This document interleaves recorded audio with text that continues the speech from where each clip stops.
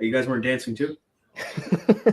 Yeah, we got theme music, bro. I mean, I'm dancing every time I hear it. We are live. Intro. I know, dude. We are live with the pod intro, the Philly Blitz day 2 draft stream. We got to sleep at like 2 yesterday. Got up, kept spamming the chat with Jihaad Campbell stuff. Got up, and I'm like seeing even more stuff from everybody, like just spamming the chat. Everybody's excited. It's the draft.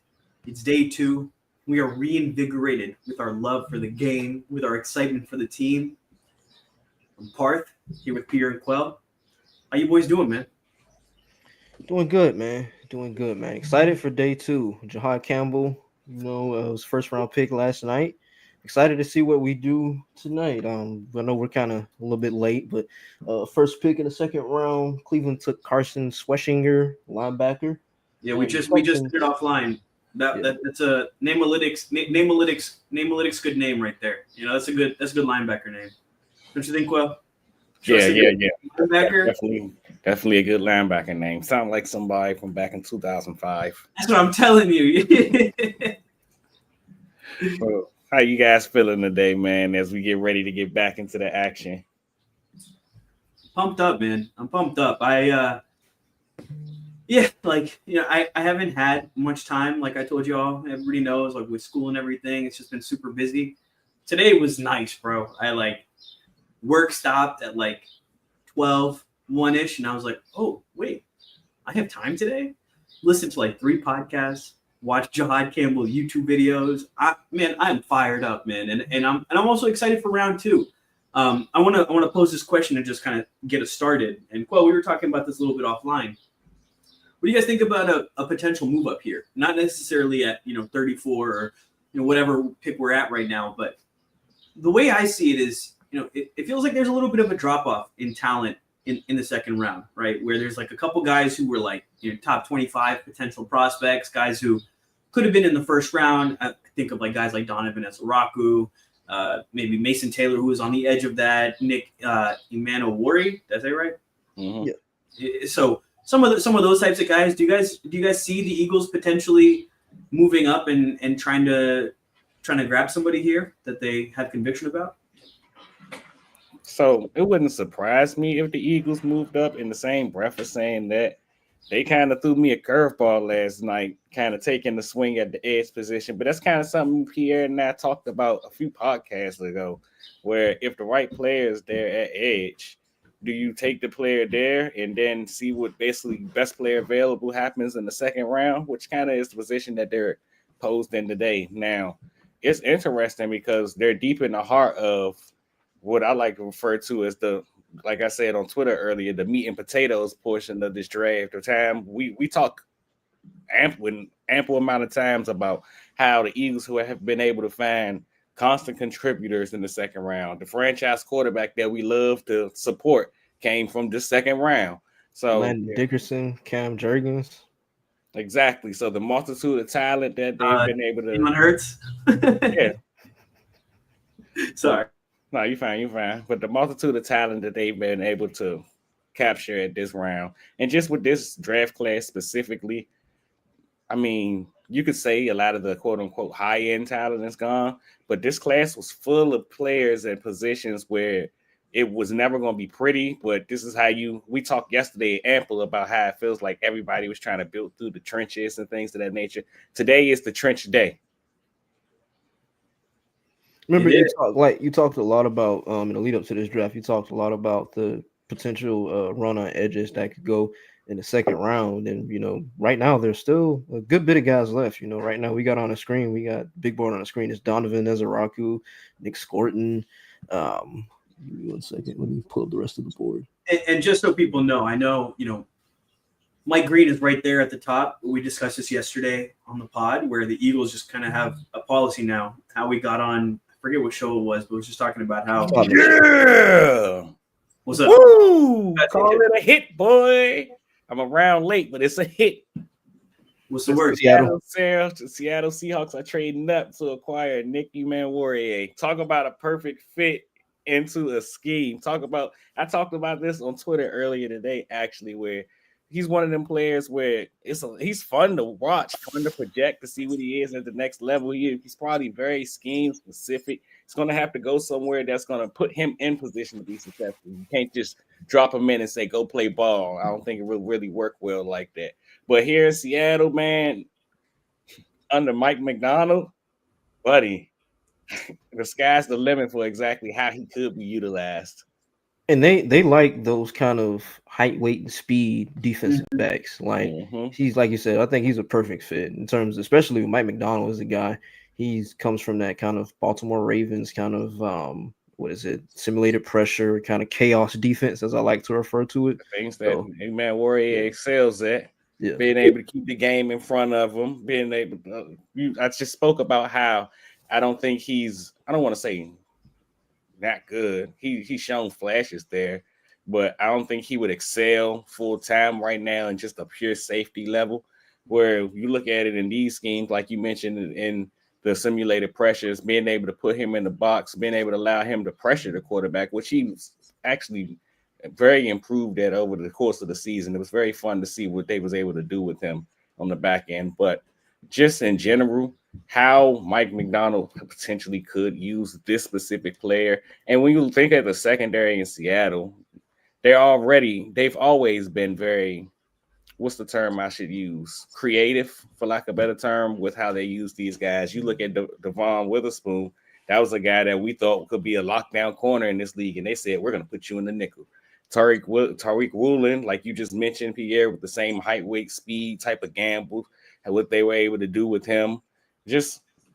I feel like this is the perfect spot for him to land where you will actually get the most out of what he could potentially be. I think a lot of it has to do with the era that we grew up in, but something about the Seahawks just screams like you got to have a big physical safety, like after the days of Bam Bam Cam, like it definitely fits. I like the way that you described that, Quell. Rotating back to the Eagles, we mentioned with Mike Green, he's got a couple things off the field where it just doesn't seem like he'd be an Eagles target.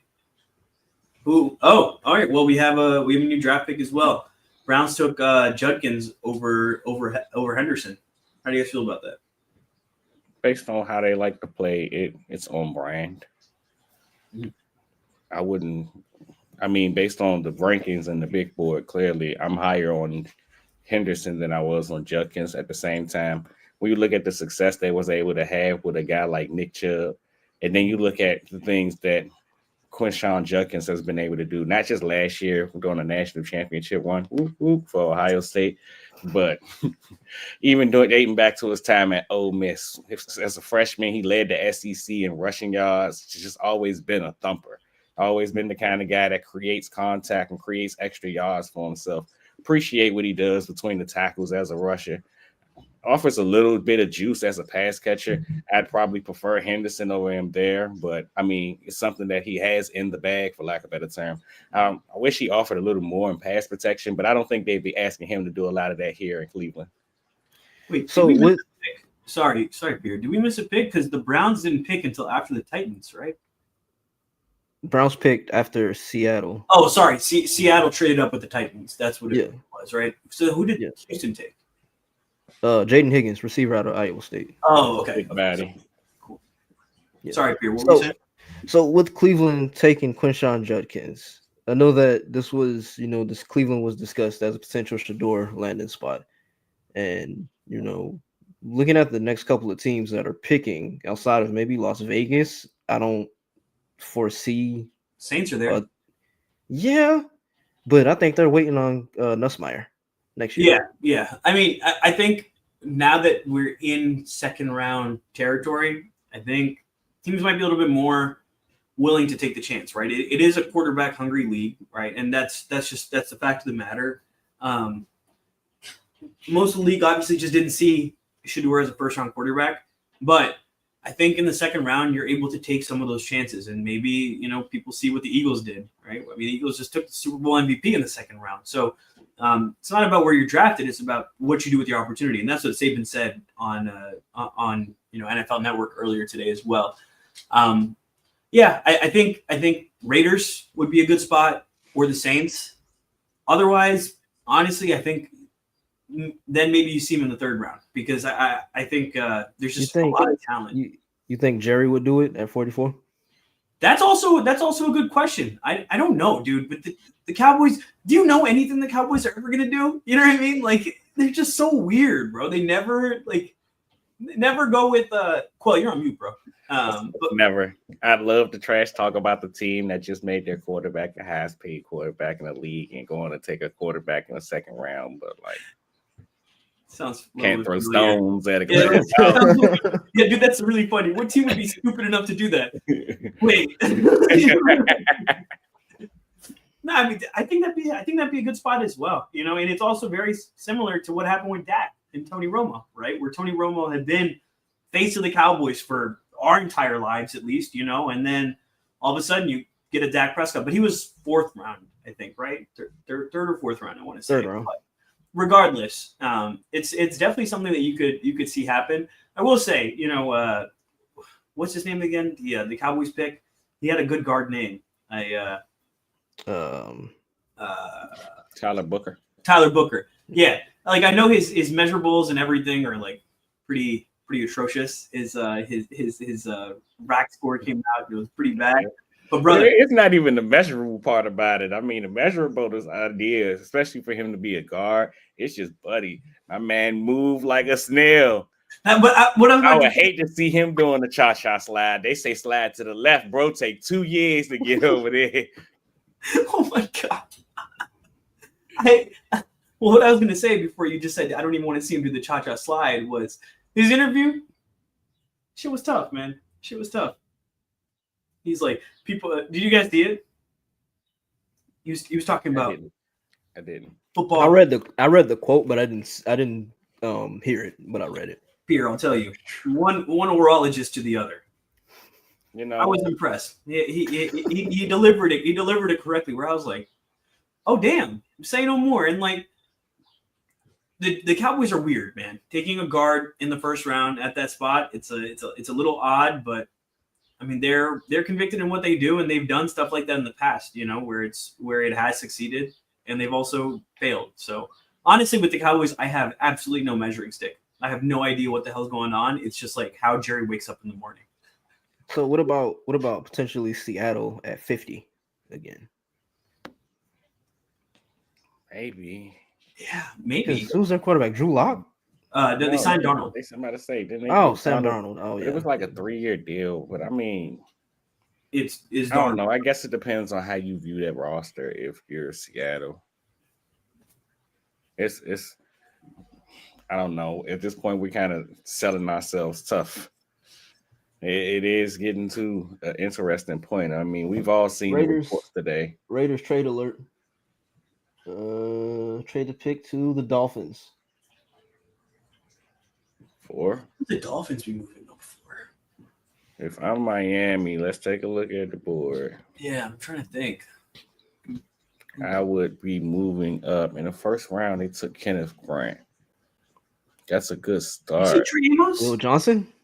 Trey Amos or Will Johnson? I think there's going to be a whole corner with all this GLC stuff. I don't know. Like I said last night, I wouldn't touch Will Johnson with a 10-foot pole. After reading what I read about his both knee operations, I'm not touching that guy. But it being second round, I think it's also valid. That's what a lot of people said about Landon. And in front of the pod, Anthony Ravona made that point.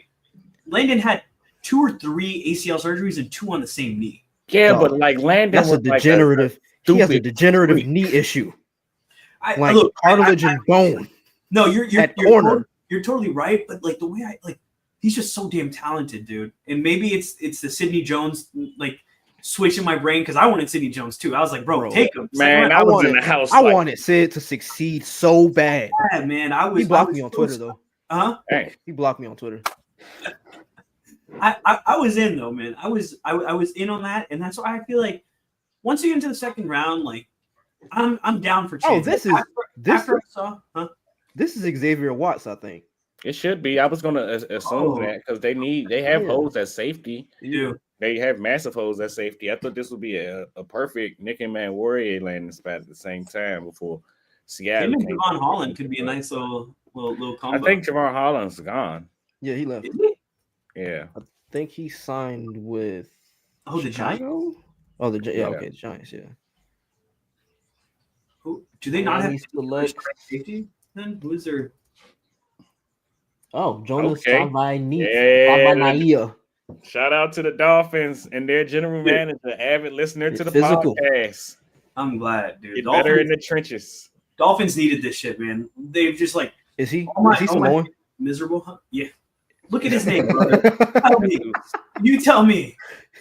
You got a Samoan offensive lineman.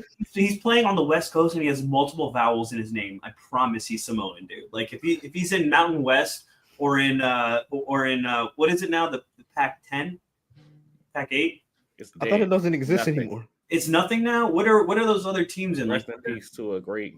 They've gone on to other pastures. So what the hell is Arizona in? The Big 12, I believe. Ugly. Well, yeah, it's nasty. Whatever, dude. Yeah, rip the Pac-12, man. That was. I hate this stuff. I hate this whole new leagues. It's nasty work. Pac-12 after dark would never die. Dude, seriously, those are good days, man. You would just be like bored as hell. It'd be 11 p.m. and you'd be like, all right, let's see what's on TV. I was waiting for those games. Not everyone is a sicko like you, Quell. Some of us got the rest of the football out, when real football played, when the SEC played. And then we're like, oh, let me go see what the other guys are doing out there. Oh, buddy. In the SEC where it just means more to lose. It just means more to just be better, be more physical, to just have it. Big Ten just doesn't have it. That's all I can say.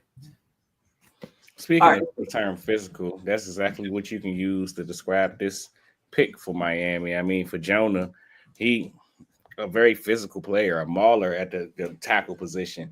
The thing about it is, will he play tackle for the Dolphins? That's the interesting part about this, because especially with the retirement of Teron Armstead, I mean, Austin Jackson and Patrick Paul could work. They took Patrick Paul in the second round last year, so maybe. So explain the. I don't want to butcher his last name. Savaiinaea. That's all I'm gonna say. Yeah. Explain, because I've seen people say he projects best at guard at the next level, but he isn't necessarily small in terms of length. Like he's like 6'5", right? Is it like the wingspan or arm length, or what is it? God damn it. So for him, it's not necessarily the length, it's exactly how he moves. Like rushers that attack with speed, they will absolutely torture him. Like it was interesting to see some of the games that he had against some of the better named pass rushers in this class, especially like you mentioned, Parth, Arizona in the move to Pac-12. I mean, the Big 12 this year, getting some of the interesting matchups that he could have. But I mean, just the way he flips his hips, man, is for him to be his size. You can tell that he carries the power better than he carries the athleticism. Some of the people that we talk about in the class that move great, lateral mobility, things of that nature, I wouldn't say that's one of his things. Actually, a very reminiscent selection of the Tyler Booker thing, where you're better off in the phone booth, where we can let you maul the guy in front of you and use the length and the traits that you do have to succeed, rather than expose you to better athletes along the edge. I think it's a really good pick. Dolphins have just gotten pushed around in the trenches for years. It's about time they just focus on some of the meat and potatoes. Am I right, Quell? It's just hilarious to me because like that was the entire concern with Patrick Paul last year. Like you got this big tall tackle that he's great with power when he gets hands on you and leverages all that in the bag of chips. But he moves so stiff trying to get the leg around, and like basically his height doesn't translate well to athleticism. And then you go out this year and you go out and make the selection in a guy like Jonah, and it's like, I mean, I guess Patrick Paul deserves the opportunity to lose the job or to win the job, whatever right happens.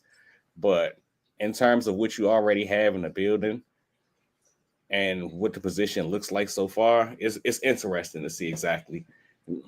For a team that wants to move so fast on the outside, you getting a bunch of guys that move so slow on the inside. Getting a Samoan offensive lineman is going to help them not get pushed around. It'll help too if you're right at home, baby. You're like, oh, I'm back on the Big Island. It's Big not Oos. not cold. It's not Big cold. I Oos. can play. Yeah. I mean, look. The point is for the Dolphins, especially. Like, I mean, that's like like I've said, like it's my family's team, and so I end up watching them a good amount, rooting for them to not be shitty as they have been. But I think this is important. It goes beyond just quarterback. You go and you take linemen in back-to-back picks in the draft. If you hit on those, that's the type of thing that just changes your team, and who knows what's going on next year at the quarterback position, because obviously Tua has a timeline. So, just shore up your old line, shore up your team so it's ready for whoever's next. Quell, what you celebrating about? Patriots picking? Yes, sir. The number 6 player on the big board is no longer there. He's gone.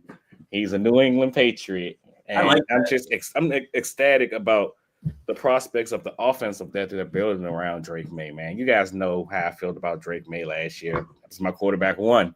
I was ecstatic about what he could potentially be, especially with continued growth. Sometimes you need a little bit of reining in, and you've seen some of that Superman ball this year to a fault and to a plus that helped the Terry team to some success. But in the same breath of that, you knew when you watched Patriots games, you needed to get a infusion of talent around him. It would have been nice if they can get him a pass catcher at some point, but I mean, bringing in Stephon Diggs will have to do. Well, outside of Stephon Diggs, I mean, you look at what they have. They bringing in Will Campbell in the first round, who they could play tackle. We'll see exactly how it works out with there. It's an interesting conversation. But now in the second round, bringing in a guy like Travion Henderson, man, who could be the do-it-all back in this league. You don't get a 3-down back. That was the best. That's what I was about to say, Quell, is you said, they need to get pass catchers around him. I mean, you just mentioned in between Travion and Quinton, you prefer Travion as a pass catcher. So this is a nice pick for the Patriots and new Vrabel team. I think Travion matches that kind of grit and the culture they're trying to build on that team. He's a tough runner. I definitely appreciate that about him. Definitely, man. Definitely. I'm just excited about the offense that they're building and the prospects. They need some receivers, though. I mean, they got Stephon Diggs, but there's still time. There's time in the draft, and I get it. Second round, I think is totally fair for running back, and I think if you can get one of the top running backs in the draft, especially, hey, shit, go pull the trigger, and you need a good running game around a young quarterback. That's how Pierre be sounding when he talk about Will Johnson. He's never going to play a snap again. I'm telling you. He can't even walk. He actually doesn't have knees. I couldn't invest a pick on this.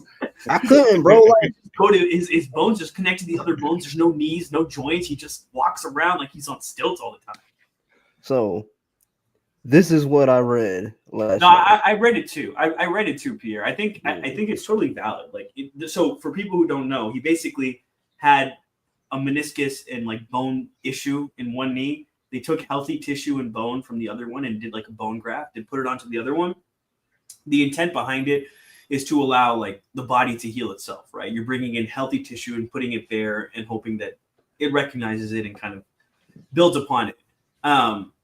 It's 100% a risky surgery, but shit, man, we took a guy who, and I was okay with it. We all were okay with it, taking it, who tore his Achilles at his pro day.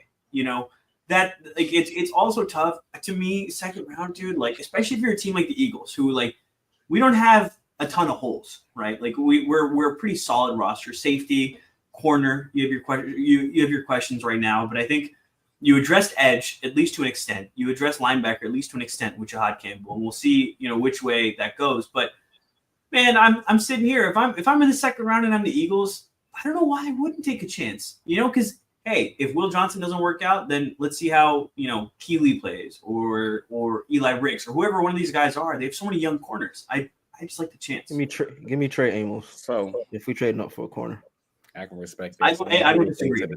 I don't disagree. I think that's he fits Fangio's system to a T in terms of like the physicality, zone coverage, like the instincts, all of that. Yeah. Mhm. So before I touch on Trey Amos, I must ask Pierre, just for the sake of conversation, what concerns you more, or which gamble are you better off taking? Somebody taking an early swing on Will Johnson right now, which I mean, we heard what you just said about it, or last night the Chiefs at pick 32 taking the swing at Josh Simmons, who his entire game, I mean, I harp on when I talk about him to continue the continue improvement he makes year by year. Like the player that you've seen at San Diego State in 2022 and the player that you watched at Ohio State through the first 6 games before he got hurt last year, looks like a completely different guy. Like this is the embodiment of development. In the same breath of that, he's coming off a torn patella tendon. I believe that's the same injury that Jacoby has, right? And so we kind of get an idea of how this timeline works.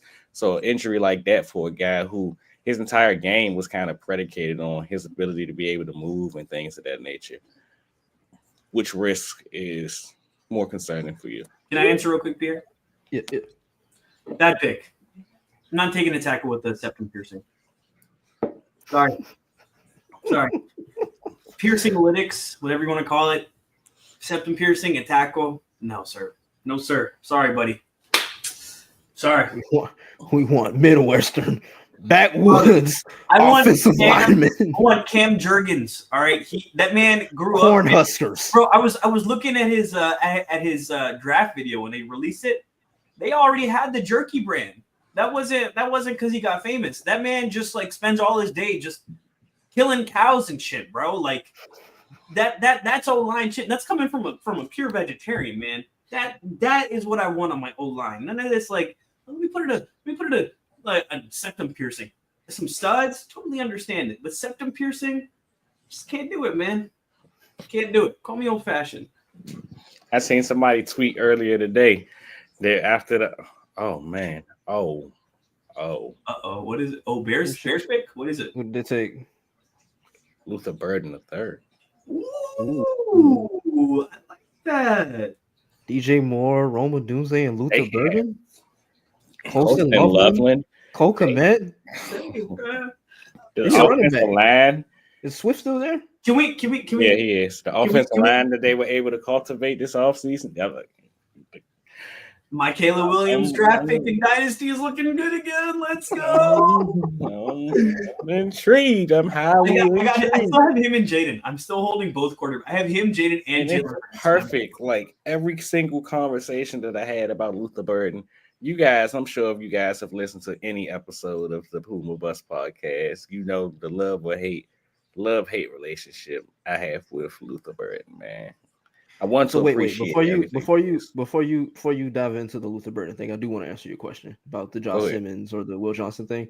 So I think it's kind of I'm not gonna say similar because the picks are so close, but it's kind of nuanced, I guess.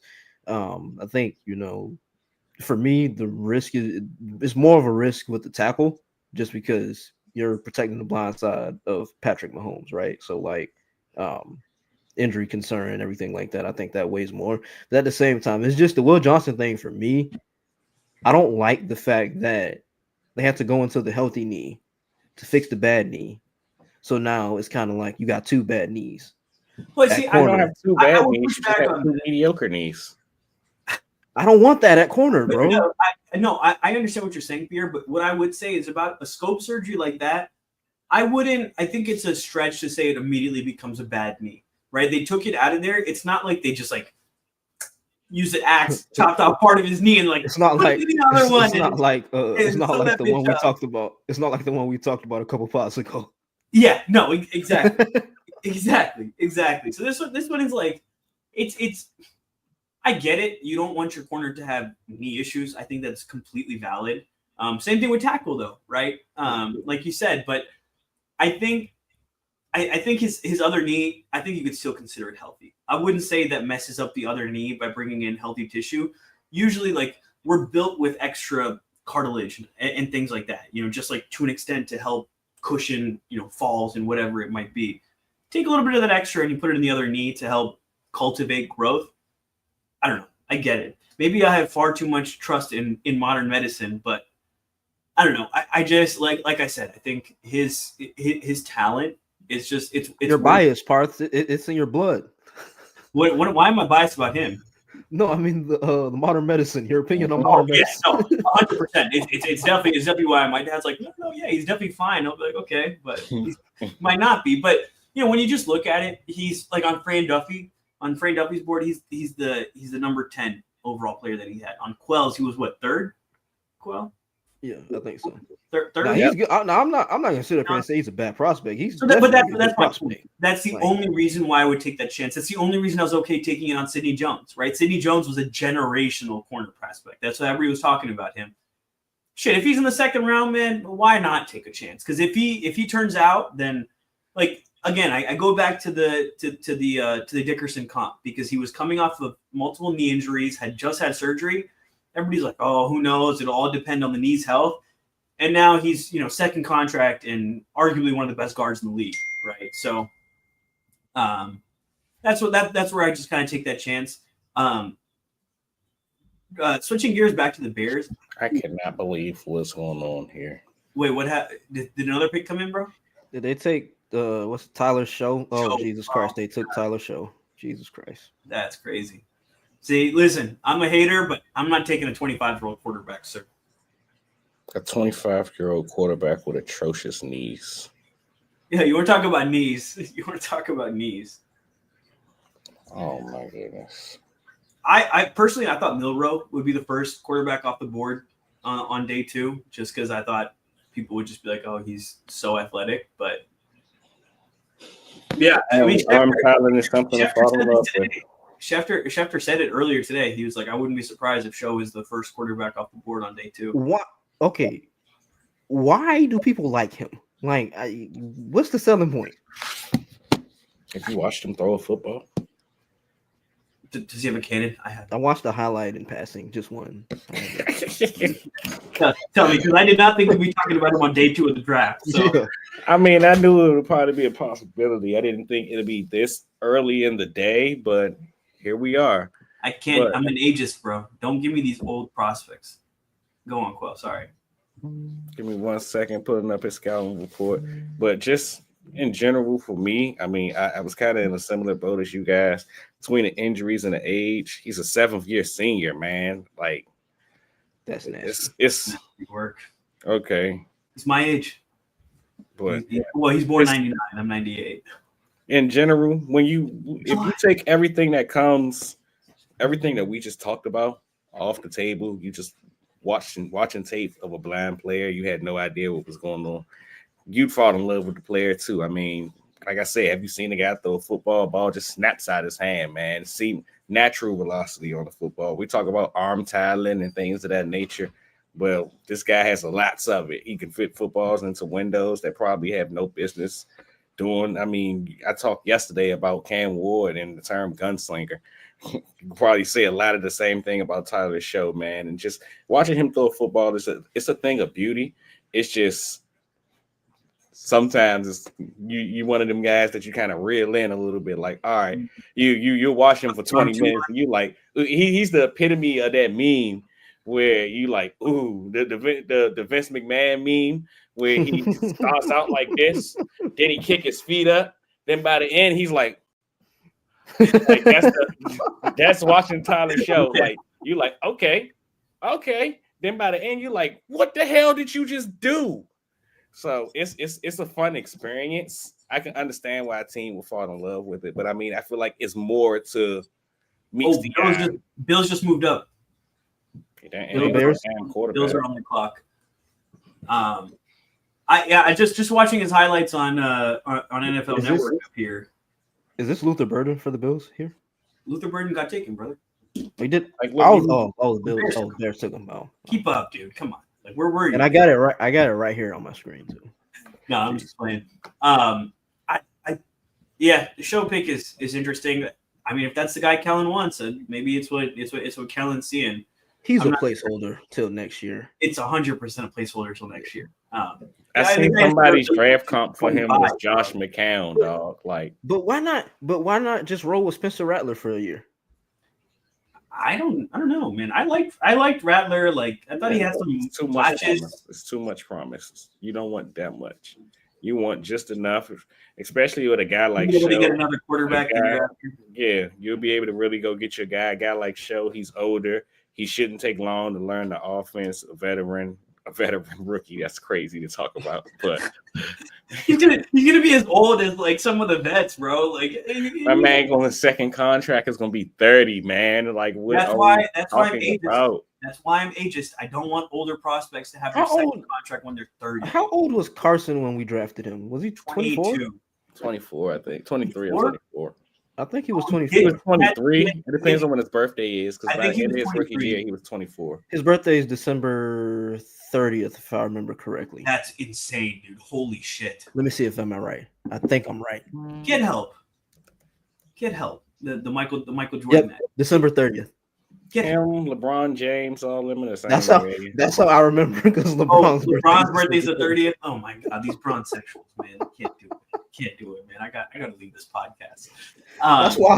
That's why I thought he was like destined for greatness. He was there. The same zodiac bro. The same zodiac sign. They're both like Tauruses or some shit. Like, dude, they like the aura is there.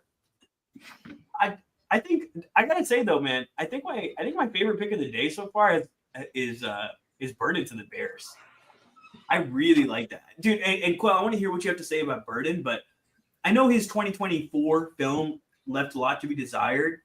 But I watched that man single-handedly take down Florida in 2023. Like, that was 2023 for him was just. So wait, before you go. Some of the main things I know about Luther Burden in the lead up to the draft, like the main thing has been this guy's talented, but he's got some off the field things that he's got to get cleaned up. Like, that's been the exact, like, every time I've heard him brought up, it's been that. Interesting. Really? I hadn't heard that at all. It's so I've heard minimum of it. I mean, mainly Todd McShay, but. Yeah, it's interesting that they're talking about his ethic, discipline, and work ethic, but the guy didn't get drafted and he was on the field at midnight yesterday. I mean, I don't know. Maybe I have to double check into it. Maybe Todd McShay. I mean, Todd McShay is clearly more plugged in than me. Who the hell am I?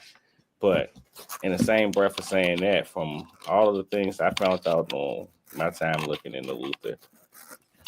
I mean, Pierre and I don't want to say we joked about it because it ain't a joking matter, but like the kid understands that where he came from or the area he grew up in was not something he wanted to be around for a long time. And he was one of them guys that put his head down and worked really hard to get where the hell he is now. And even when he getting to where he is now, he was one of the guys to kind of like get back to the community. He wanted to, basically his whole thing was letting people know from that area. I mean, you don't got to look up to what's going on in the environment surrounding you, but you don't have to look up to people from the outside, people from you. We got to pick Quell. TJ Sanders to the Bills. Oh, that's why. No, I'm about to say that's why Pierre disappeared. He had to go cry for a second. Sorry, go on, Quell. I didn't mean to interrupt. Just wanted to let you know. No, you're fine. But just in general with Luther, I mean, from just on that note, from everything I've heard, I don't want to call him a model citizen, but quality head on the shoulders, quality kid, things of that nature. So we'll see. But just in terms of him in Chicago, couldn't ask for a better landing spot, man. Through every conversation that I had with people about Luther Burden leading up to this point, and I mean, like I phrased it to them, it's hard to take this into consideration. When you're watching the Missouri offense, and he was basically the key focus of it. And when you just evaluating one player and you're not really considering with the landing spot or things of that nature. But one thing they pointed out to me was when he got on an NFL offense and was able to be around a receiver, a la would be Rome Odunze and DJ Moore in these points, guys that command coverages in other spaces. That allowed him to do the things that he's been successful at in some of these manufactured quick light touches, but it allowed him to continue to grow in terms of route running, some of the things that left room to be desired. And I mean, like you said, Parth, his 2023 season kind of set the world on fire, and we expected a lot from him heading into the year.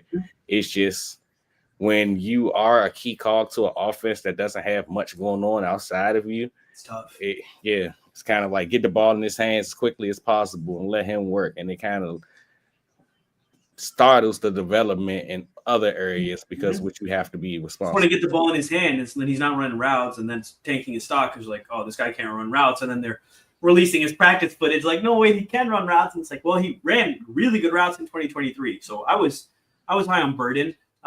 Before we get to the Bills pick, I think this brings up a fascinating question. So you look at the Bears offense. This is nasty, right? You got Caleb Williams, DeAndre Swift, DJ Moore, Roma Dunze, Luther Burden, Cole Kmet, Colson Loveland. And then O-line was Braxton Jones, Joe Thuney, Drew Dahlman, Jonah Jackson, and Darnell Wright. So they overhauled the O-line. They have all these new weapons.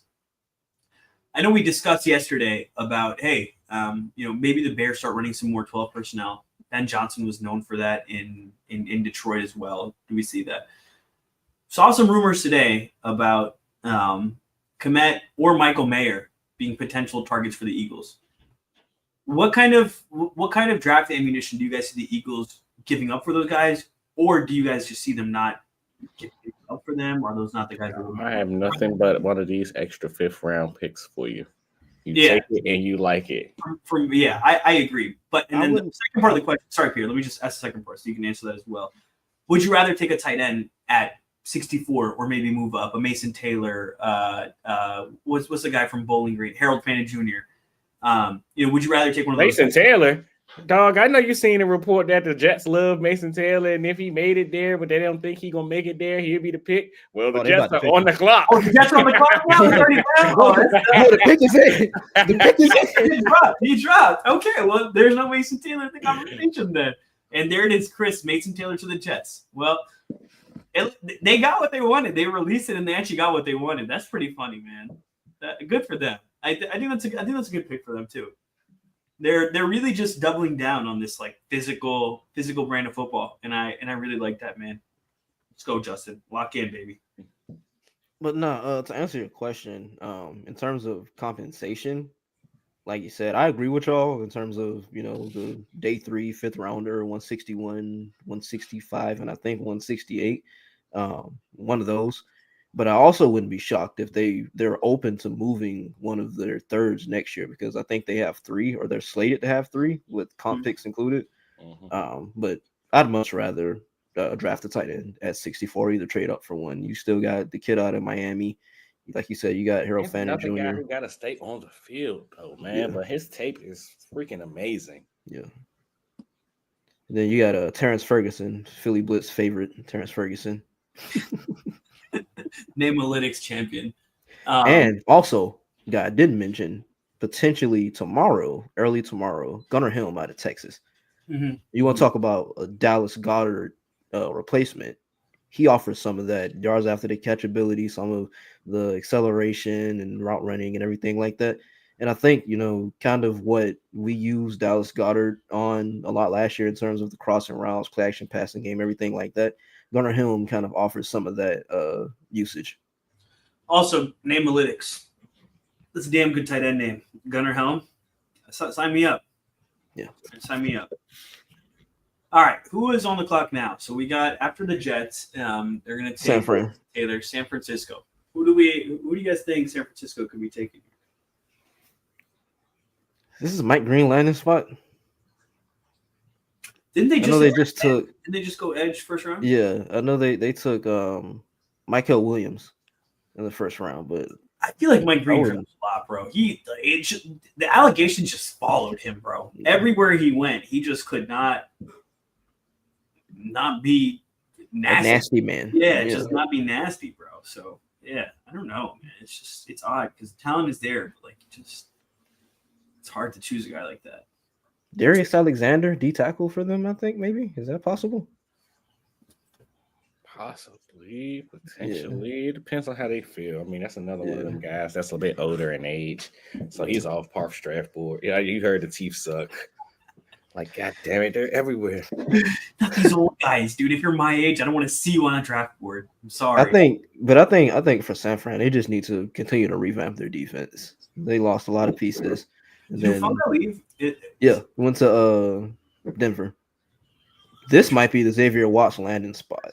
Mm-hmm. I was gonna say, I think It might be, yeah. Where is he on the board? Xavier Watts is 9th. Yeah.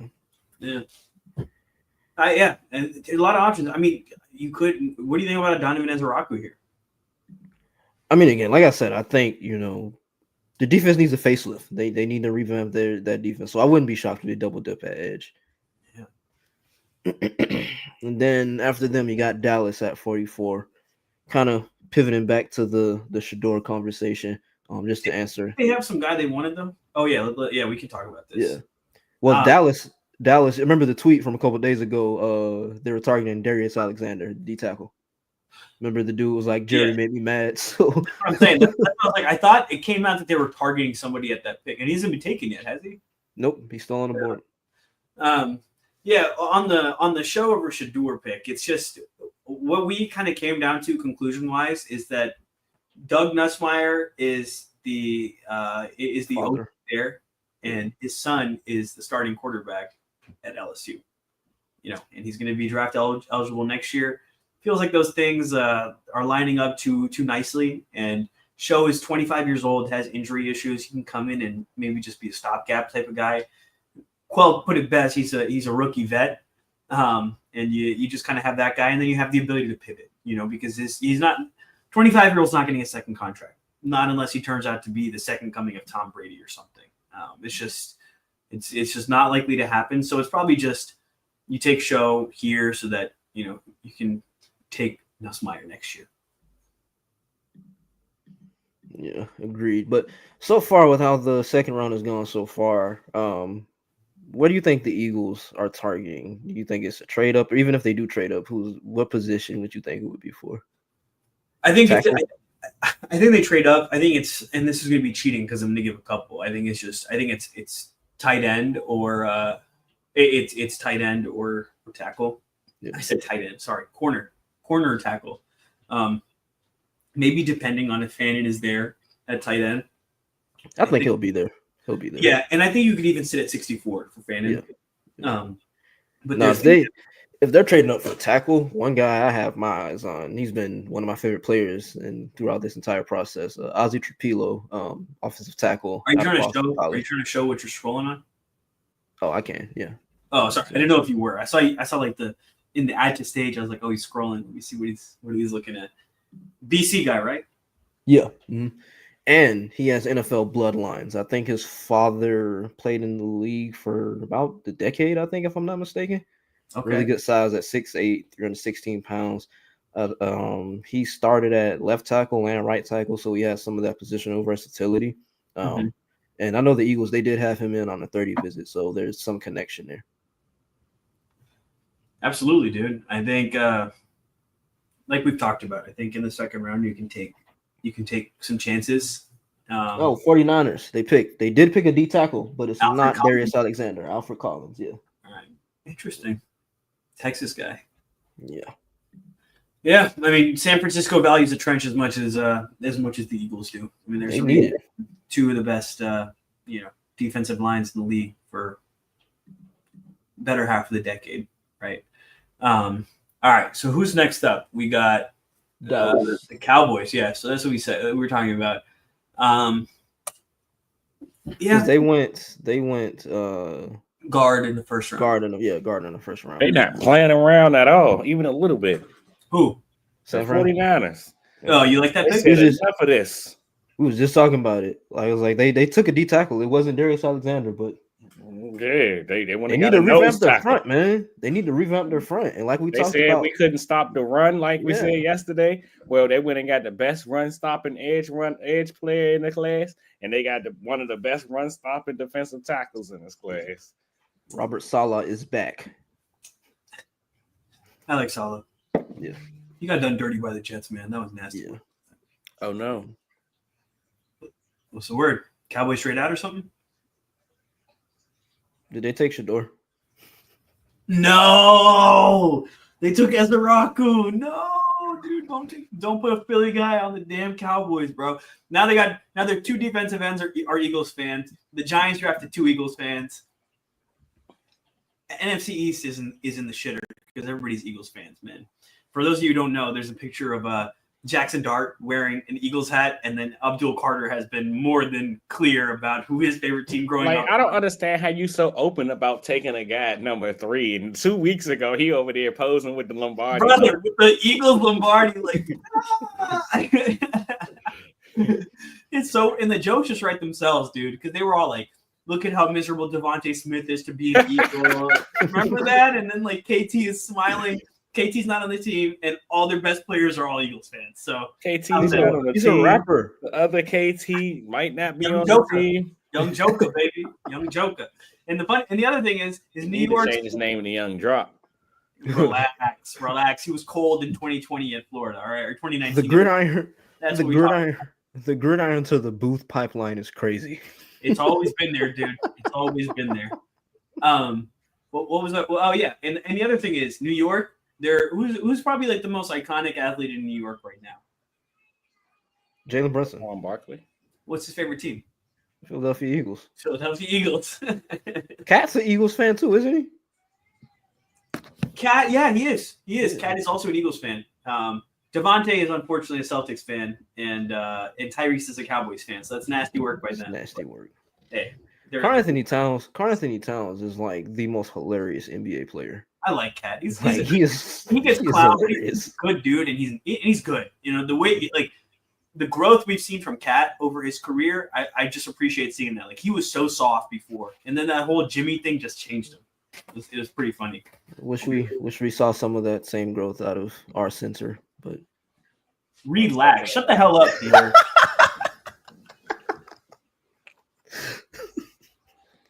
Almost gave you the boo.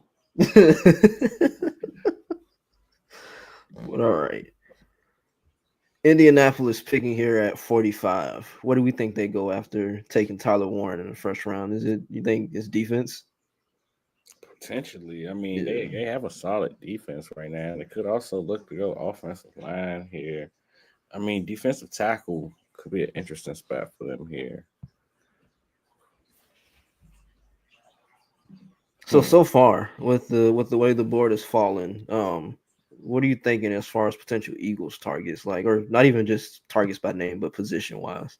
We just talked about it. We Parth highlighted corner and tackle, and one of the guys that I'm looking at tackle. I'm pretty sure you know who I'm gonna say, but Ozzie Trapilo out of Boston College, 6'8", 315, left tackle and right tackle versatility, and the Eagles had him in on a 30 visit, so I think there's a connection there. There's some smoke.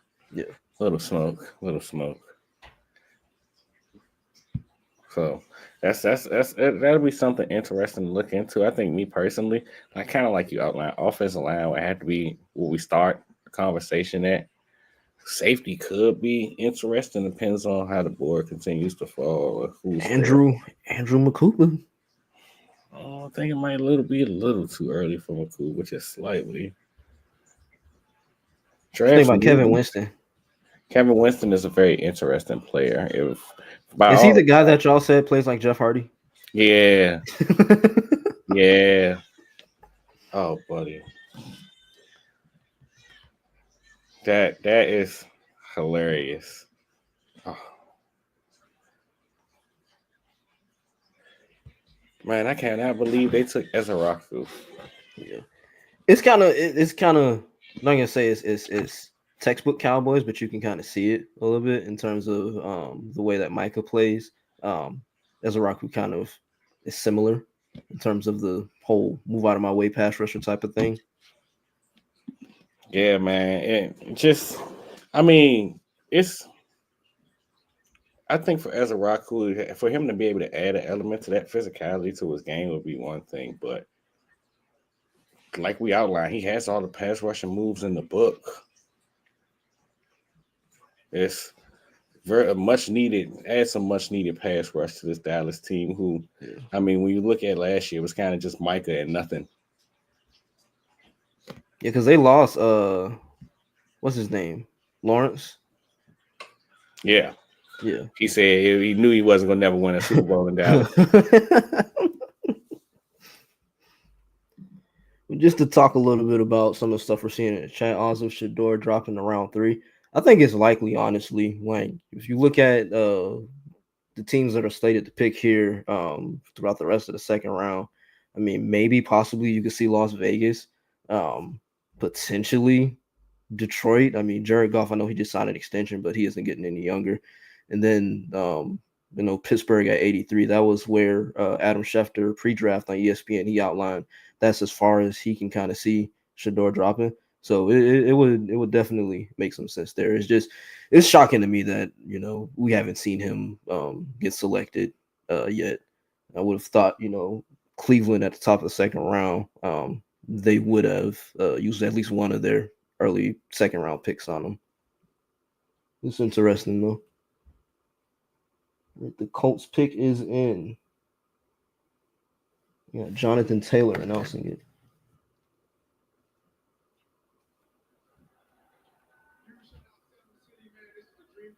How am I the only person on stream? Where is everybody? JT Tuamalau to the Colts. It's a nice pick for them. Again, like we just outlined, they need some help along. Need some help along the interior in terms of their run stopping ability, pass rush ability. But JT, he's one of the best run stuffing edges in the draft. So the fit makes some sense.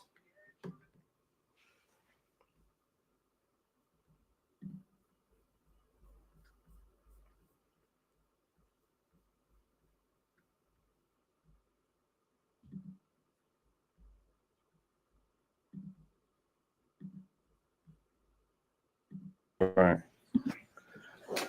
Sorry about that, brother. You good, man? You good? Colts picked JT Tuimoloau. Tuimoloau. Okay. Tuimoloau. Okay. But he said, "Well, I'm not going to try a third time. This is what it is."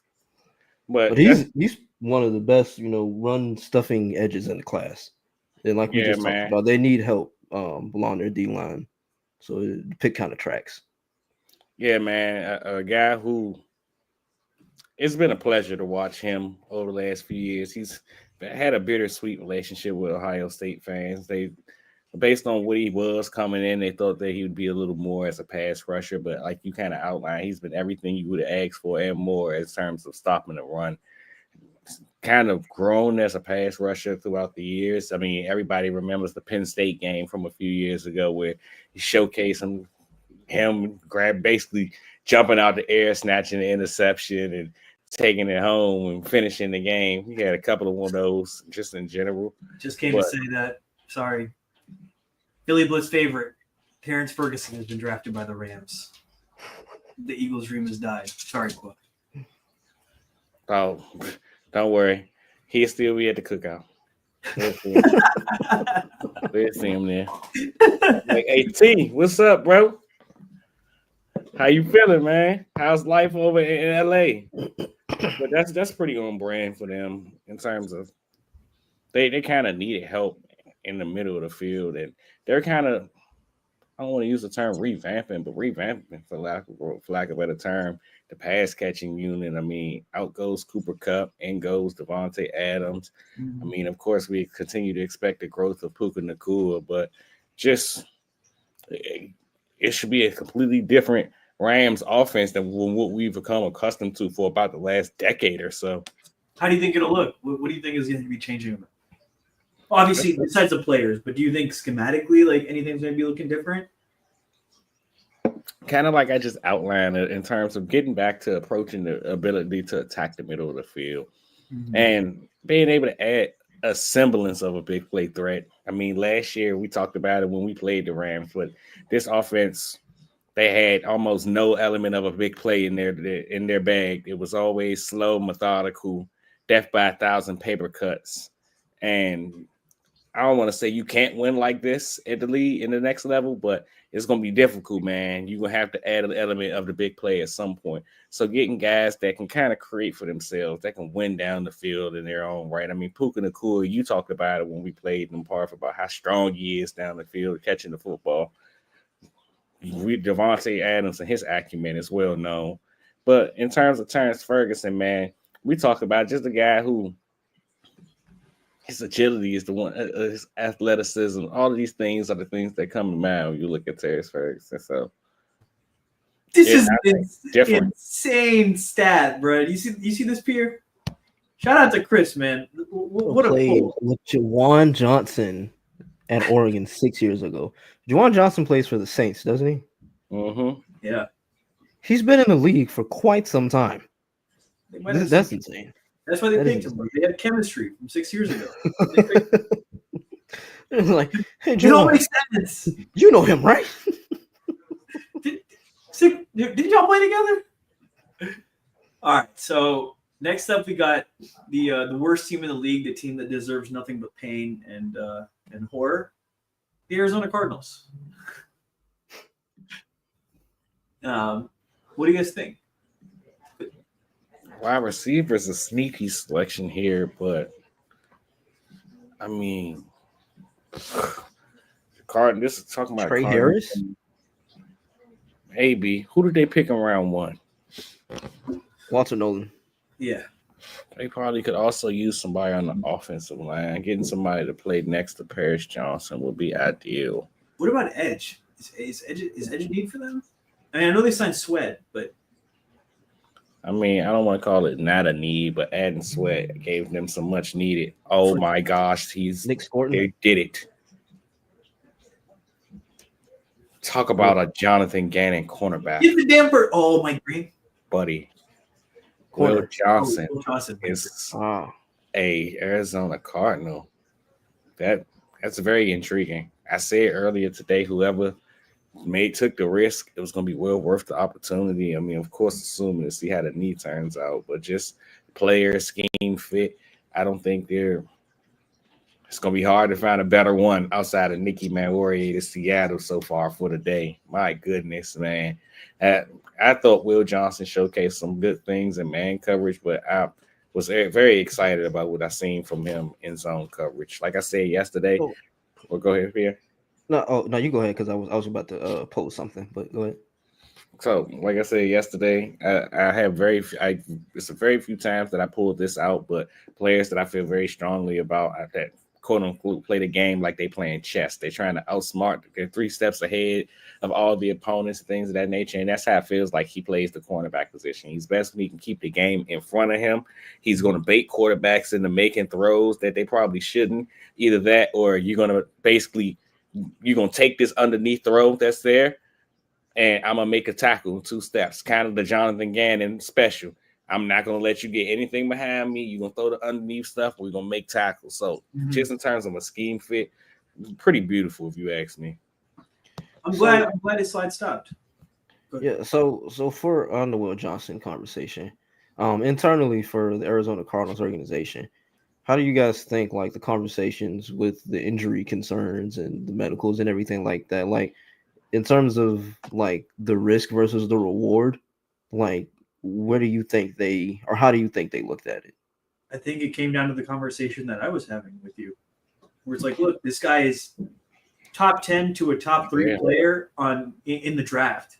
I'm getting him at pick 47. I don't give a shit. Like maybe it doesn't work, but like if I'm getting like a top tier player in this draft in the 2nd round at this point, and we're like halfway through the 2nd round, right? So like if I'm at this point, dude, I don't give a damn, dude. Sometimes you just take a chance. If he has that talent, just do it. You know, just see what happens. You never know. To that point, there's kind of, I guess, less risk associated with excuse me, less risk associated with taking a gamble on a guy, like you said, at this, juncture in the 2nd round. So I kind of get it. Like I said, I'm not gonna sit up here and tell you the guy's talented. He's one of the most talented guys in this class. It's just the risk is there. 100%. I mean, look, we took Sidney Jones at probably around the same place, right? It was like in the 40s, right? I want to say Sidney Jones was. I'm looking it up right Sidney Jones was the 43rd overall pick. I think this is like the exact type of ripe spot for a guy with injury history who you can just kind of take it. Even Jalen Smith, I think he was higher. I think he was like 33rd, no 34th. So that's a little bit earlier, but I mean I remember watching that. It was the Fiesta Bowl, right? Like that's wow, what a throwback. Fiesta Bowl, Notre Dame, and I remember they were just talking about how good he is, and then he just gets injured. Poor guy. I wonder did they win that game and who they played? Was it Ohio State? Yeah, it actually was. You guys beat him? Yeah. Okay. Yeah, I just remember that. Remember the hype about it. Somebody said Shador wasn't even the first Sanders off the board tonight. Just this crazy work, man. Nasty work. Well, so I think it brings up a good question. Look, I mean, everybody can have their thoughts on Shador, but I mean, he's not getting taken for a reason, and I think a lot of it is also just like he's not like the crazy athletic, archetype that people are looking for. I think I mean, I like to agree with you a lot, Parth, and maybe it just kind of was a sentiment or a statement about what his quarterback class is or was, but like I just sat here and watched Geno Smith and Sam Darnold get paid contracts, so it's like no, 100%. But we also forget who Geno Smith was when he came into the league, and same with Sam Darnold. Like that's like people's preconceived notions, and that's why these guys continue to get chances. Geno Smith was. We had a Raiders trade. Oh, they traded out of the pick. Houston's moving back up. This O-line? This has to be O-line. Gotta be right. Yeah, they just Laramie's gone. They got to take a tackle. Who's the best tackle left? Possible thing that makes sense. Let's talk Marcus. about He's got to move the guard. Yeah, I'm about to say he'll probably move the guard. Oh, pick is in too. Arante Ursery? Maybe. Let me check. Possibly. Oh yeah, Ariante Ursery. He's big, dude. He's a big dude. I've seen people refer to him as a bit of a project, though. I saw that as well. Give us a lowdown, bro. Give me a second. Let me pull a little scouting report up. But if they would have took Ozzy Trapilo, I would have fell to my knees. that's the guy for today. Yeah, that you praying gets there. At least in the second round, either him or Oluwafemi Oladejo. Oh, so you wasn't fine doing it at 32, but you perfectly fine at 64, huh? Yeah. He said that like it's the same thing. He said 32 versus 64. You feel differently now? I mean, wow, what an asshole. It is, but it ain't. Still, you guys know the end of the round makes the conversation so muddy. But the first round versus second round, capital.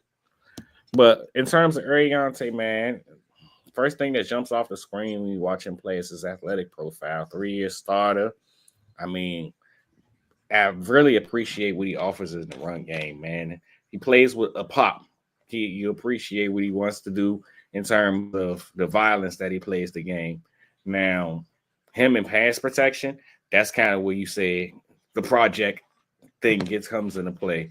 I'm not really a big fan of his technique, but I mean, it's something that with the right coaching, Jeff Stoutland, it could be, you know what I'm saying, put him in a position to be successful. That's kind of the big selling point with Ariante with me right now. I mean, he has a lot of the traits and the 1-2 to be successful, and him in the run game is ideal. But in terms of what he offers in pass pro right now, I'm less than encouraged. Well, Ski-U-Ma, I think. So I don't know if this qualifies as breaking news, but from Jeff Kerr of CBS Sports. Oh, you're looking at the same tweet I was? Yeah, the Eagles will be getting a new uniform in 2027 as part of the NFL and Nike Rivals program. Wonder what those will look like. It made it look like it was a patch or something.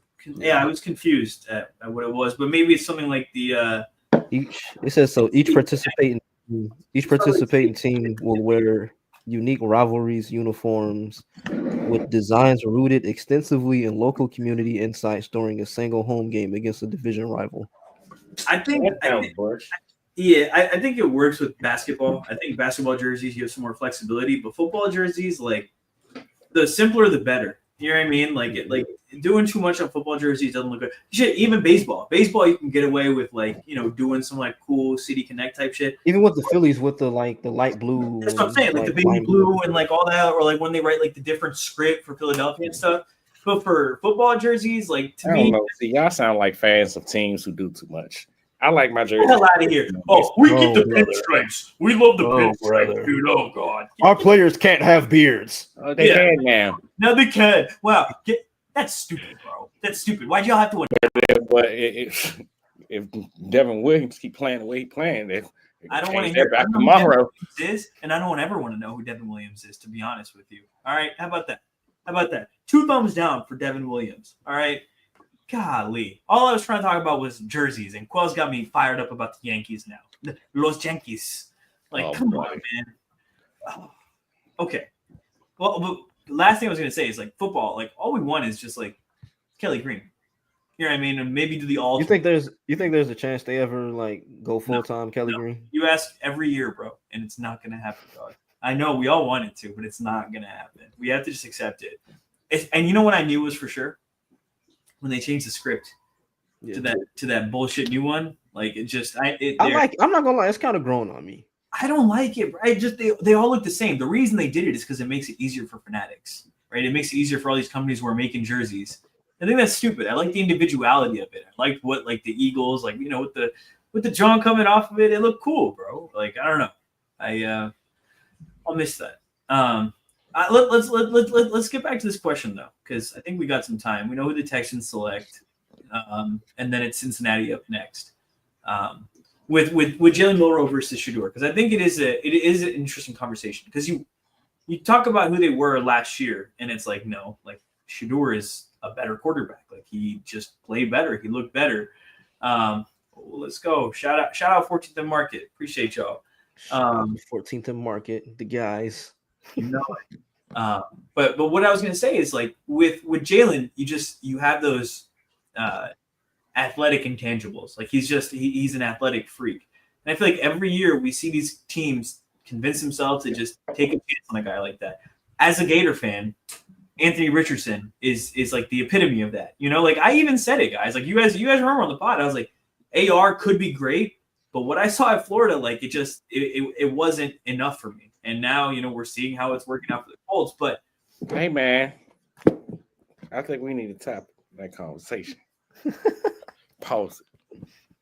I'm gonna take myself out of it. Actually, you're not getting it, Parth? I'm trying to think.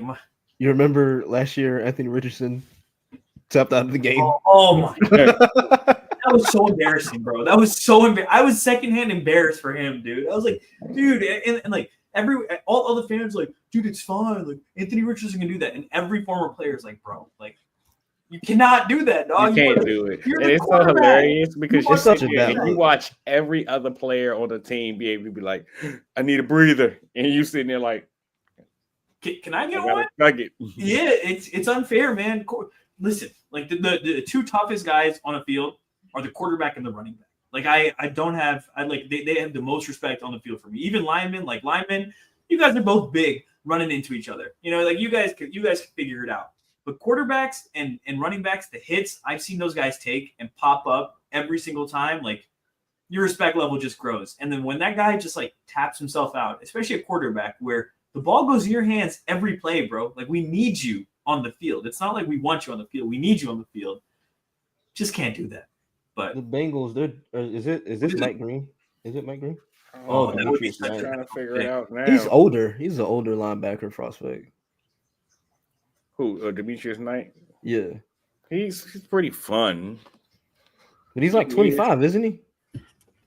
I believe around there, but I mean, it's probably like the third time we said that about a guy in this last hour at this point. It's because of COVID, bro. There's like so many of these guys having to come out in these like couple drafts where. But I think I'd rather an older linebacker than an older quarterback. I think I would probably look at it the same way, to be honest with you. Like at the same level, man. I mean, ideally, maybe, but I don't know. I like to think Jaden Daniels kind of changed a little bit of my thought process there. I mean, but Because we had Jaden to is see how Jaden Daniels. Mike 24. Penix. But we had to see how they'll look in 5 years. That's the Yeah. question, right? It's like, what's the second contract going to look like? To me, like, I would probably look at it the same way, where I ideally wouldn't draft them old, just because like the hits add up. Like, those are two just physically demanding positions, and it's weird to say that about quarterback, but it's just because you get hit so damn much. But I worry about the drop off as the hits continue to accumulate. Specifically on Hey, Penix, man. though, I probably wouldn't have drafted him either. Like, the medical would have been too much for me. I Like, wouldn't I have don't know if drafted y'all can tell. signing I'm a Kirk stickler. Cousins, but I'm a stickler for like medical, like red flags, like except Sidney Jones.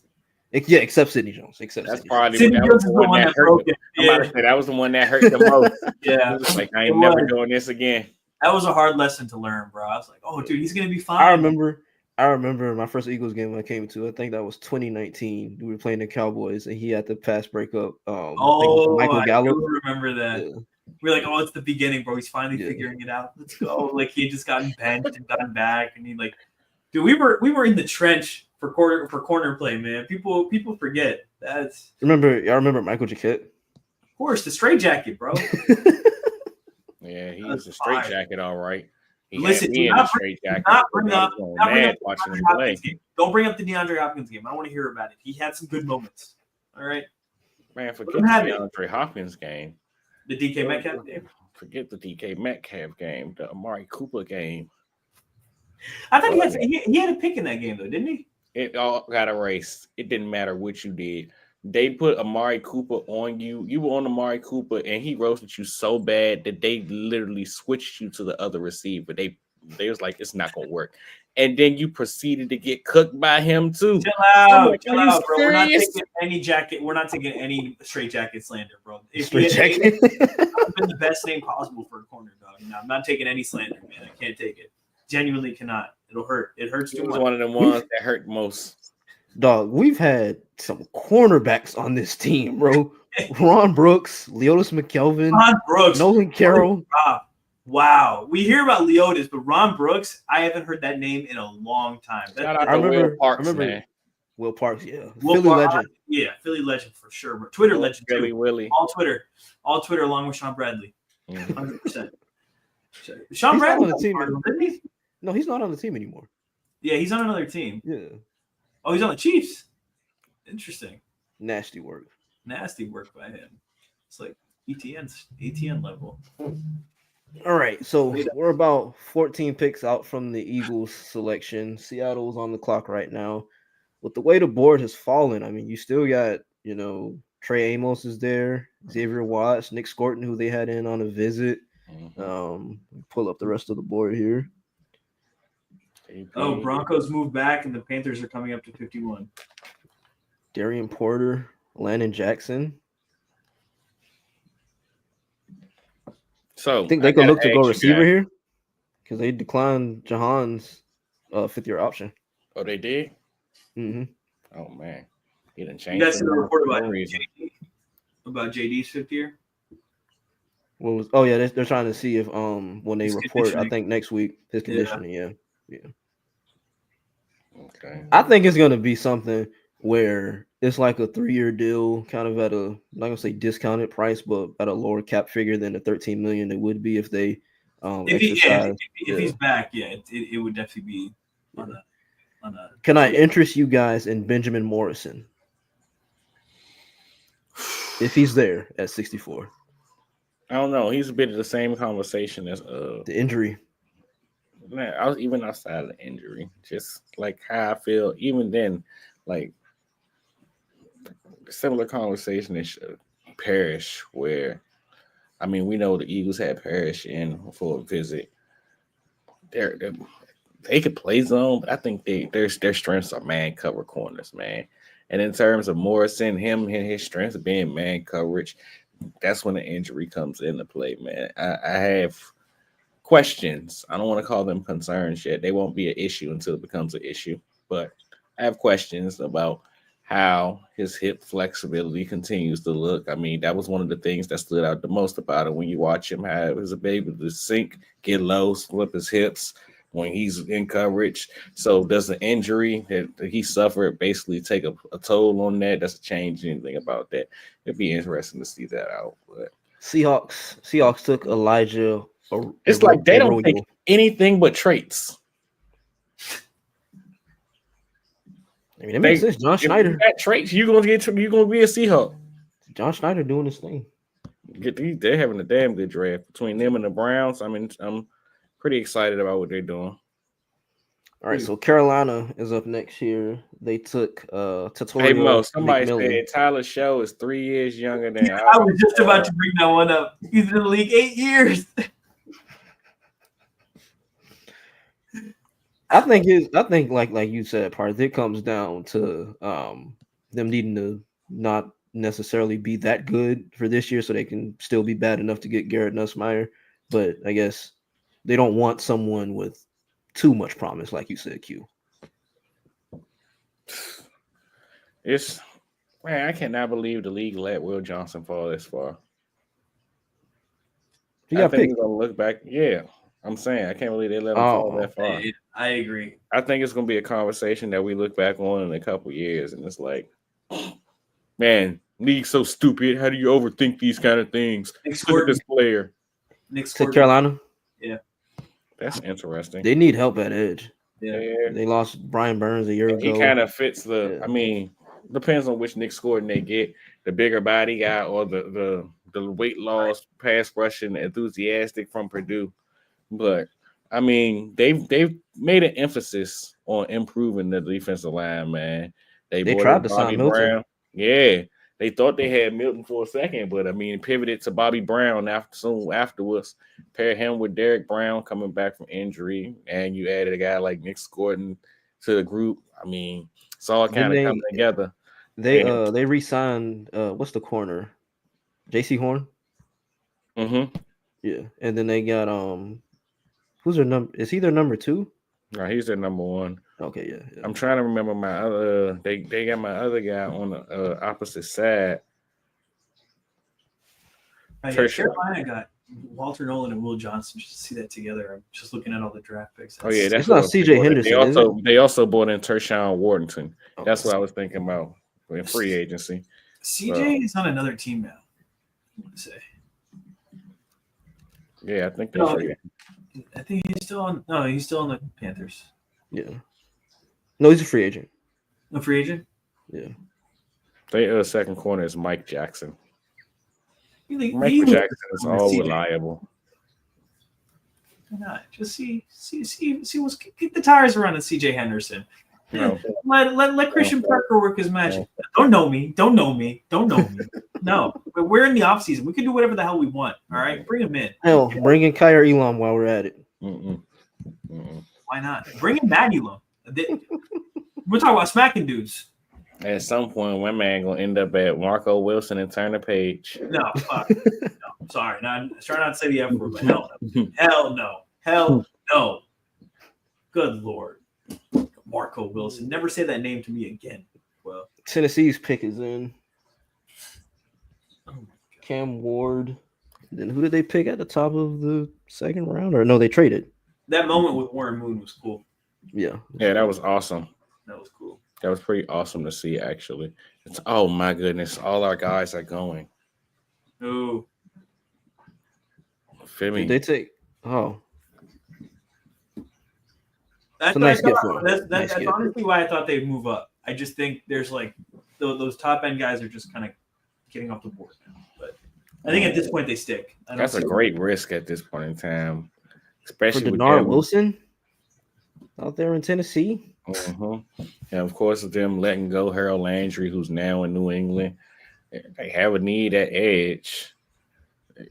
It's just him learning the position. I'm about to say it's a projecting into it, but I mean it's a young team, so he can grow as they grow. Y'all saw Roger Goodell.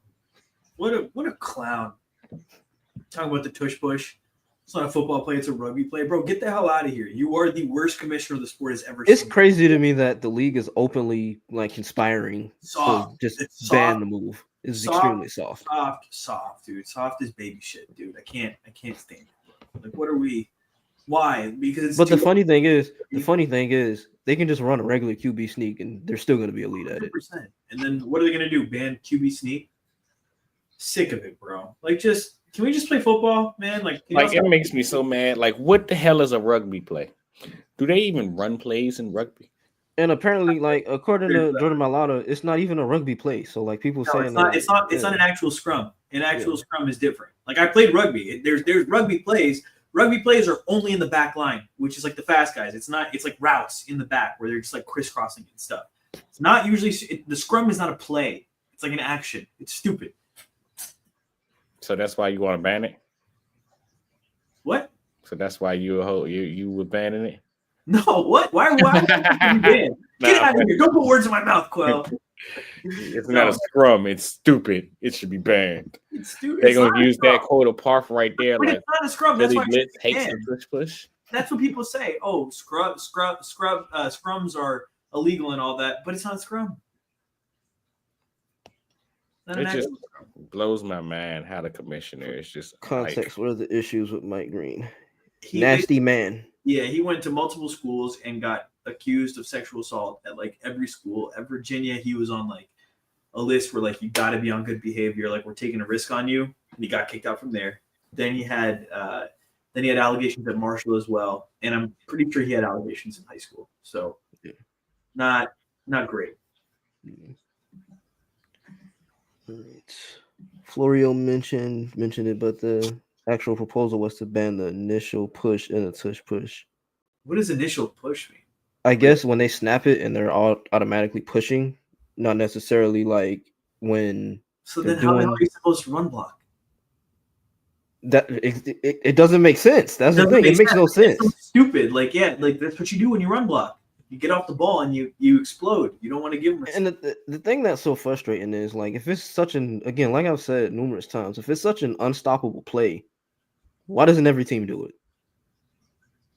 it? You can't. Like Sirianni said, if everybody would do it, they would. So it's a weird thing. And even if their whole thing is we want to stop the first push, it's going to be so hard to call because like it's so inconsistent. Like even looking at a video from it, you'll see Lane Johnson on one side of the screen, like legitimately one run blocking, low pads, trying to get under his guy.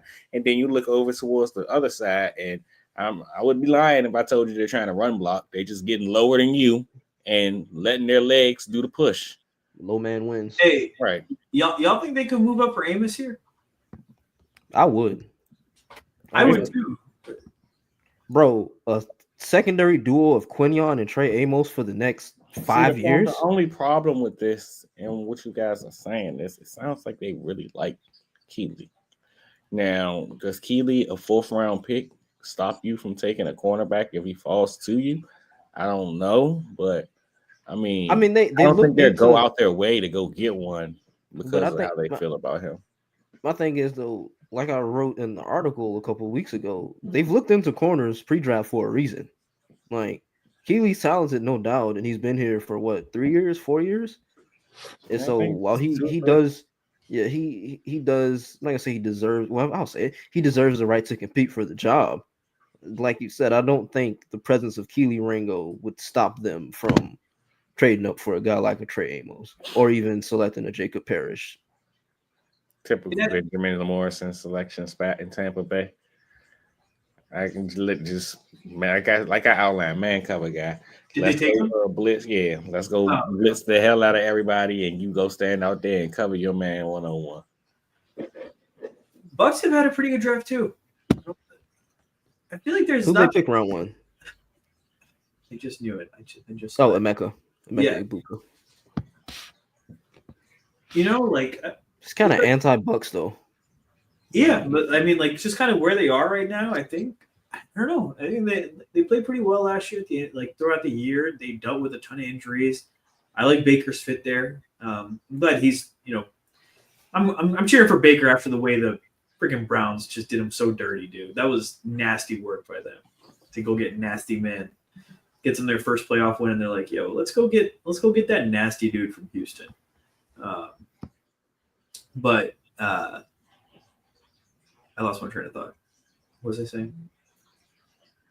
Something about the nasty man at Houston.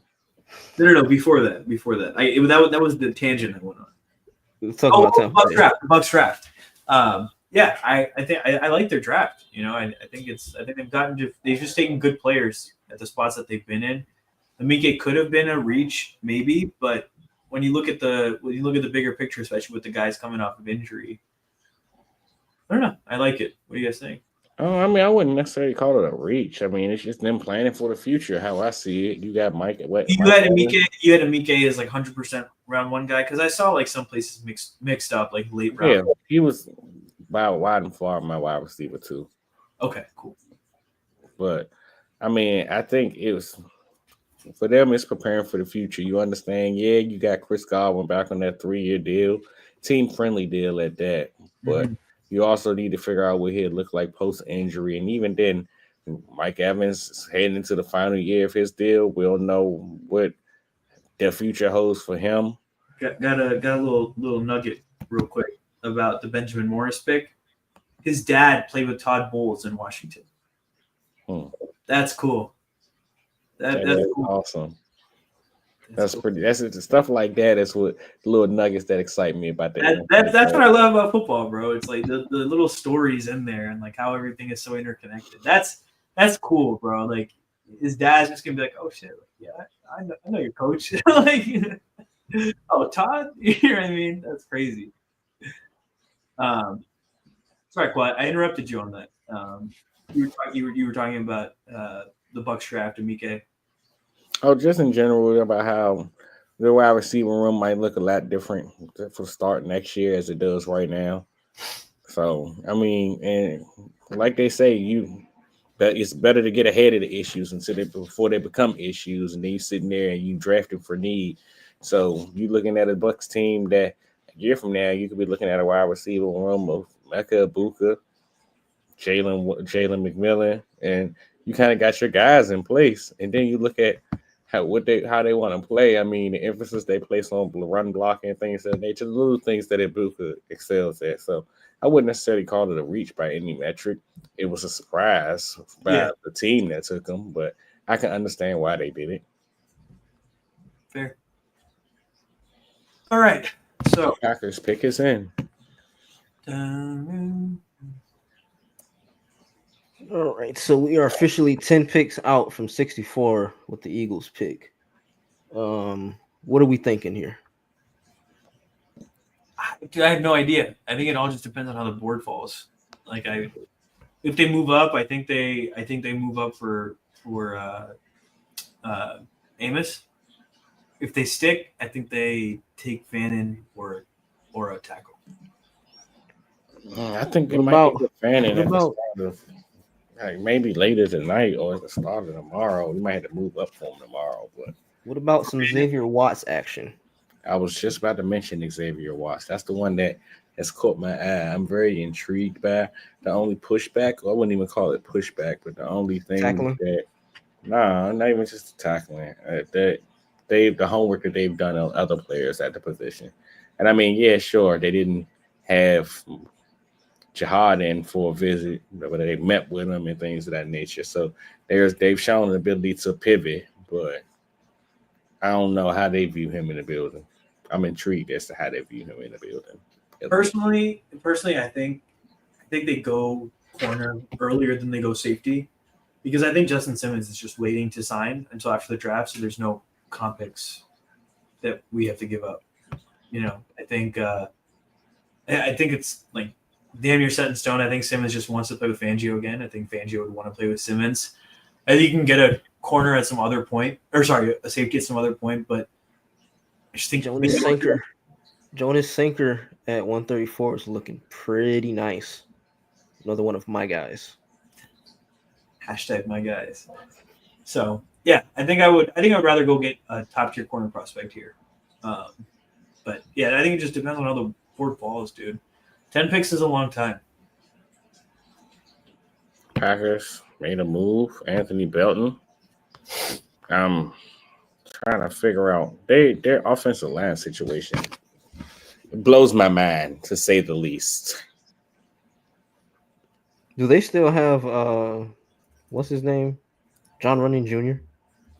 No, he's a giant. Ah, okay. Nasty work by him. So yes, okay. Anthony Belton should step into the left tackle role, where right now Rashad Walker is slated to, but Rashad Walker is 2022 seventh round pick. I mean, he's had some quality snaps, but I don't think they really view him as the bookend tackle. So, and I mean, of course, last year the selection they had at Jordan Morgan, who we all thought would be the projected tackle, but seems like they really love him more at guard, if they love him at all, after last year. But Anthony Good pick. Belton, Good pick by the Chargers. Trey Harris, receiver.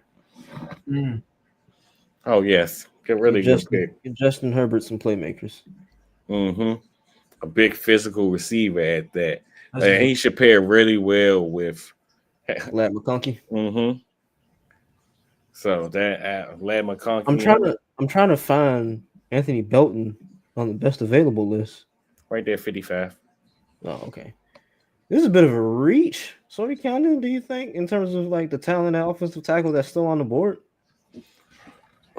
So the conversation begins of what the hell are you guys going to play? And Anthony Belton is probably one of the few guys that he's purely a left tackle. Like, I'm sold that he's going to play left tackle at the next level. Versus you look at guys like Mimbo and Cameron Williams, some of these guys where it's like, I mean, you could play tackle, but you also have projections to play guard. So we'll see exactly how things go. He was the only one there, especially with their need at left tackle. They needed a surefire hit here. That makes sense. You got to trade up. The Lions traded up to number 57 with the Broncos. The Broncos are willing and dealing. This Lions pick. The Lions. Who did they pick last night?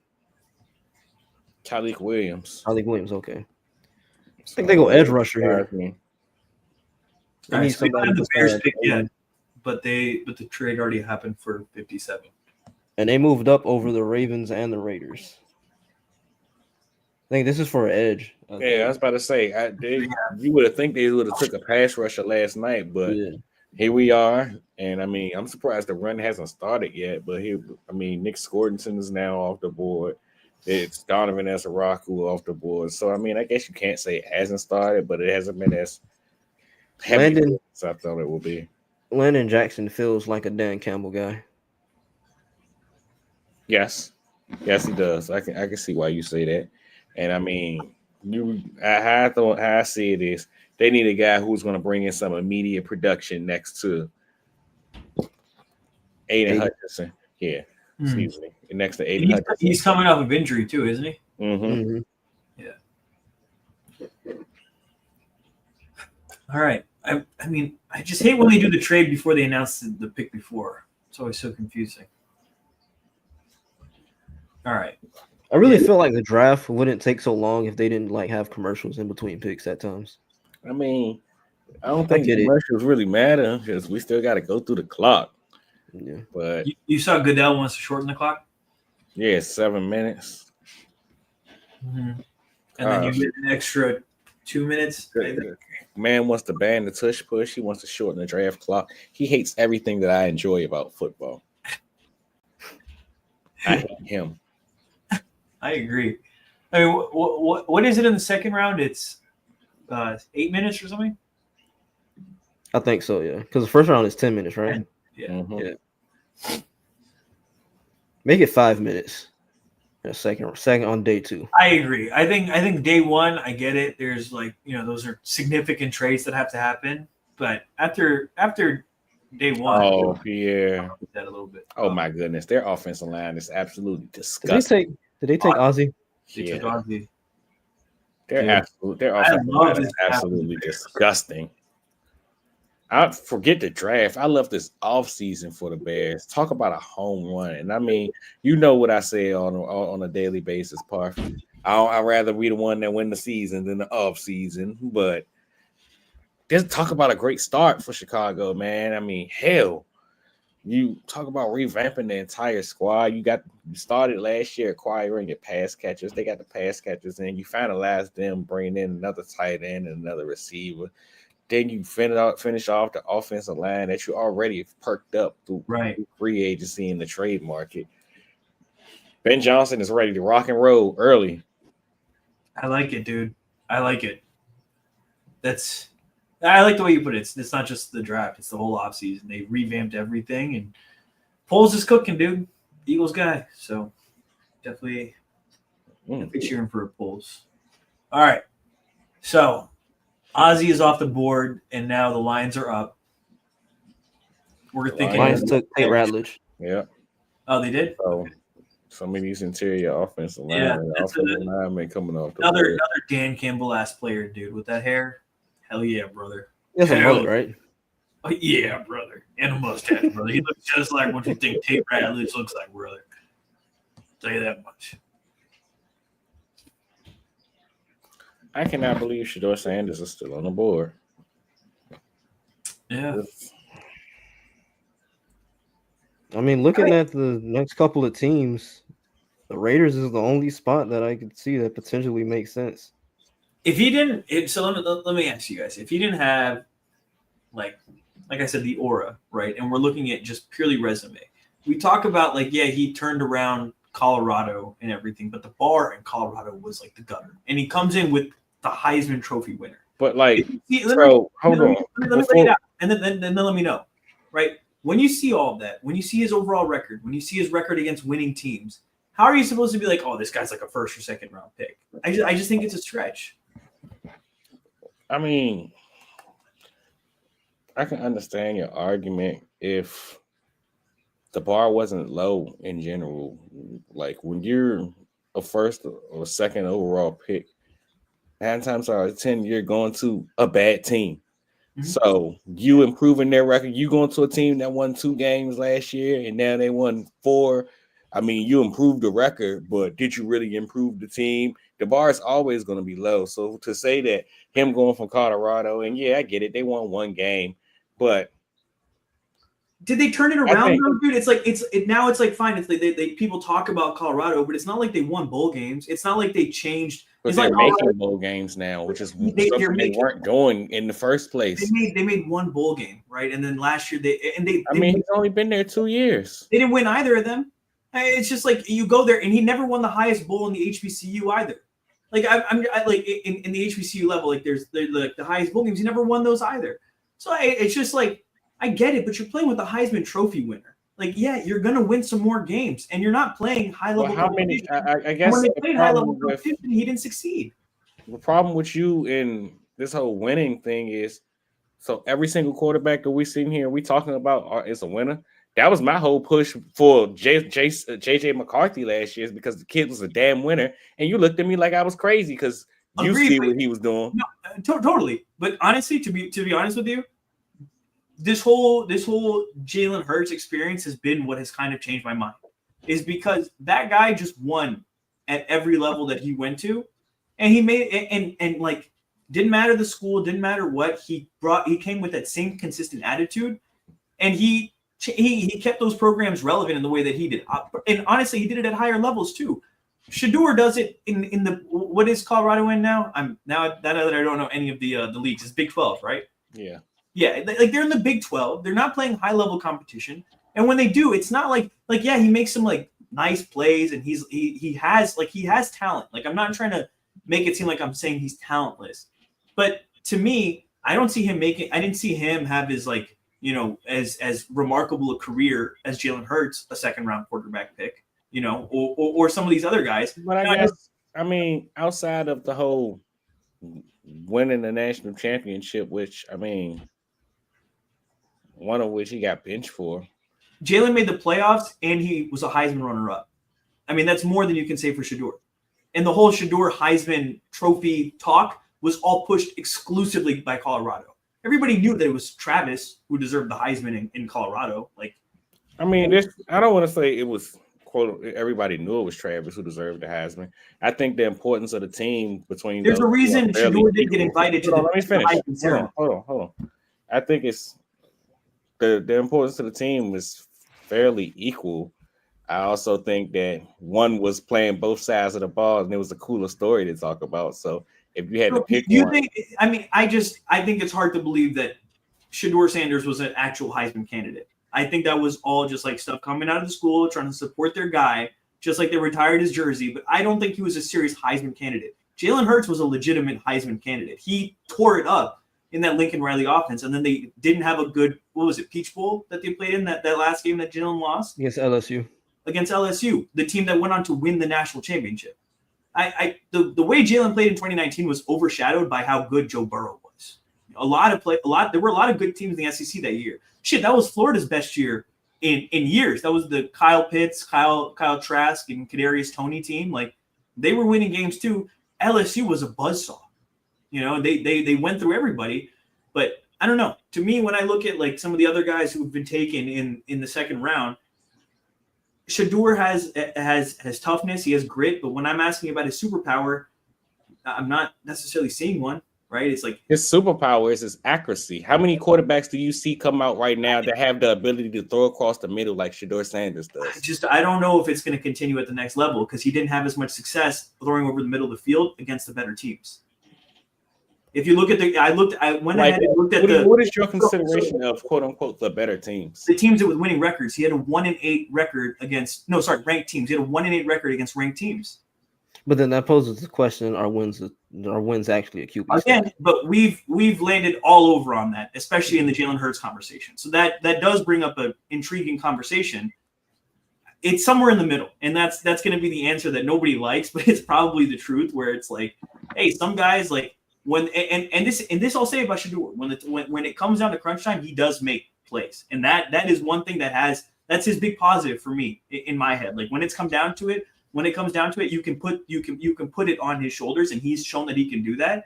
But I don't know if he has enough of the physical gifts that some of these other guys have, where you're able to hit that minimum. Right? Jalen struggled with like, you know, throwing over the middle of the field, and like has had these questions about his arm strength. I think his arm strength is better, is equal, if not better, than Shedeur's. And so when you come in and Shedeur doesn't have the mobility that Jalen has, doesn't have the strength that Jalen has, when you come in from that perspective, it's hard for me to be like, oh no, like it's insane that he hasn't been taken. Does what I'm saying make sense? I mean, I understand where you're coming from. I do think we see the player two completely different ways. But in the same breath of that, I mean, I think Shedeur Sanders, how I choose to view it is, how many times Raiders took Jack Beck. Shout out to the association. But how many times do you, and yeah, we can have the conversation about ceiling, floor, tape, traits, all this stuff, but we sit here and we talk about all these projections with these quarterbacks and the growth that they have to do at the position. Little alert, sorry to cut you off. Ravens, Mike Green is off the board to the Ravens. Oh, man. Wow. Yeah, Ravens have been willing to take chances in the past. Ray Lewis. Ray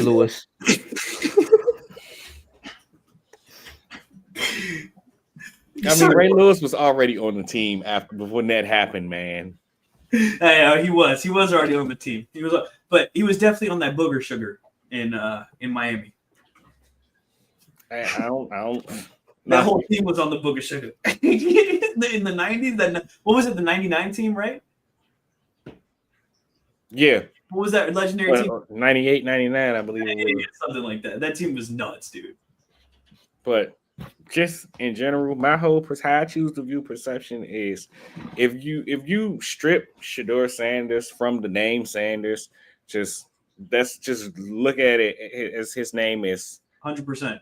Brandon Bell, Rob Banks, something. Analytics don't work, bro. He's got to go. Anything. I don't know. Rob Banks is a code name for me. That might be the best name. That's not a quarterback name, though. Rob Banks is a basketball player name. That's crazy. But for me, if you take away all the stuff that we hype him up to be, you still find a quarterback who, for one, you don't find many quarterbacks with this level of experience. My man has 8 years of starting experience, 4 years at the high school level, 4 years at the collegiate level, playing high-level football. We've seen the level of competition as it continues to improve. His game continues to improve with it. And I hear what you're saying about being able to win. Say that again. But I see that's where I'm saying it's a question. Yeah, he improved, but it's not like he was winning against the top tier teams. Anytime they played a team who actually had talent, like they were beaten up on the bad teams. I'm not going to deny that, but it's not like when they play good teams, it's like, oh, Shedeur Sanders stepped up and he is like putting them on his back. I mean, that first year at Colorado, first year is a wash. horrible. Totally agree. That offensive line was horrible. They were in a dogfight with Colorado State. Like I remember that. Like that was. But all that stuff matters, though. No, and we saw the toughness of Shedeur. But my point is the next year they improved. It's not like they were better against the good teams in their division. They played against the bad teams and they played well against them. As soon as you play the good teams, it's all of a sudden they're struggling. And to me, that's what I think these teams are thinking of. When they see that, it's like, well, when they played good talent, what happened? It's tough. It's tough. It's clear that, the league, for whatever reason, they don't think he's worthy of, being selected, even we're almost through pretty much at the back half of the second round. And the league clearly has a perception of him. Yeah, I don't know.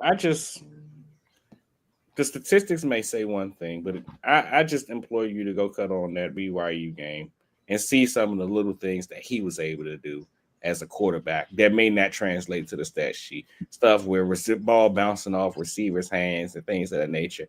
Or even the Arizona game where you sit there and you look at him and he's doing a lot of the things that we beg some of these young quarterbacks to do. Stand in the pocket, know you're going to get hit, deliver strong, throw with layers across the middle of the field, with touch across the middle of the field.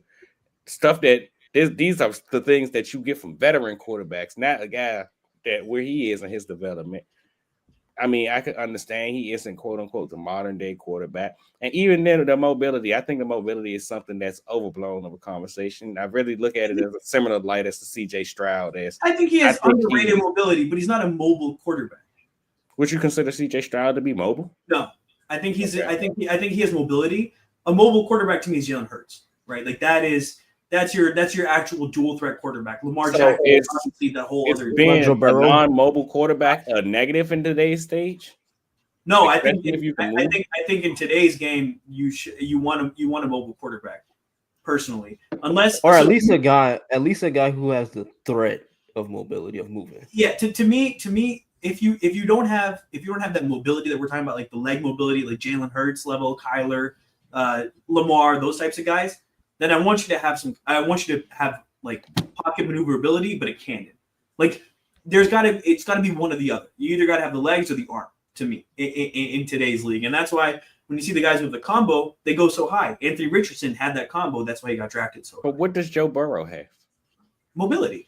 I think Joe Burrow has mobility. I think Shedeur and Joe Burrow have similar mobility. The way that Joe Burrow looked in 2019 at LSU, mobility-wise, very similar to how Shedeur looks in terms of how he can roll out of the pocket, make things happen with his leg real quick. Doesn't really run down the field much, but he's making time with his legs as opposed to trying to pick up yards. But I thought you said Shedeur doesn't have mobility.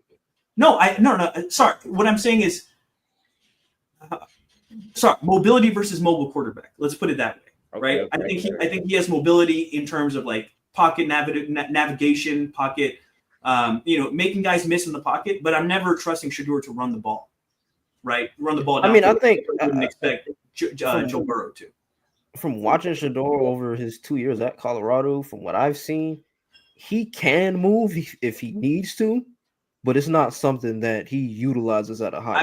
I'm still not putting the ball in his hand, Pierre. I'm not. Are you putting the ball in CJ Stroud's hand to run the ball? No, I had to. Exactly. No, but I'm saying like if he has to run, he can. We've seen but I don't see him really thinking. Fine, 3rd and 1, and they call zone read, and CJ Stroud keeps the ball. Like. Fine, yeah. If I have to, you can have that aspect, but it's like nobody like it's like you get it every once in a while. It's not like you're actually like it's not a game changing part of your game like it is for Jalen. With Jalen, there's constantly the threat of him running. Totally agree, Quell. Like you could have 3rd and 1, and it's like, oh, we have to worry about it.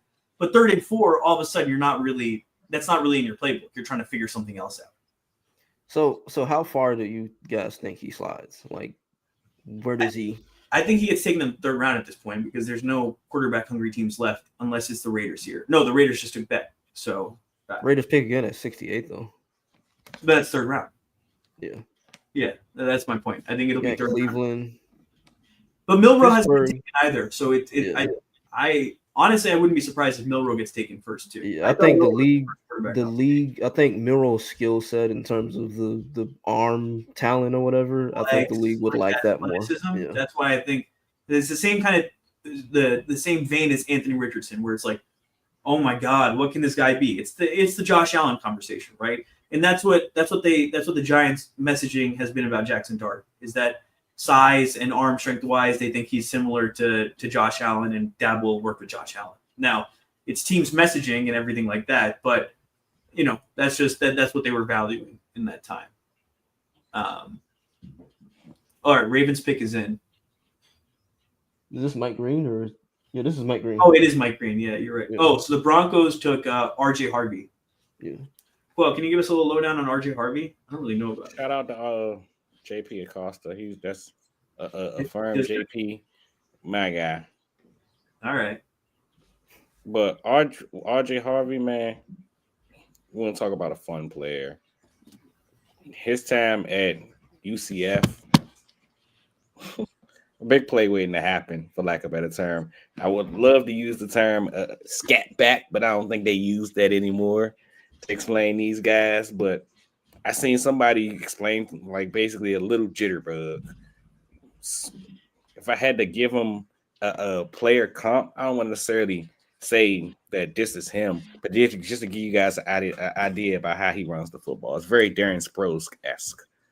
Where you get the football and you just you so low, pad level so low, they're looking around like where it go right there? Yeah, and I mean him at 5'9", it blends in for him. But I mean he, like I said, he's a pretty explosive player. He finds ways to impact the football. He's pretty good in terms of yards after catch. I just need him to take care of the football, man. That's the big problem with him for me, man. Has a few fumbling issues over the last few years. And I mean, he isn't really a great guy in pass protection. But in terms of the work that he'll do as a runner, I'm pretty interested to see exactly how Sean Payton will decide to use this player. It could be very Alvin Kamara-esque, for lack of a better term.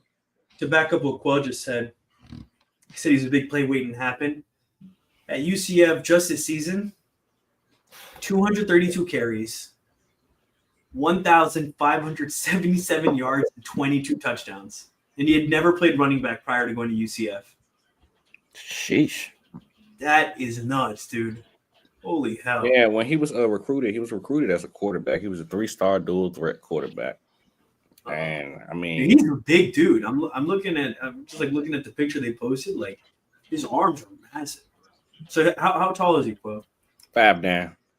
Okay, so he really is Darren Sproles. Yeah, that's why when I watched him, that was the first player that came to mind because I knew he was a smaller guy. He's not quite as small as Darren was, but he's a smaller guy nonetheless. And when you watch him, he gets so low to the ground.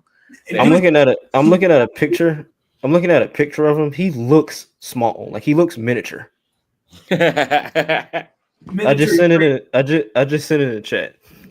I looked at the picture that Ari tweeted, and his arms are massive. But yeah, he looks miniature in this picture. You are correct. He is stoutly built.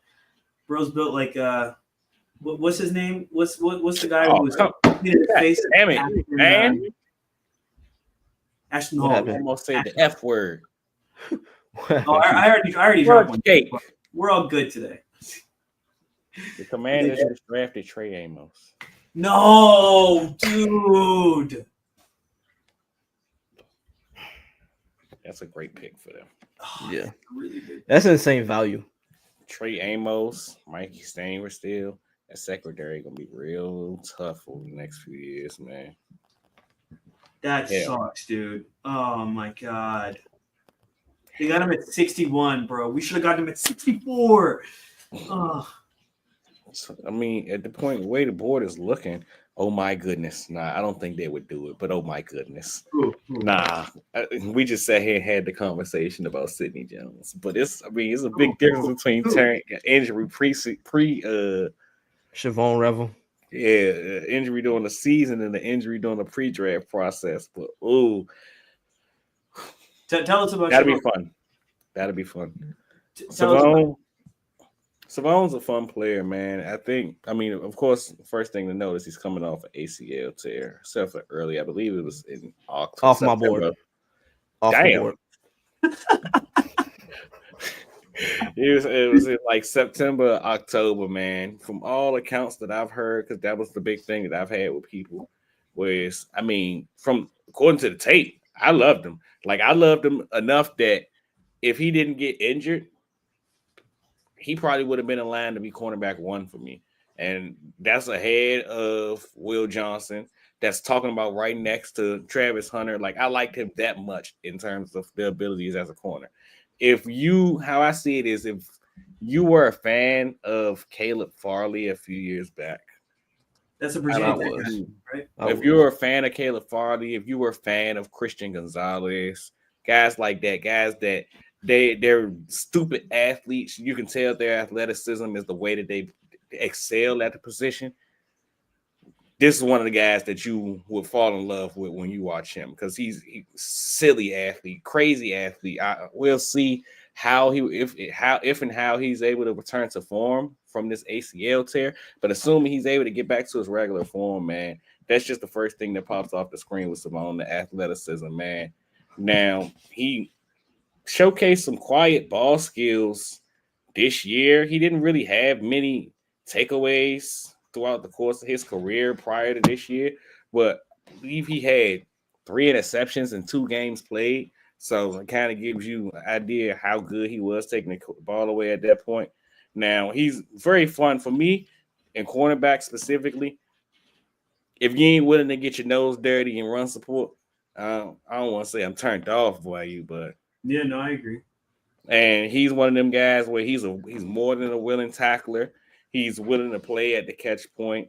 It's just a super physical guy, man. It's actually very fun to watch a guy that plays with this kind of physicality and possess this kind of athletic ability. Now, again, if they take him coming off the injury, especially with the whole Sidney Jones conversation that we had, I don't know, man. Does Howie Roseman see ghosts? But I'm intrigued by the player himself. Kevin Winston is still on the board. They do need safety help. Another guy should be off the Pierre board. Injuries, yeah. Andrew Makuba. The music is getting louder. Or Xavier Watts, he's still there too. Why I is keep one forgetting. Silent killer, man. It's like everybody always forgets about Zay. For Wait, no did reason. Landon Jackson not get taken? No, he hasn't been taking it. That's another guy that interests me. But I mean, so I guess I should ask you guys this because that's what I was wondering. Does the selection of Jihaad Campbell and his potential usage, because I mean, I think we get so caught up on how Howie was talking about how he could and should see reps at edge that we kind of lose sight on. I mean, he is a linebacker. And he's damn good in coverage, and we don't know what the situation with N'Kobe is going to look like moving forward. So, do you think edge is still on the forefront, especially given a conversation like we had pre-draft where I was like, hell, I don't think they'll just take one. I think they might take 2, considering they not just replacing Sweat, they replacing Sweat and Graham. But I don't think edge would be on the table this early again. I don't know if they double dip this early. What about today in general? Yeah, I to be honest, Pierre, just before you answer that, I wouldn't be surprised at this point. Like, if you're looking at who's left, like I'm at least on Jeremiah's board, right? Landon Jackson is the best remaining player. Like, if you're at 64, right, and the guys that you wanted, some of the top tier guys are gone, unless you trade out, I don't see why you wouldn't take edge, because I think he can. I think Jihaad Campbell can play edge, but like Quell mentioned, we're still waiting on N'Kobe to come back, right? And Trot Jr., we're seeing how he's coming along, and that's still a question mark as well. But when you have a guy with that kind of positional flexibility, I think you have the ability to just go grab somebody who also plays edge full time, because then that also just frees you up to use Jihaad Campbell how you want to, and you don't have to just use him at edge because it's like, no, well, we don't have anybody, I guess, you got Josh Uche and Aziz Ojolari, so who knows? What about Omar Norman Lott, D tackle? I mean, we've outlined, often during this pre-draft process in terms of them needing to replace Milton Williams and what all he gave them. And I know Norman Lott and Milton Williams are kind of two different players in terms of like measurables and play style and everything like that. But I mean, do you think they could look at Norman Lott here at 64? And let me add to that. What about Darius Alexander? He's too old. Too old. 25. I think they'll look at Darius Alexander, Parth. I just think Pierre don't want him. He's too old. He's 25. Then I don't want him either. I had to hold to my ageism. 24. Pierre, he's 24, bro. He's 24. That's totally valid. But as far as Omar's a pretty interesting player, man. First thing that pops off the screen is his first step ability, man. Just explodes. He has some great hands, man. Just that first, when it initiates contact at the point of attack, you know that sound when you at a football game, when you really love ball. That's just like a beautiful sound to hear with pads contact. That you hear that every single time when Omar Norman Lott is on the field. He's going to make sure that it's enough pad on pad contact going on. He rushes the passer with urgency. That's a term that I could use. I mean, again, like I said, I really appreciate how he used his hands. Now, Shamar Turner to the Bears. Oh man, that Texas A&M line was so interesting, man. There's a lot of talent on that line. They just sucked. Can you believe Walter Nolan was there at a point in time? What? Yeah. And then he saw how they were using their defensive line, and he got up out of there. Sitting there down. They don't like him though down at Texas A&M, from what I've heard. Like, they're not fans of Walter Nolan. Texas A&M just like has had it's a lot of them guys that they're not fans of, strictly off the fact that that was the number one recruiting class in the country that year. And they shelled off, they shelled off a lot of money. And people kept saying, like, it was the first NIL year. You giving these guys all this money. Are you sure that they want to be here? Because they can take your money and leave. And lo and behold, players, they kept getting checks and was like, you know what? I don't think this is the school for me. So it was College Station guys doesn't really do it for me. I remember they took like at least 4 guys from Florida who were committed to Florida, and they were like, we'll pay you more, and they all just went to Texas A&M, and everybody transferred out. It's crazy. It was a mind-blowing situation, but yeah. Well, Chiefs just took Omar Norman Lott. Well, I just spent 2 minutes of my life that I'll never get back. Damn it. All right. So that means your Super Bowl champion Philadelphia Eagles are on the clock. And they did not move up. No, they did. Dude, I was really feeling convinced that they were going to move up, man. Xavier Watts, I'm going to manifest it. I think Xavier Watts is a good pick at this point. Can we pull up the big board again here? Yeah, give me 1 second. 1. Bro, that was like 3 seconds. Hey, man, Tyler showed that he majored in criminal justice. Somebody said, man majored in criminal justice. OMG, we just drafted the police.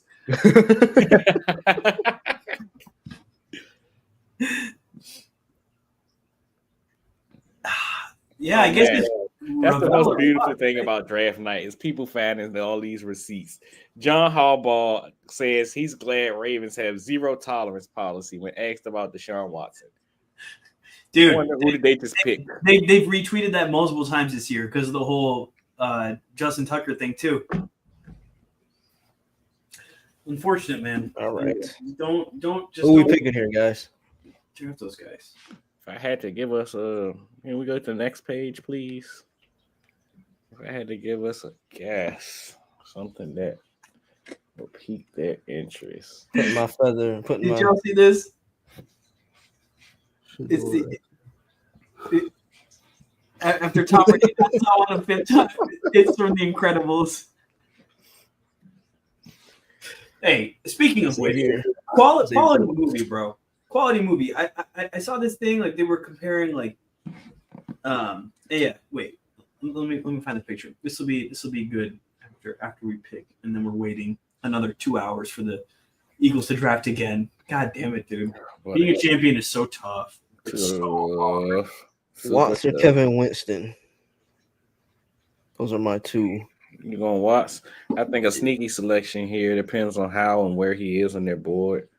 I think he's probably more likely they take him next round if they do. But sneaky guy here could be Harold Fannin. I think we could be looking at a situation of Andrew Makuba could be on their board right now. That's a Pierre favorite. I think it's early for Makuba, isn't it? Oh, it's Dante Hall. Yo, Dante Hall was nasty. There's that one highlight of him on the sideline. Y'all know what I'm talking about? Yeah. X Factor. Nasty, bro. Oh my god, bro. He made like 6 guys miss and then just takes it. Yeah, I think it's. And I think you see Watts. I think you see. Can you go back to that first page because there's only 2 players left, right? Out of the top 10. Siobhan Ravel and Watts, right? David Watts, yeah. Yeah. So I think you see either of those 2 guys, and then you can go to the second page for me. Thank you, sir. And then I think Eagles taking Texas safety Andrew Makuba. Boom, baby. Pierre guy. Let's go, dude. Congrats, Pierre. You called that shit. Let's go. Where'd you get that? I called him great value Malachi Starks in the lead up to the draft. The dude, I think he's pro ready right now. Wait, who tweeted this, dude? John Clark. Zach Berman. Yeah, Zach Berman. Oh, I'm looking through my notifications. That's why. I see. All right, dude. I like it. I guess at 64, you're in that weird place where it's like basically the 3rd round. You're at the beginning of the 3rd round as well. I think it's a fair pick. NFL Draft Diamonds. Eagles select Andrew Makuba. All right, how we feeling, boys? How we feeling? I'm feeling really good. Really, really good, man. Like when he was at Clemson, they used him all over the field, like outside, inside, down in the slot. I think he played over 200 special team snaps. So the dude is multifaceted in what he can do. Like I said, I think he's a pro-ready guy right now. He's played a ton of different coverage shells, cover 2, cover 3, single high. I'm excited, man. I'm really excited. Yeah, man. I don't know. I'm not quite sure how exactly I feel right now. I mean, Makuba's a solid player. I appreciate what he brings to offer. Kind of like Pierre outlined, the versatility is what stands out. At Clemson in general, over 2022 and 2023, he had over 500 snaps in the slot, 243 in 2022, 315 last year. And, of course, him as a deep safety is where Texas was really able to get the most out of him this year. I mean, he lived majority in the slot at Clemson, Texas this year. He played at 508 snaps in terms of him at the safety level. Solid size at 6 feet. Now, he plays the game like a crash dummy, first and foremost. He wants to take you and him out if he has to. My type of safety. I agree. Now, I think like it's interesting because I can see a little bit of Sidney Brown. Sidney Brown, that's what I was about to add. Yeah. Now, I think the issue with it he's smarter. Is he's a bit more versatile. Damn, Pierre, you dropped Sidney just like that. Wow. I don't want to play with you anymore. Loyalty is not real with Pierre. The way I look at it. Oh my God. The whole offseason, Sidney Brown is ready for the next step, dude. Sidney Brown is my guy. We draft Andrew Makuba. He's smarter than Sidney Brown. Sidney Brown is he's dumb, he's bro. much higher IQ. I don't know. It remains to be seen. I think that similar, Andrew, right? What we've seen from Andrew in coverage specifically at Texas, it's 2 ways to look at it. You can either sit there and be excited, like, okay, he has unlocked another skill. He's shown something on tape that is worth being excited about at the next level. Or you can say we have a player with 1 year of high quality production in terms of like real coverage ability. We talked about the versatility. Now the question is, who does he align against using this versatility? I mean, thank God we have Cooper DeJean, so he doesn't have to worry about matching up with some of these slot receivers. But how well does he match up with slot receivers? Is he one of them guys that you rather him matched up with tight ends and running backs, which is kind of where I am with him. But the growth that he's shown in coverage in general last year, I wonder how much of it related to the fact that Texas actually gave him an opportunity to play real safety and stay at real safety compared to being the versatile guy, Swift Army knife, as Parth love to say. Damn, what's the term? I was so happy to use it. Jack of all trades, master of none. There we go. Yeah. Where Texas allowed him, and Texas did that for Texas and their growth.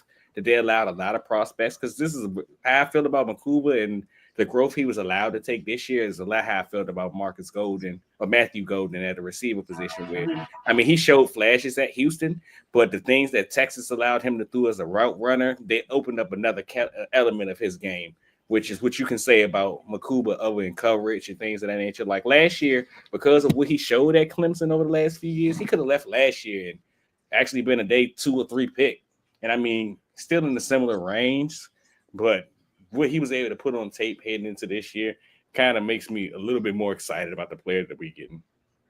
His background-wise, he sounds very similar to Sidney Brown. You know, Sidney Brown came out of college having played nickel and then having played some at safety as well. But what stands out to me is what you said at the end, Quell, where he was able to just play safety full-time, you know, where when he went to Texas. And Sidney Brown didn't get as much of just playing safety full-time. He played a little bit of that nickel safety role. So I think it's an exciting fit. He's 5'11", 186, so good size. And like you said, he can play that deep safety as well. And with Reed, I think that's helpful to have. I think this is going to be a good fit. Play style wise, seems very similar to CJGJ. Now his alma mater sucks compared to CJGJ's, but hey, that's just how it goes. Can't win. Man, look at that. Texas hating. They've been in the conference for 1 year. It's not even learned. Get them the hell out of here, bro. I don't want that. Is bullshit. Nasty work by them. Oh, we're SEC. Instincts, athleticism, and high IQ. I wish he can catch the damn football, but that's another question. I mean, he had interceptions this year, which was good to see. He had 5 interceptions. I think he doubled his career interceptions this year. 5 interceptions, 6 passes defended. He should have had 12 interceptions if the ball stopped bouncing off his damn hands. It was very Malcolm Jenkins-esque. That's why how many times were you like, catch the damn ball, bro? That's why he plays defense. They say it every time, and it's just like, yeah, if you caught the ball, it would be so appreciative. So this is per PFF. Last season, Makuba 401 coverage snaps, 76 yards allowed, 0 touchdowns, 12.1 passer rating, 89.7 coverage grade. You know, the more I sit here and I think about it, and of course, at some point, they're going to have to address the offensive line. They're going to have to address the elephant in the room, which is Lane Johnson at some point. But, I mean, just listen to Howie Roseman talk. And Pierre harped on this statement for weeks leading up to the draft. As about, like, we'll talk to you guys more. We have so much planned about this conversation specifically. So I won't give too much. But basically, the Eagles have a game plan set for up until 2029, and in that game plan, they have a lot of their offensive players taken care of. And I spoke on in volumes about how this is the youngest defense in football all year long, and that youngest defense in football for the most part of the year was the number 1 defense in football. And yet here we are on draft day, and for their first 2 draft picks, continue to add talent to a defense that was already young and talented.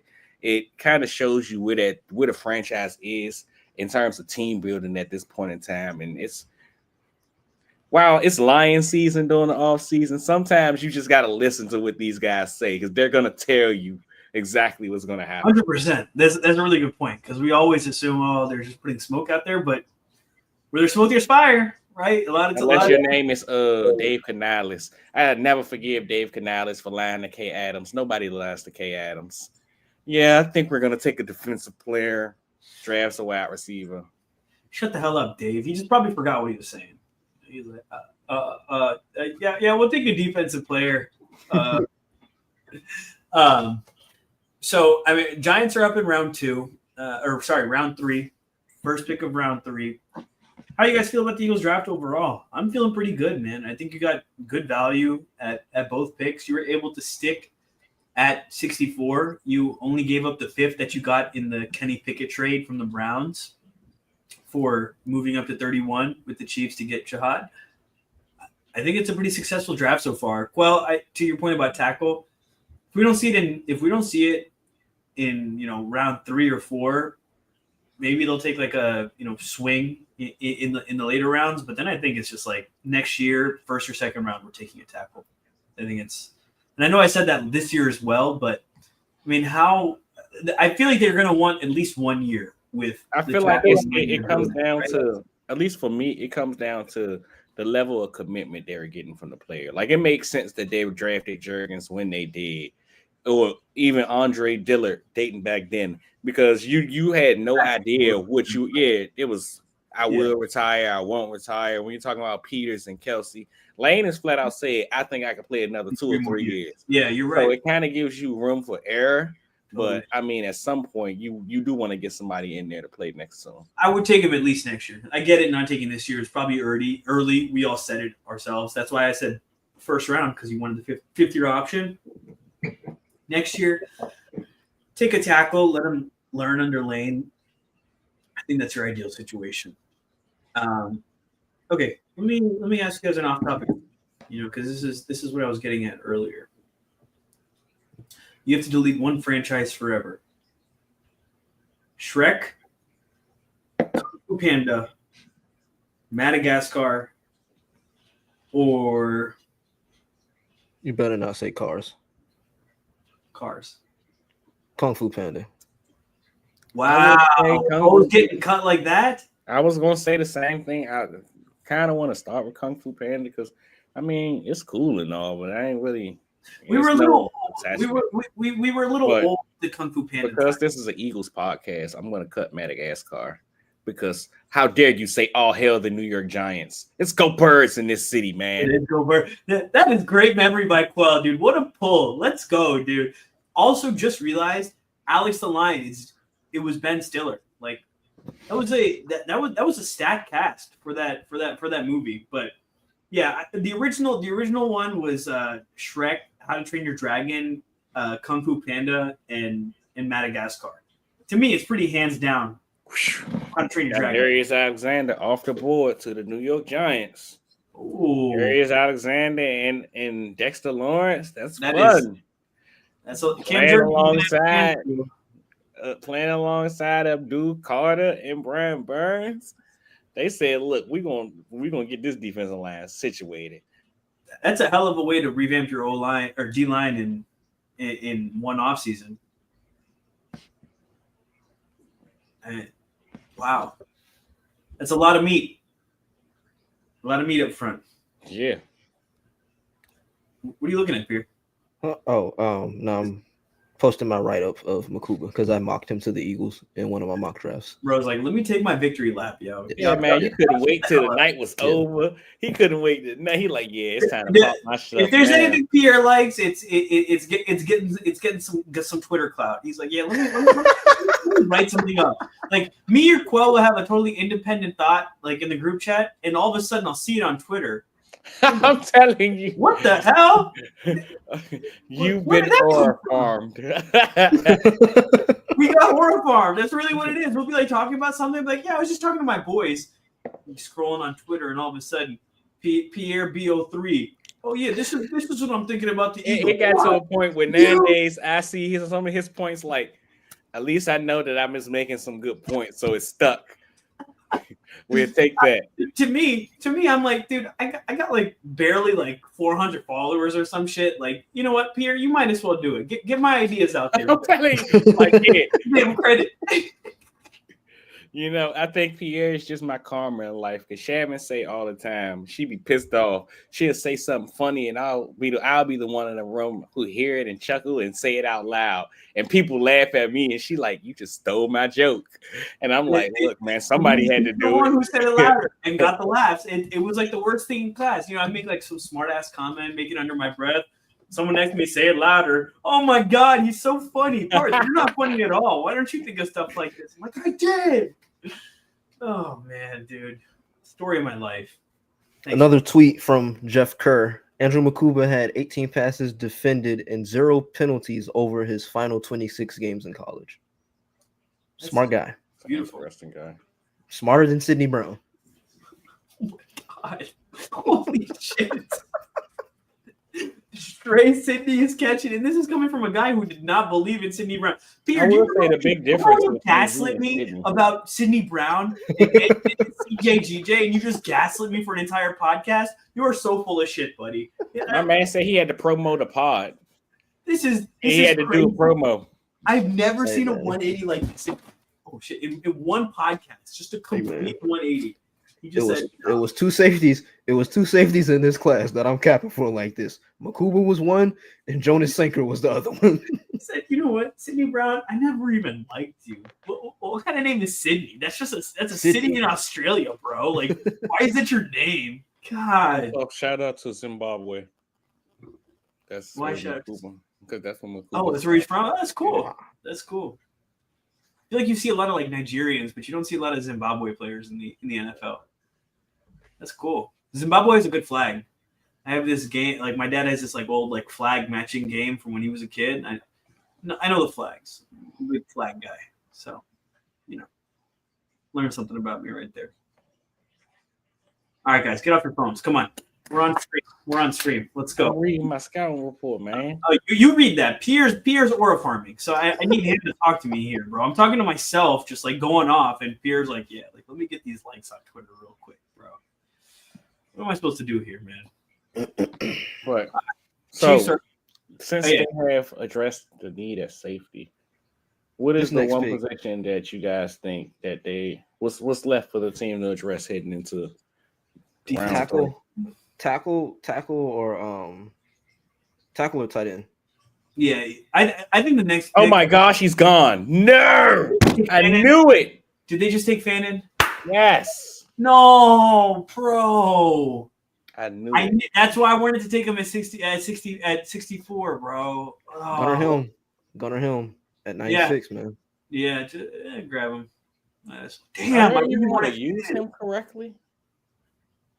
Oh, generic name, and that's why it fit so well. He fits so well with us because we got the guy who knows how to use him. His former head coach. Point. That's literally like, oh man, that sucks, dude. That sucks. Ideal 3rd round pick. I think I'd honestly say probably Gunnar Helm or BPA. Honestly, I don't want to just like walk myself into a corner, but there's definitely a hole at tight end that I think we need to be thinking about. I would like a Gunnar Helm. I really wanted Harold Fannin Jr., so I don't want to just reach for another tight end because that's who I wanted. I don't know. Wow, they took JG Tuimoloau a little early, didn't they? Tuimoloau, sorry. I keep thinking of Marlon Tuipulotu. Yeah, it happens often. Yeah. Is he still on the team? I think so. He has like 3 brothers in the league too. He has no, he's on the Chiefs now. What? Yeah, he's on the Chiefs. 3rd round pick. Probably a guy like Jacob Parrish, maybe some Kobe Bryant love in here. Shout out to if they take Jacob Parrish, this secondary, bro, it's gonna be a bunch of positionless dudes running around. But I mean, look at who the defensive coordinator is. Yeah. Because Parrish, like I think I tweeted it a couple weeks ago, but it kind of reminds me of the interest that they had in Trent McDuffie a couple years ago. Smaller corner. Yeah. Little kind of feisty play style. Yeah. No, I think that's valid. I mean, God, Pierre, you're just getting your rocks off on this positionless. He's like, bro, I've been saying this. It's the multiplicity of it all. I have. I agree. Okay. Raiders took Darian Porter. That tracks. Pete Carroll. Yeah. I think I would like to address corner at that time as well, but like now that we're in the 3rd round, just like take BPA. Like I really don't care at this point. Like we have a couple holes, but it's also not something What's up, Varun? Shout out, bro. It's not something that you just want to like go ahead and force something. Like if there's a guy there who's not necessarily in a position that we need, like I don't know, maybe even a receiver. Like you see, maybe what do you Jalen guys think Lane. of Kyle Williams? Jalen Lane is interesting there. Jalen Lane over Kyle Williams. I would take Kyle Williams over Jalen Lane, but Jalen has some of that Anais Smith kind of manufacture. my man been trying to draft the same player for I 3 years. I have, bro. It's gonna work out. It's No, gonna work out. bro. You need to understand they're too tiny, dude. They're too tiny. No more small receivers. The small receiver, you got one small receiver, and you're gonna like it. You got Devontae Smith, and that's it, buddy. That's it. So Q, what do you think about the guard from West Virginia, Wyatt Milam William, or Dylan Fairchild too? I know they had him in on the 30 visit. So for Wyatt, first and foremost, I'm a huge 6'7", huge fan of a lot of the guys from that. They got John Cena, your boy. Have to shake my head at him. But Wyatt, I'm a huge fan of both he and I mean, of course, you guys know how I feel about Zach Frazier last year, but the West Virginia guards, I mean, West Virginia offensive linemen, West Virginia didn't have a lot going right for them over the last few years. West Virginia in general doesn't have a lot going on. That's offensive line territory, baby. That's where good line come from. Since Tavon Austin. Shout out to Pat White. Come on, Pierre. You supposed to be from the hood, dog. What about you say Pat White first? Pat White and then Tavon Austin. And then you sprinkle in a little Steve Slayton. Shout out Kevin White. Gino went there too, didn't he? Stop saying Kevin White. Shout out Kevin White, number 4 overall pick. I'll never forget that. Boy, that was one of the first drafts I watched. Yeah, Gino might be the first draft I ever watched. Gino's the reason that Travis Kelce didn't play quarterback. Apparently. Wait, that's a good talking point, Parth. What's the first draft we remember? We all remember. I think it's that one. I think it's the one that Kevin White got taken in. So let me check. I think it's 2014. I've been locked in. Y'all see how I do this? I've been doing this for years, man. I mean, I've been scouting like I scouted, but I've been locked in for years. Like my first real draft that I remember was the Reggie Bush Matt Leinart draft. Like I was locked in, sitting in front of the TV. I was sitting there like Mario Williams, first overall. Sitting there when Vince Young got picked. Reggie Bush finally went off the board. We sitting there like, oh man. First draft I remember has to be 2011 because I remember the Julio trade and Cam being first overall. What's wrong with you guys, man? Y'all wasn't locked in. That's brother. It definitely wasn't. To me, we're also not ancient like you were. Hey man. Only a couple years. I'm about to say.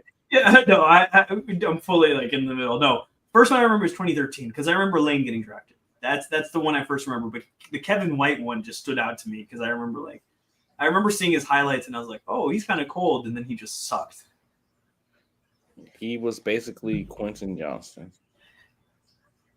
Yeah. Oh my God, I just didn't realize. They literally were the same player. Yeah. And it was like so scary as I was watching Quentin Johnston last year. I was sitting there like I had to pause in the middle of it, and I went and cut on some Kevin White. Like, nah, am I tripping?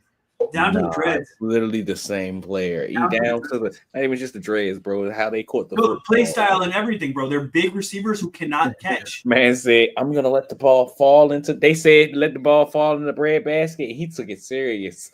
I'm like, bro, you 6'4", go get it. Get up there. So frustrating. Like the worst jump ball players at 6'4" I've ever seen.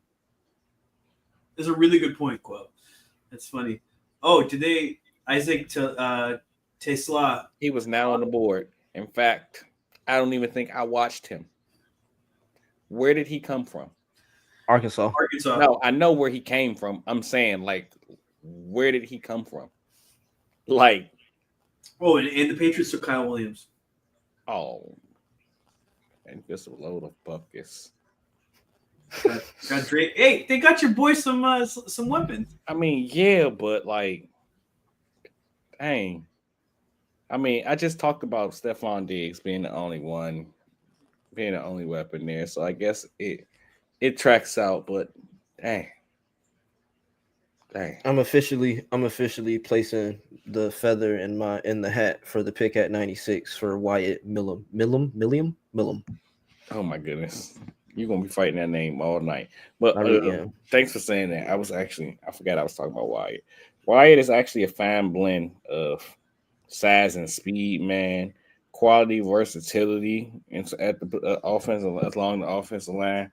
But first thing that stands out to me with him is just him in the run game, how he gets from how he combos and double teams, how he gets from first level to second level. It's very fun to watch, actually. He moves very, very well. I could probably see why their move to guard was in his future, for lack of a better term, because he has some time at tackle there. But Right tackle. yeah, but I can see why move to guard was in his future. But just him, he's one of those guys where I appreciate how they teach their offensive linemen there. They're typically very technically sound. Top half and bottom half play well together. One of them guys where if you ever had the chance to see them attack with power, how he strong anchor, they do one of those double jumps when they get in bull rush, basically keep their base formed out. It's very fun to watch in terms of them as players and specific growth. Like I said, his ability to climb to the second level, it's pretty simple, man. It's very fun. He's just not a sexy player, for lack of a better term, but he does all of the little things really well. It's just about where's your home at the next level. Do teams think that you can continue to succeed at right tackle? I personally think he probably is a guard at the next level, but So what about potentially? Because I know they had Jalen Travis in on a 30 visit. Do you think this is too early for him out of Iowa State? yes. Because I mean, Charles Grant is still there. Is he the one that has the wrestling background? Is that Charles Grant or was that Anthony Belton? I think it's Charles Grant, if I'm not mistaken. Yeah. Grant might be the one with the wrestling background. That seems like an Eagles type of old lineman. Let me pull up my scale and we'll pull on Grant. But Grant, I believe, just in general, he was probably my favorite small school tackle outside of if you consider NDSU a small school, then outside of Grace Able. But at this point, NDSU is basically a group of four school. But just in general, the development and the upside. Once you get to this point in the draft, or once I get to a certain point in certain positions, it's like, so what could you be in the future? And the upside that he possesses, man, very, very, very good athlete. Stupid length. When he punches, buddy, you feel that punch off the edge, man. Now, I mean, of course, there's growth to be made in terms of the timing of the punch and things of that nature. It sounds like the Jets have taken Azareye'h Thomas. Yeah. Should be a name champion, but y'all some haters. Anyway. Zeke Biggers. Shout out to Zeke Biggers. But I mean, it just honestly with Grant, especially when we have a guy like Jeff Stoughton in the building, man, it always makes it enticing when you see these kind of high traits, toolsy guys, where it's like, yeah, bring them to me. I can figure them out. So we'll see how exactly that turns out. Say that one more time. Tell this bozo to take that hoodie off. You got cut. Eagles hoodie. You got cut, buddy. He was always on the team. He's all excited about Makuba because he's another Texas guy. Texas guy's right there. Quell, you said something there that I wanted to double click on a little bit there. You said at this point you're willing to bet on who the guy's going to be, right? So what point in the draft exactly do you see as like that transition point from stop worrying about what he is now and worry about what he could be? It probably hits at about midway through the third round. Once I get like even just in the orchestration of the top 100, there I don't want to even say the midway to the third round because even when you look at how the top 100 is constructed, there are certain guys like when you get down to 100, there are some guys down there. It's like he might be a better player than that player up there at 74, but the set player at 74, if things continue to go right, he'll project well at this position.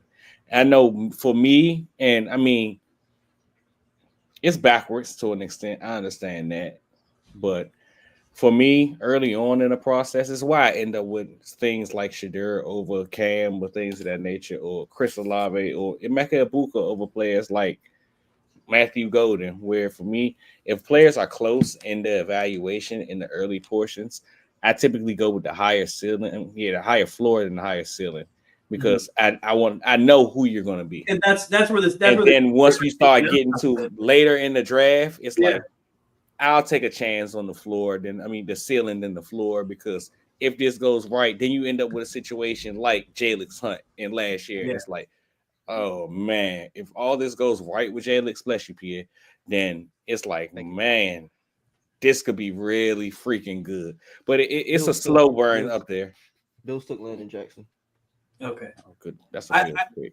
I think is AJ Epinesa still in the league?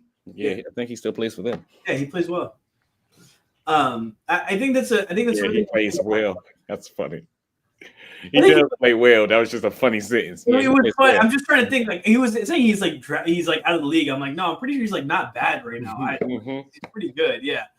No, I think it's an interesting point, Quell, because it's funny because I think that's where we all defer, right? I think Pierre and I probably are on the side of the spectrum where it's like early on, give me the guys who like could be him. Like I'm willing to take the chance. And later on is where I'm like, let me get the guys with a high floor right now. I don't know how much you guys are going to work out in the later rounds. Let me take a guy who I know is just going to be decent and see what could happen with that. But early on is where I'm like, let me see if I can get an athletic freak who might work. I don't know, That's also how you end up with Jalen Reagor versus Justin Jefferson. I completely understand that. It's just for me, like, of course, you don't want to end up in those kind of situations. But for me, it's so often. It's like, and I mean, I say all the time, the goal is to just go 30% in this job because it's almost impossible to go 100%. Right. No, 100%. But when you look at all unless of you're Howie people, it's so easy to go 100 when you just sit there at the back of the board and let all the good players fall to you. But it's so easy to sit there, and I mean, I get it. No risk it, no biscuit in this lifetime. But it's so easy to sit there and be like, well, if this player turns into this, I could win a Super Bowl or we could do that. And I mean, basically, the Kansas City Chiefs got lucky by falling into Patrick Mahomes. I think they thought he was a quality prospect. I don't think that they thought he was going to end up being one of the greatest of all time. And it worked out for him. You took a bet on upside and it worked. But for me, way too often do teams take a risk on upside and that GM end up without a job than how him winning a Super Bowl. So there are certain players that may test this theory. Like last year, specifically 2024's draft, it did wonders because there were multiple players where I was sitting there like, I'm really a tape over traits guy, but there are multiple guys that pushes my ideology to the limit. But it's not like that on an every year basis. So I try to stay consistent about it where I know you're not going to get me fired. You're going to be a good player. We can work from there, and it all comes down to how you approach the draft, right? I don't want to like one way is like, hey, you won't get me fired, and one way is like, you could make me the greatest GM of all time, right? So it's the duality of man. We're looking at the deeper conversation. Everybody wants to be the smartest in the room, man. We talked about that same thing with Howie for years. 100%. That was the Jalen Reagor pick. It was I'm the smartest guy in the room, and we can see how that also can turn out. And then you can that process, the Jalen Reagor over Justin Jefferson, it will never cease to amaze me how they got there. Like, and this is not me saying I got sources or nothing like that, but if y'all remember, I wrote an article, and I did speak with somebody who was with the organization at the time, and essentially their thinking was Jalen Reagor, fast, Tyreek Hill, you can replicate that. That's And exactly they just kind of pigeonholed Justin Jefferson into a slot-only receiver, which But then you look at what they said, what he said, and he's like, well, when you start basically trying to copy what other teams are doing, you're already behind the 8 ball. Like, it's all right there, man. They learned that lesson hard that year. Yeah, they were 100%. That's why they drafted all the fast guys. We talk about that draft. It's because that's the first year the Chiefs won with Tyreek Hill, and it was like, oh my God, like you need a fast guy, you need a guy with a big arm to just completely take the top off the defense.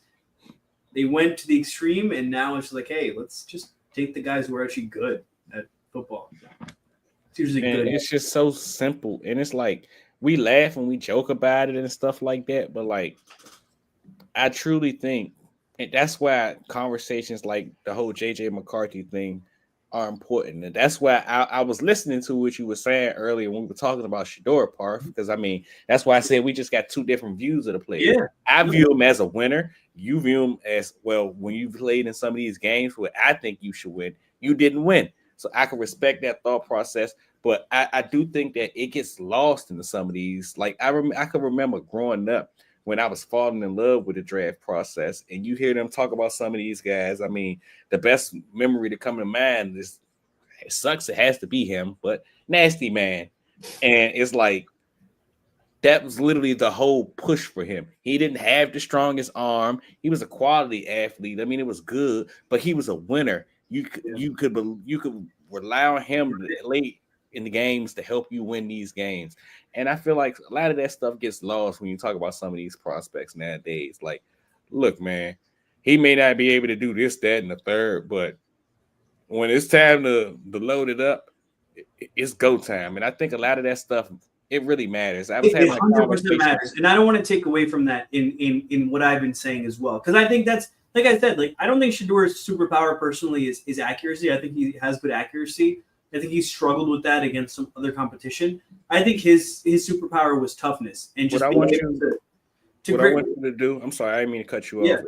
Watch the BYU game. What I want you to do, not even just watch the BYU game. You can cut on any Shedeur game. I think when Shedeur does things the correct way, the accuracy that I fell in love with is on display. Now I want you to watch some Shedeur, then go cut on some early stage Jalen Hurts, like 2021, and look at their mechanics collectively, how they're going about throwing the football, and tell me if you still feel the same way. Is it that his accuracy and where he's trying to place the ball isn't good enough, or do you think he's doing a lot of little things in the process that's ruining the mechanics? I think that can 100% be a part of it. But like I said, the reason I was willing to take a chance on Jalen Hurts, the reason I was high on Jalen Hurts in the draft, is because I knew he had a backup. Right, he has the legs, he has that aspect, that dual quarterback aspect. But what I was getting to about like winners and everything is it's interesting with that conversation, because that's also part of the conversation with Jalen Hurts, right? It's like everywhere he went, he found success and all those types of things. But as I think about this, and like I told Pierre, I feel like I go back and forth on this so often, and I think that's just how the conversation around this just kind of naturally goes. But being a winner can be taken away from you so quickly, right? Like you just said, Nasty Man. We're talking about Deshaun Watson, and like when he was coming out of college, what was that 2018 draft? It was like, bro, like this kid is special. He wins. It's what he does and everything. And then and now obviously it's extenuating circumstances. This is obviously like a crazy situation, but the guy just screams loser now. And it's crazy to see, right? He lost his aura, man. He lost his aura, and that scares me. You know, like maybe give me the little dusty guy who's just gonna keep quiet and just keep steady aura. You know, but then again, I don't want Kirk Cousins, because that's essentially what that is. So I guess you got to keep taking chances. I don't know, man, but it's just interesting, you know, with that winner conversation, because Deshaun is just one of those examples where I saw it, because you're right, dude. The conversation around him was like, he's a winner. Dabo was like, this guy wins. He's the Michael Jordan of football. That's what he said. Remember? That's what Dabo said. He's like, he's a winner like Michael Jordan. He has this stuff going on, and I mean, I haven't seen a guy who just like leads to losing more than Deshaun Watson in today's league right now. It's I like that pick for the pretty Broncos, insane. Pat Bryant. Who they end up taking? Pat Bryant. Okay. Yeah, wide receiver from Illinois. I ended up not being as high on him as some of the guys in the class, but it Niners. isn't anything against Pat. Say that again. I said the Niners pick is in as well. Very quick. Yeah, they said that y'all can speed it up now. We ain't got to hold off no more. Y'all can start the process that we're going to do tomorrow. I mean, I would appreciate it. I haven't had dinner yet, so it'd be nice if they can just finish the damn round instead of, delaying us. But Shador is still on the board. the 76 could be an interesting spot, man. Could be. I wouldn't be shocked if Jerry does it. I mean, it sucks that it's the situation right now, but to be honest with you, if all things go right for Shador, Pittsburgh. we're not even going to give a damn about this stuff in 3 years. Nobody gives a damn that Dak Prescott was selected in the 4th round. That's what Saban said. It's not about where you get selected. It's what you do with the opportunity. Right. And, I mean, look, just go in there with your head down, bro. Like, just go in there with your head down, learn everything you can, and then be yourself. Like, I mean, I know I'm just biased because of Jalen, but I feel like Jalen Hurts did it in the best way possible. He came in, kept his head down, just did his work, and then as we've gone on, we've just learned more and more about Jalen Hurts, the personality. But at first, it was just like football, and everybody just gravitated towards him because of who he was and his dedication to the game. Just be a willing learner. I think that's important, especially at this level. Especially if you get a guy like Dak. Dak is like not like a spectacular fucking. Oh, sorry, my bad. Dak is not a spectacular player, but he's lasted, right? Like he's been here for years. He was 3rd round pick in the year that Carson got drafted, and we look at the career trajectory of those two. It's pretty remarkable, like how it's all ended up, isn't it? Like you just kind of look back. It's crazy. Dallas's pick is in. They didn't waste any time. Wait, who's the Niners pick? We still don't even know that. Do we? The Niners pick Nick Martin, linebacker. Oh, Dallas took Siobhan Revel. Damn. Damn it, man. That's a great selection, too, especially what they have going on in the quarterback room. What's the word with Diggs? Trayvon. I mean, he should be coming along well, but the thing is, I don't think like either they could move him, and I don't think what's his name, Bland. I don't think he has a deal, a contract following this year. So they have holes at cornerback, not right now, but later. This is like Tampa Bay selecting Chris Olave. And even then, if they can find ways to get him on the field early, yeah. Emeka, I'm sorry. I was so confused. Like, wait, is it another example of something? That's funny. Okay. It was Emeka I was talking about. But just even then, him getting on the field, like, there's no hurry. You can let him heal. You can make sure he's at 100%, and then slow walk his reps. And by the time we get into year 2, we could be talking about a guy that's the number 1 cornerback on this team if all things goes right. So. You think he has that type of talent to be the number one? Yeah, I think assuming health, assuming the ACL, and I mean, from what I've been told from people that I've talked to, it was just a clean NCL tear. It's nothing more, nothing less, no other ligaments, no nothing. So once that heals, he should be able to get back to form. So assuming that's the case with Savon, I think he could be really freaking good, man. Like he's the one. And I mean, I say all the time, the best part about the scouting process is learning lessons from time to time, from year to year, applying them and figuring out how they work. But I mean, as I mentioned earlier in the Caleb Farley's and the Christian Gonzalez's, I mean, I enjoyed scouting them, but I wasn't really fans of those 2 guys when I went through the process. But I'm a fan of Savon Revel. So maybe it's just continued growth. Maybe it's Princely got taken. Bozo. Oh, man. 3rd round. Yeah, all that 1st round talk I knew was nonsense. Look, man, Princeton ain't do nothing to nobody. He just went to go get a better. He's a big baby. And then what happened when he lost against Florida? He crashed out because he's a big baby. Look, man, I don't think he wanted to lose that game. That's how it went. He came back to the swamp. That's how it went. He got all excited. I'm coming back to the swamp. Oh, Ole Miss playoff hopes. Oh, it's gonna be so much fun. What happened? I cannot believe that Ole Miss team this year, man. What happened? What happened when they played in the swamp? Hello. Hey. Well, you were just talking about. I had a question for you. Damn it. Simone Rebel. Yeah, no, I saw something else that I wanted to ask you a question about. I knew you were giving your explanation on Siobhan. I don't know. I guess it'll come back to me. Okay, so with the selection of Siobhan Rebel, we're on the Patriots again. What do we Panthers. No. Panthers took Princely and Manuel. Sorry. Just the Cardinals. Cardinals. Oh, I was looking at round 2. My bad, guys. What I was going to say. I just saw this tweet. They said, yay! I love when stuff like that happens. Who? The Texans, they just freaking revamped the wide receiver room, and they kept their guys together. I spent all these weeks on Boomer Bus talking about, so what do you guys think about these Iowa State wide receivers? Who do you prefer? And the Texans was like, Jalen Noel. How about both? I like them both. Why not both? That's nice. I mean, they got Tank Dell, he's coming back from injury. The Magic one. Buddy, we not gonna talk about Tank Dell and returning from injury until we can get his leg back on properly first.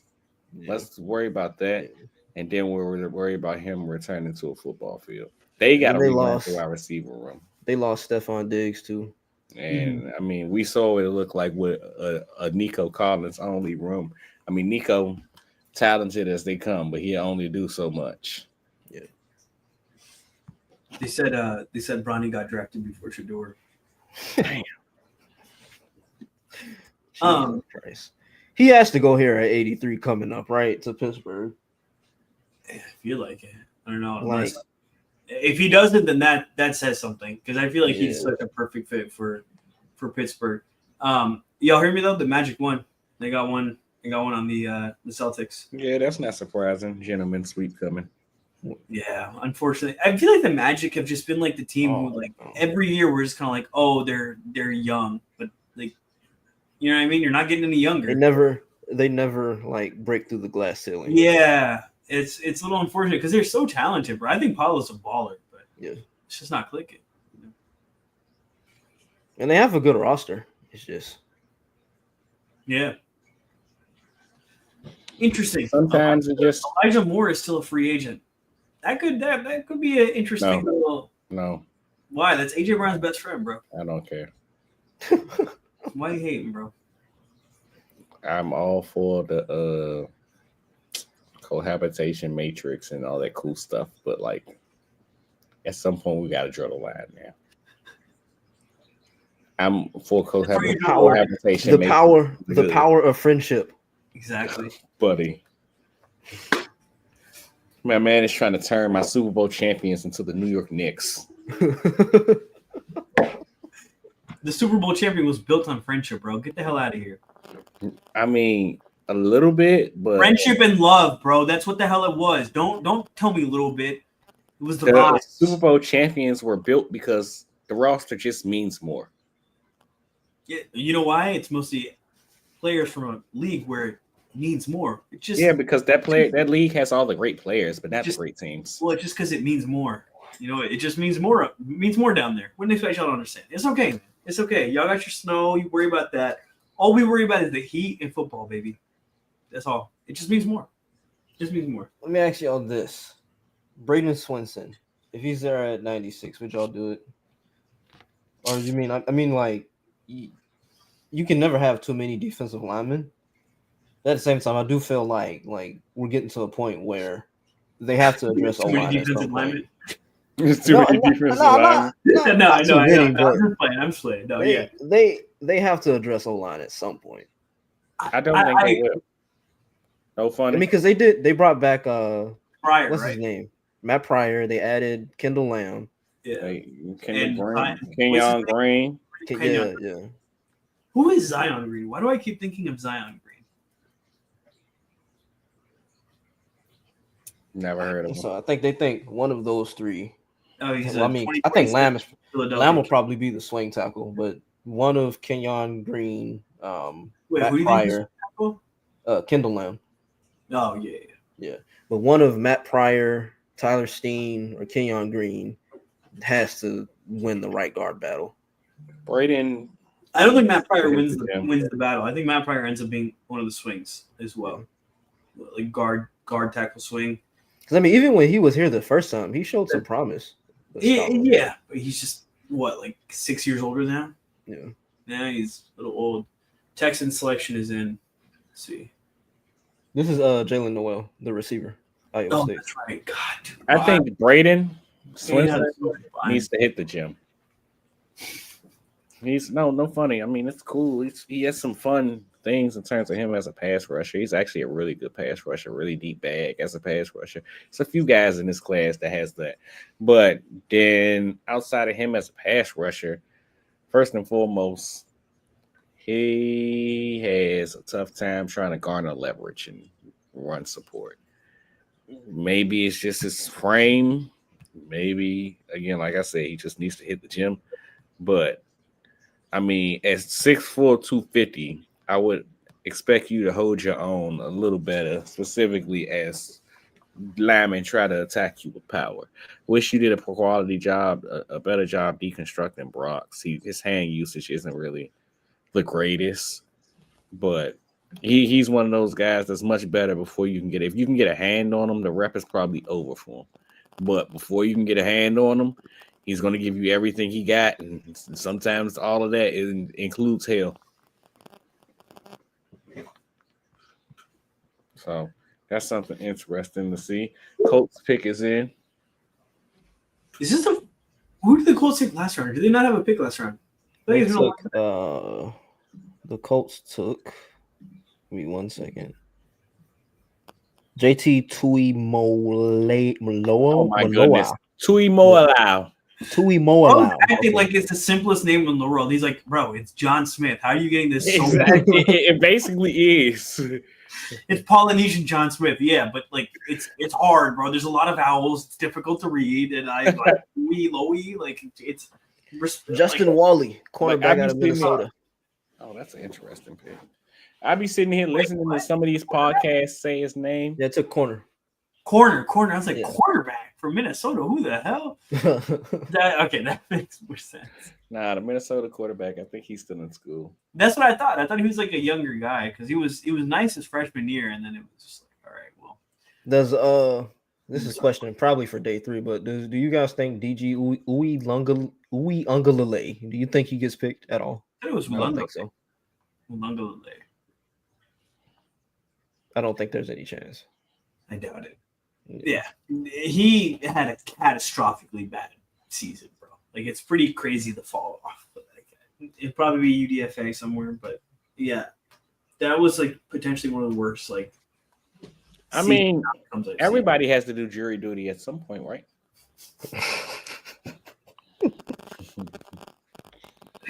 That's crazy. Hey, buddy. Heard the oil rig is hiring. Man said he was gonna get picked. I mean, we all get picked. He's like, get your ass to Publix and tell him it's Hey man, not too much. Tell him I know a guy. So there's drama at Publix. It's not always a pleasure. There's like crazy people at Publix. Like there's tea, bro. Oh man. All right. These long ass rounds, bro. This Come whole on, man. What are you doing? We built for this. We do this for years. This is the day of the year we wait. I know. Well, you live for this. I'm on like 4 hours of sleep, and I'm like, okay, now I don't even know any of these players, bro. Like, boy, I got like. What are these names? Chris hours, Paul man. Jr. Is that Chris Paul's son? Does he play basketball? Is he a point guard? Why is he a linebacker? What is going on? Jordan Birch? A birch is a type of tree. What am I doing? He got picked already. Also, he went to the Cardinals. Jordan Birch? Yeah. Oh yeah, that's the last pick. Yeah. Okay. I can't stand the difference in between the TV and the actual updates, bro. Like, come on, can y'all just like update it then? Like, why do we need to wait the full time for Roger Goodell to get his rocks off? Freaking clown. Well, it's not always Roger Goodell. You know, always sometimes they be asking people. They be having teams. They be having guests say the picks. Sometimes they got a Make-A-Wish child say it. A little bit of everything. Get him out there faster. Stop wasting my time. I want to know who the Eagles pick. All right, and now I have to wait, what? 16 picks? What do we think Tennessee does here? They said Jerry Jones did the Trump dance and his guy. Bengals took Dylan Fairchild, guard out of Georgia. Well, at least they addressed their O-line. Tennessee's pick is in. Rap is still tweeting about the Texans, bro. Come on, man. All right, 83 coming up here with Pittsburgh. This has to be the Shedeur Landon spot. Bro, it has to be, man. Bro has said that every single round. But if he doesn't go here, where? At that point, it's just like there is something else that we don't know. Like if the Steelers and Mike Tomlin and them don't take him, because I understand round one maybe is something, but third round, if he's not getting taken, then there's like, I mean, he went in those interviews and told them all to like just go after themselves. So, like, I don't know what the hell it was. Like it's crazy. He went into interviews like Richard Sherman on First Take. The memes have been hilarious, bro. The memeability has been. I'm better than you. That's why. You know, you put Stanford graduate, all-pro quarterback next to my name every time you say it. Just for Skip Bayless to be the least problematic person from that original show, with him and Mason Taylor's auntie. Not too much. Not too much. Hey, bro.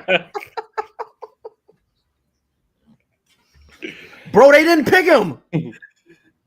Who'd they take? They took a running back. There's something going on then, bro. He was like, I don't know. Caleb Johnson didn't want him. I don't know what to say. Ooh. Bro, where does he go? Works, but do you like the big Quell? Is that what you're saying? I mean, it works out. I kind of wish he would have went like to a more pure zone scheme. And I mean, to an extent, Arthur Smith is a zone scheme. But like, Ooh, brother. Yeah, that kind of. I was hoping more along the lines of like San Francisco or freaking the Rams, the Bengals, something. Gracious. Jesus Christ, man. I don't know where he goes. Home at this point. He's already home. Home is crazy. He said home at this point. Wherever the draft party is at, it's canceled. Man. Man. Oh, okay. I was like, Harold Landry. There's no way there's a second Harold Landry. Well, actually, there is, because he's Harold Landry the third. So there's a Harold Landry Jr. and a senior. You just never know. Hey, what would you guys think about if you guys had multiple sons doing a Ricky Council the Fourth type of situation? You guys do it? No.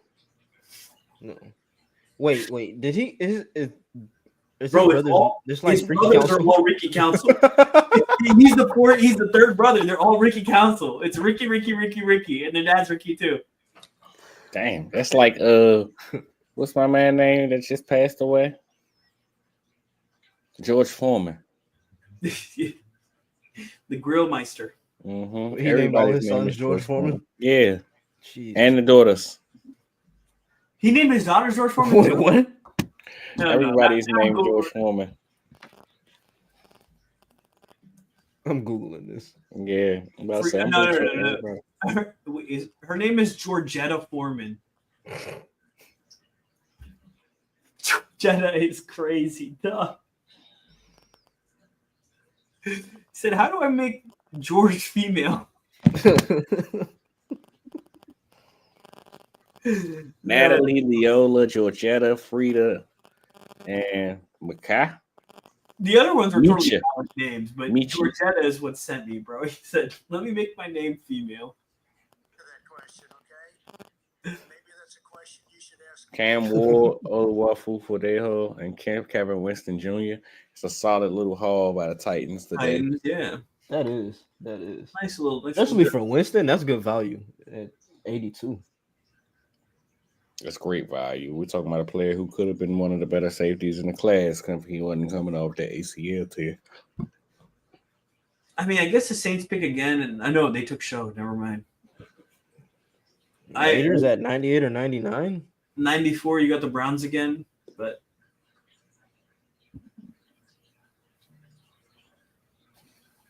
Man, I thought he was at least a third round prospect. So I'm officially surprised now. I didn't think he was like first round, second round. I thought he could get picked. Third round is definitely surprising. That just tells me that there is something to the calculation that we're not seeing or understanding. I don't know. Quell, so who's your best player left, bro? Is it Gunnar Helm? okay, wait. Give me one. Yeah, I'm about to say, talk to me, P. Landon Jackson is off the board. Is Elick Ayo Manor? Is he still there? Yes, he's he still is. available. Yeah. Let me go to the first one though. I think everyone here is gone. Yeah, everyone there is gone. Xavier Watts is still here, right? Oh, what? Xavier Watts still on the board? There. Yeah, he decided to take Makuba over Watts. Yeah. So Xavier Watts. What's Shador? Yeah. Shador. I meant Eagles specific. I think they go tackle or tight end here. You want them to push Jalen like they push Carson, Pierre? So you feel that? I think it's tackle or tight end for the Eagles here coming up at 96. I'm surprised Xavier Watts is still on the board here. Where did you think he would go, bro?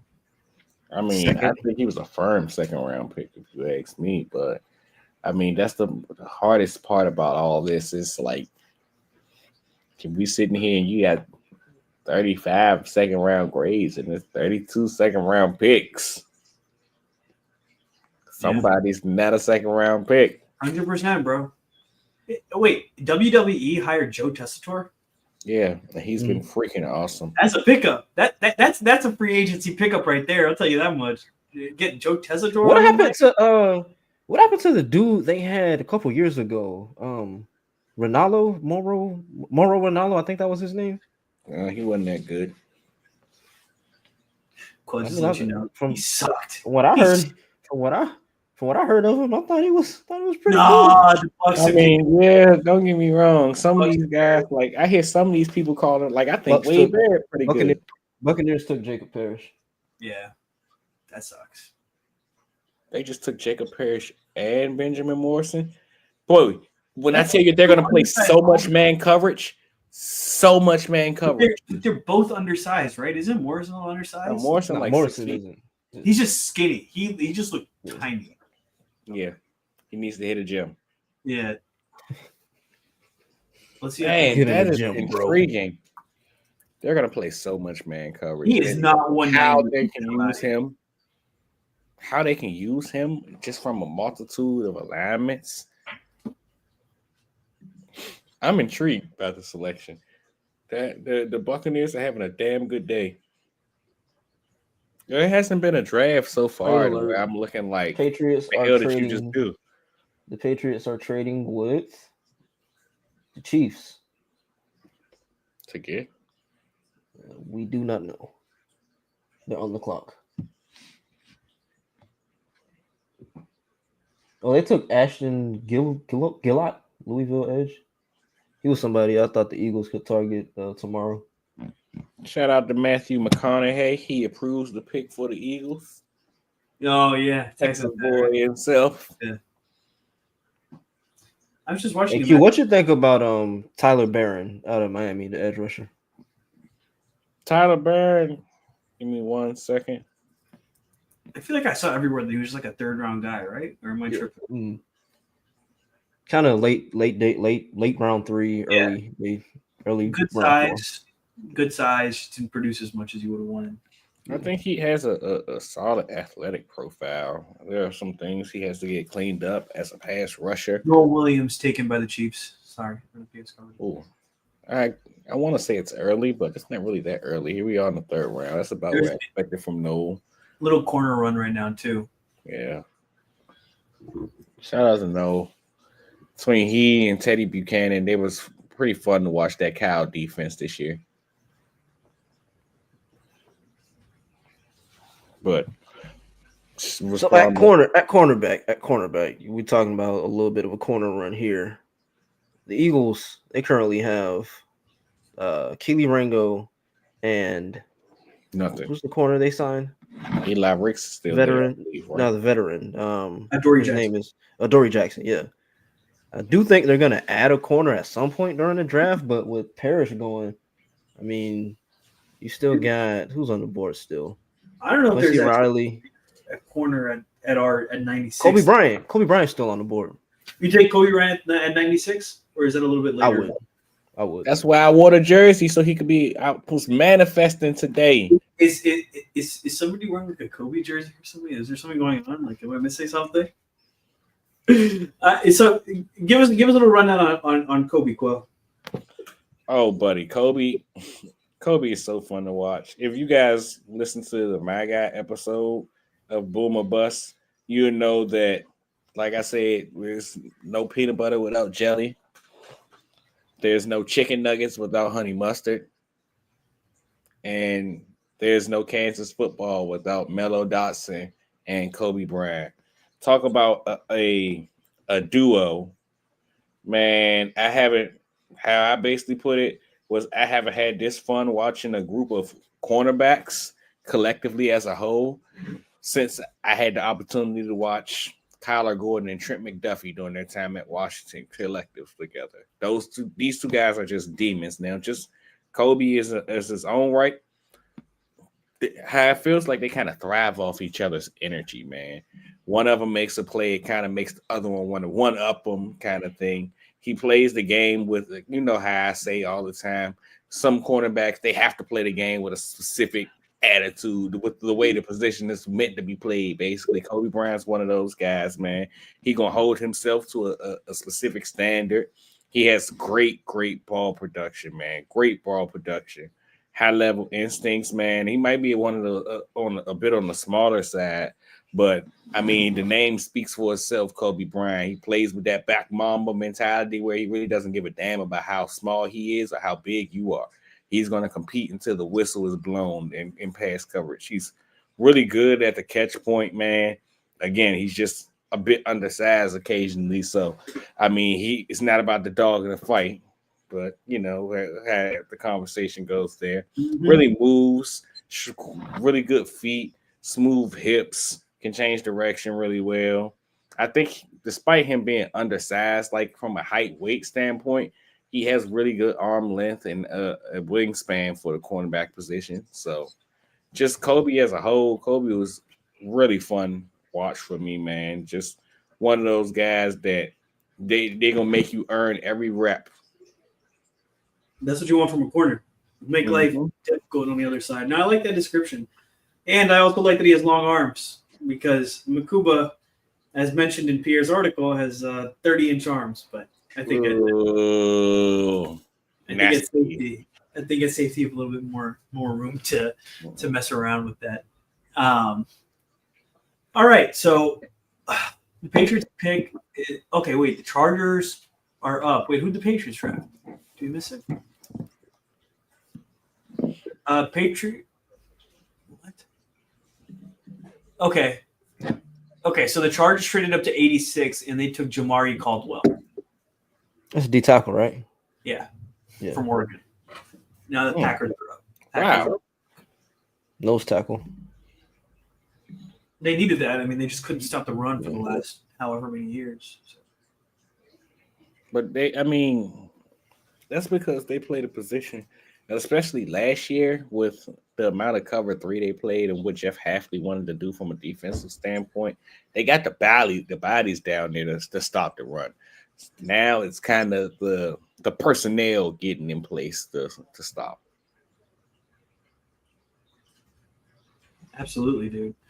This feels like they're getting the personnel to match Jim Harbaugh's attitude, right? Mhm. It's like you just get those tough, nasty players. Sorry, Pierre, I didn't mean to interrupt you, bro. Oh no, you good. We're at pick 87. About what is Like that? what, 12 picks away or so?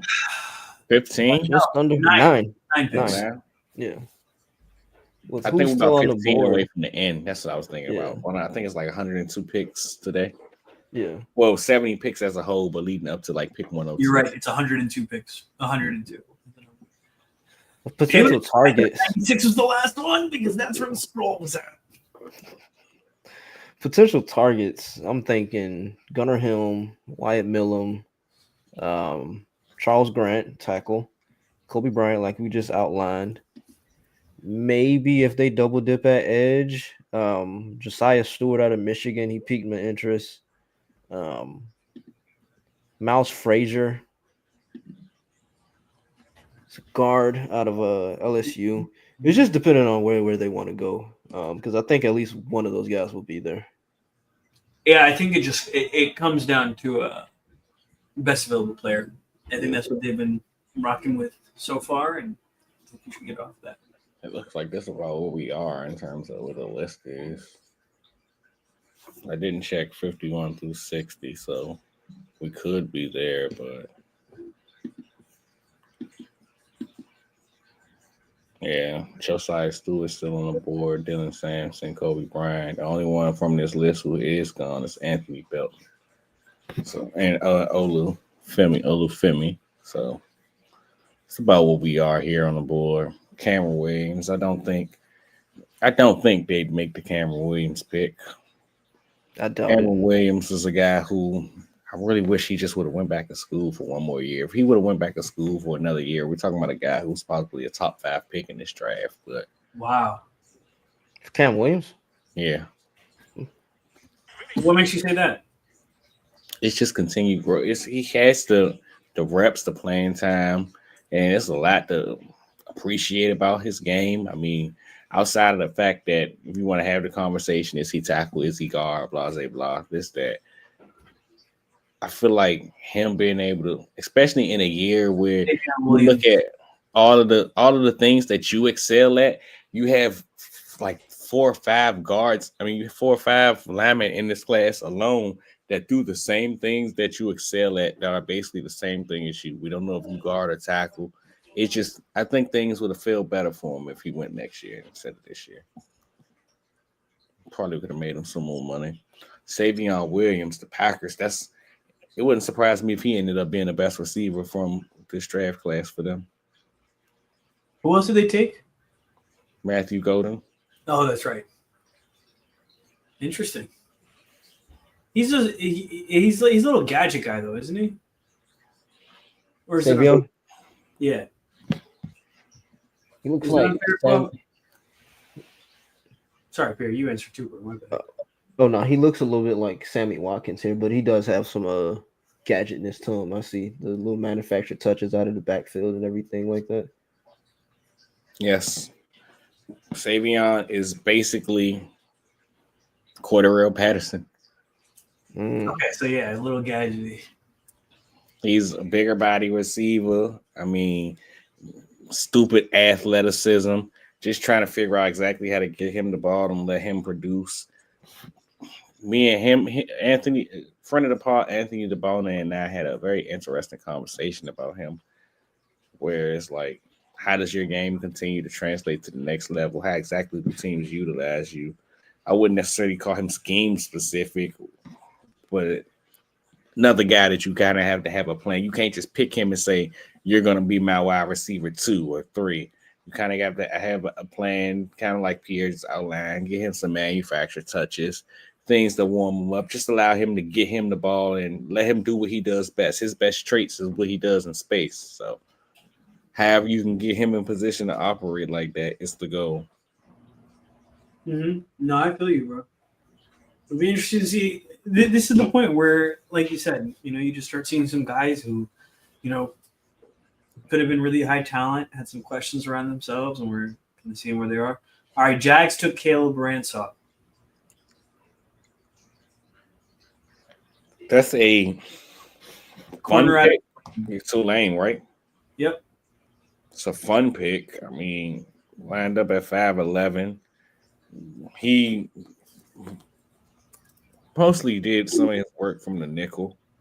Now he's an excellent tackler. He's a little bit of a man and zone cover corner. Wouldn't necessarily say I project him to be well at any other place. I mean, it like in either of the two. If I did use him in man coverage, it would probably be an impressed man instead of off coverage. He plays a little bit of that dog in him, for lack of a better term. His short area quickness is what stands out. When he's able to put his foot in the ground and drive on the football, when he's beat quick on slants or some of these quicker routes, he's shown the ability to recover quickly, things of that nature. And I mean, like I mentioned, he kind of just wants to be involved in terms of him and as a run blocker. Now, how exactly does that translate to the next level? It's interesting. I mean, I don't see a world where he plays any outside snaps. He's probably exclusively a nickel corner. Now, nickel corner, we've seen what Cooper was able to do. Like it raises an interesting question because guys like Cooper, guys like Jahdae Barron in this class, they've proven that the nickel cornerback spot is very important in today's level at the NFL. But do you think the league values what they can do because of the versatility of them being able to play inside and out, or is it just because of what they bring to the nickel cornerback position? And right now, when you have a conversation, we hear about Ransaw, it's just about what he brings to the nickel cornerback position. I don't think it's because he can play inside and out. So how does that affect the conversation about how teams feel about him is the question. Somebody said no one showed up to Shador's birthday party. That has to be the reason why they haven't picked him yet. He must have had same agent that's Cuz. Jacksonville took Wyatt Millum. Did Jacksonville just pick twice? It felt it did. In like a couple picks, right? I'm about to say, didn't they? Ain't they the ones who just draft Caleb? They took Ransaw. Yeah. Oh, they picked back to back, 88, 89. Interesting. That means they moved up for 89. And the Eagles are 6 picks away. Six picks away, brother. And we are 12 picks from the end of the draft for tonight. End of the third round. I said for tonight, bro. Jeez. Well, that'll be the dreaming process, though. I mean, of course, if you guys want any information on day 3 or some of the picks coming in, then you could always check us out on social media. We'll be active on our page or the Philly Blitz page, all things of that nature. But we have definitely endless content and thoughts about how the draft continues to go through.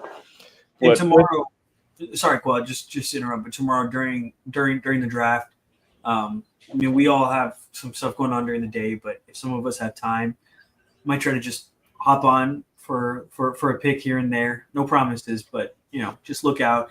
It could be actually, something I'm thinking out loud right now, but we could just, get into Twitter Spaces during a pick. If you listeners have any interest in that, just let us know. We'd be happy to do that. Eagles make a pick. Well, so that's what I'm saying. For the Eagles picks, we can get a Spaces going and hear from the people as well. I think that could be fun. So let us know if you all have any interest in that. But just in general, as we are about 12 picks from outside the end of the day 2 of the streaming coverage and our live streaming coverage. Guys, always, I got to take the opportunity to thank Parth, thank Pierre. Appreciate all the hard work you guys put in throughout the process. Appreciate the platform that you provide me with, Pierre, to be able to do all this cool stuff. It feels like each year we figure out a way to improve. We went from just dropping the draft board and people were like, damn, that's a very detailed draft board, to now look over and we got graphics up here. It's a lot of great things going on in the Philly Blitz, man, and it's an honor and privilege to be a part of it. So I appreciate you, like I said, for giving me this platform, allowed me to kind of run rampant during draft season the way I do, man. I know it ain't easy. I be running around like Pac during this time of year, man. Hey, my man puts up with a lot of my bullshit, so it's always worth the appreciation. Listen, Pierre, 100% started this, bro. But you have been a crucial part of building. This is years of hard work, and I feel like we just get emotional every goddamn draft stream. But hey, you make us stay on the draft for freaking 4 hours, and you try to see what happens. But I mean, it really just comes down to that. Like we all like.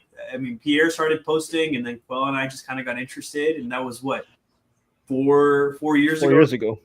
And since then, it's grown, and it's like everyone. I think the thing about this team that I appreciate, and it's interesting because we've gone through multiple people on the team. You know, there's been a lot of turnover, but it's just like it came down to like we love this shit.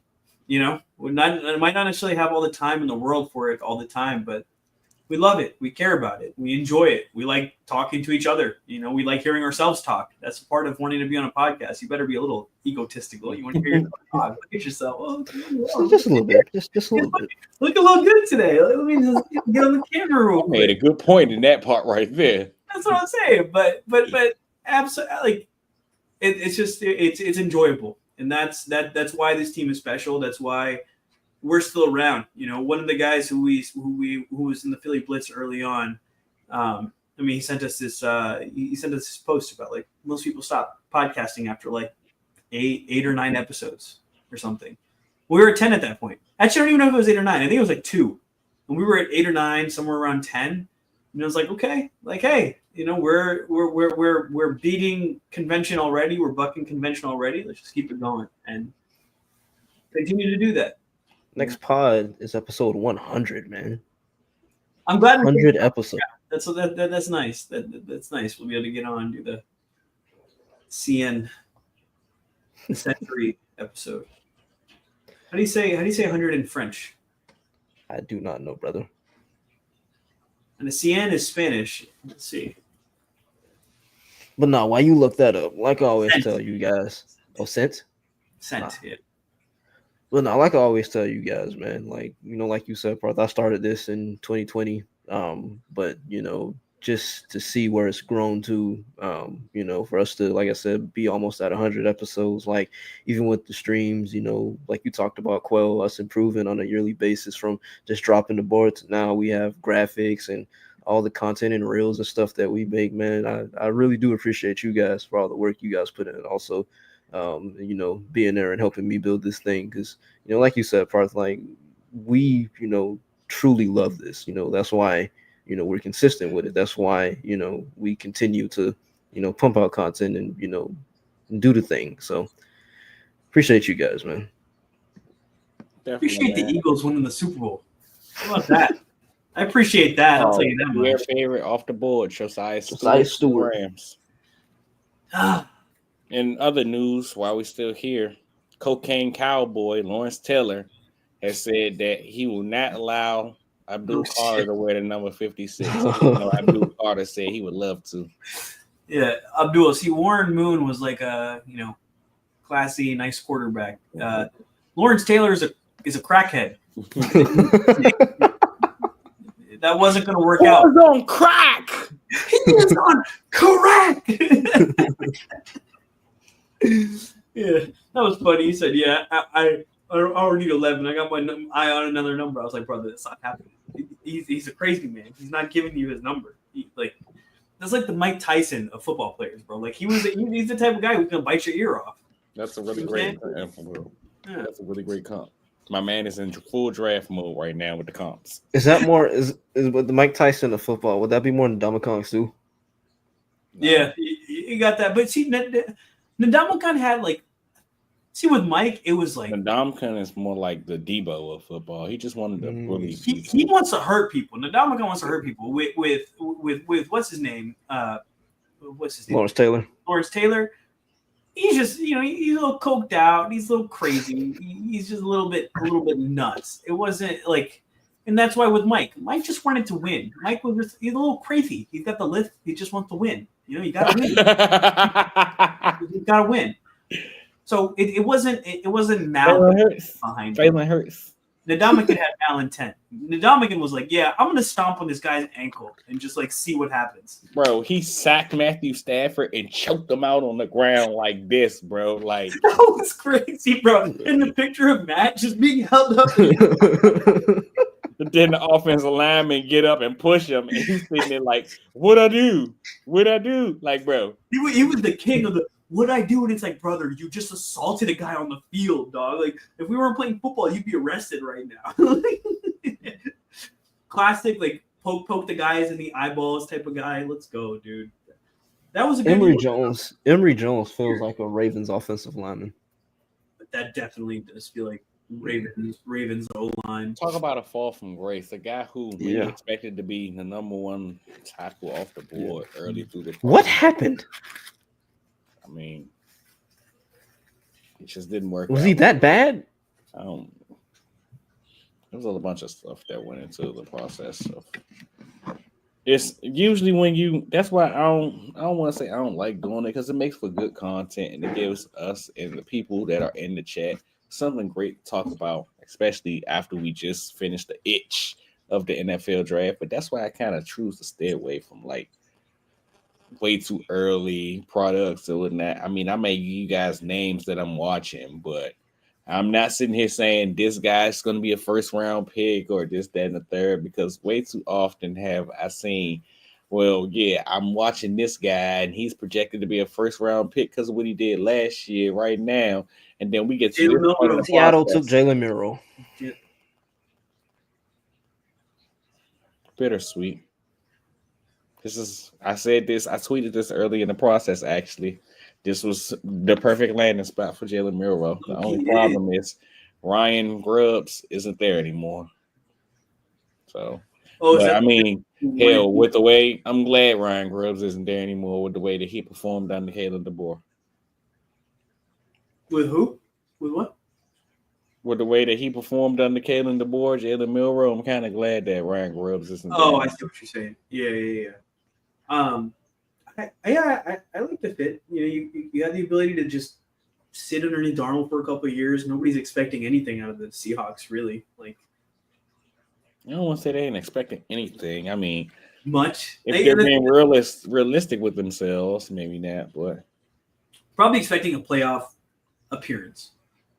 I think that's not a win. Just get there. Not a win, an appearance. I spoke very clearly for a reason. Like, you're bringing in Sam Darnold, and he had a magical season. I mean, your other big pickup of the offseason was Cooper Kupp, right? But there's just not been. Quell, you're on mute, I think, bro. Not much done otherwise to address O-line and other issues on the team, because Zabel.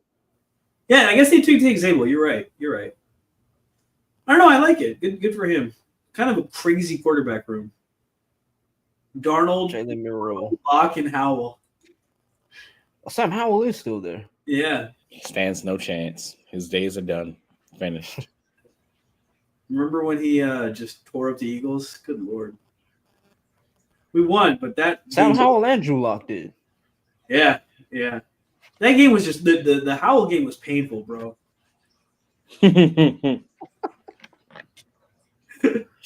Man, Drew Lock walked us down.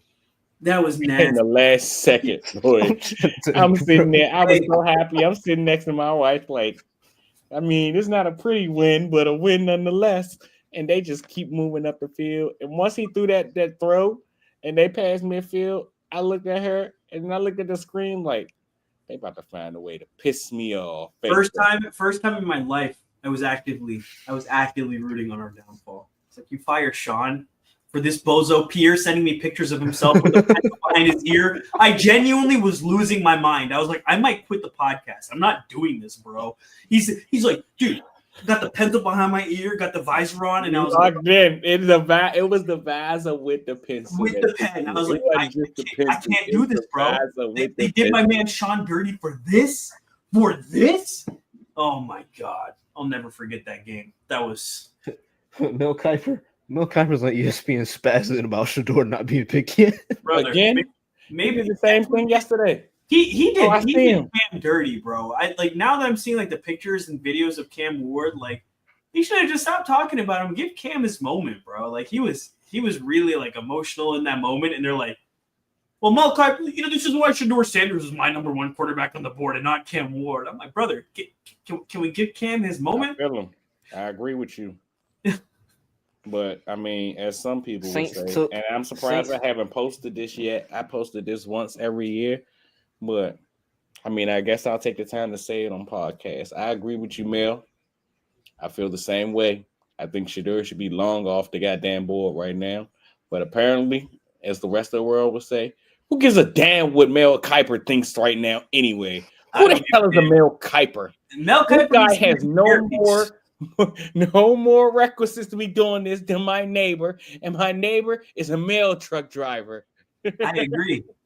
The only prerequisite Mel Kiper has is an insane hairpiece, bro. Just go bald. It's okay. We're okay with bald people. You don't need to do this ridiculous wig. His hair is nuts. It's insane. It's like 6 feet high, his hair. It's just like, oh, hey, I'm Mel Kiper. I'm insane, and I just talk like this all the time. The Saints took my favorite player. The Saints took my favorite player in the draft, Jonas Sinker. Man, that's pretty early for Jonah. I don't think so, brother. I would have taken him at one overall. That's basically what he's saying. Like, you don't think so? I mean, I think he should have been gone if you ask me. I would have took him at 64. Hell no. Yeah, that is hella early. Is Xavier Watts still on the board? Yeah. Yeah. Hell no.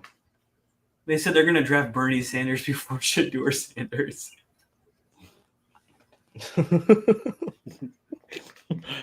It went over your head for a second, Pierre. It clicked. That one was funny, man. If the Browns don't take him, like I keep saying it because it's like he's getting cooked, bro. Michael Thomas is tweeting about him. Michael Thomas, who's no longer in the league, slant man. Wait, what did he say? No, because this was messed up, bro. Someone like fake called him about the draft and was like, "You're gonna be waiting long." Like that's messed up, bro. No reason to do that. But Michael Thomas quote tweets it. He's like, "Nah, they have to cut the cameras off now." That's not right. It's like, brother, shouldn't you be training somewhere?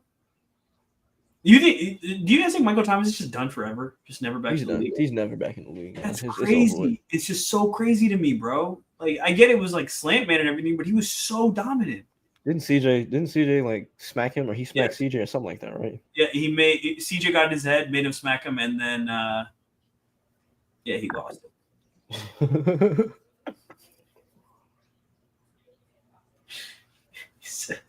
Yeah, this is my cousin who's a Bama fan. Not much going on for y'all this year, so hope you enjoyed it, bud. Back to poverty for you. All right, pal. Get out of my face. Bama fans. All right, man. They need to hurry up with this draft because we're getting to the point where even I don't have anything to say. And, when I don't have anything to say, that means it's getting dry. All right, Sanker is gone. All right, Browns.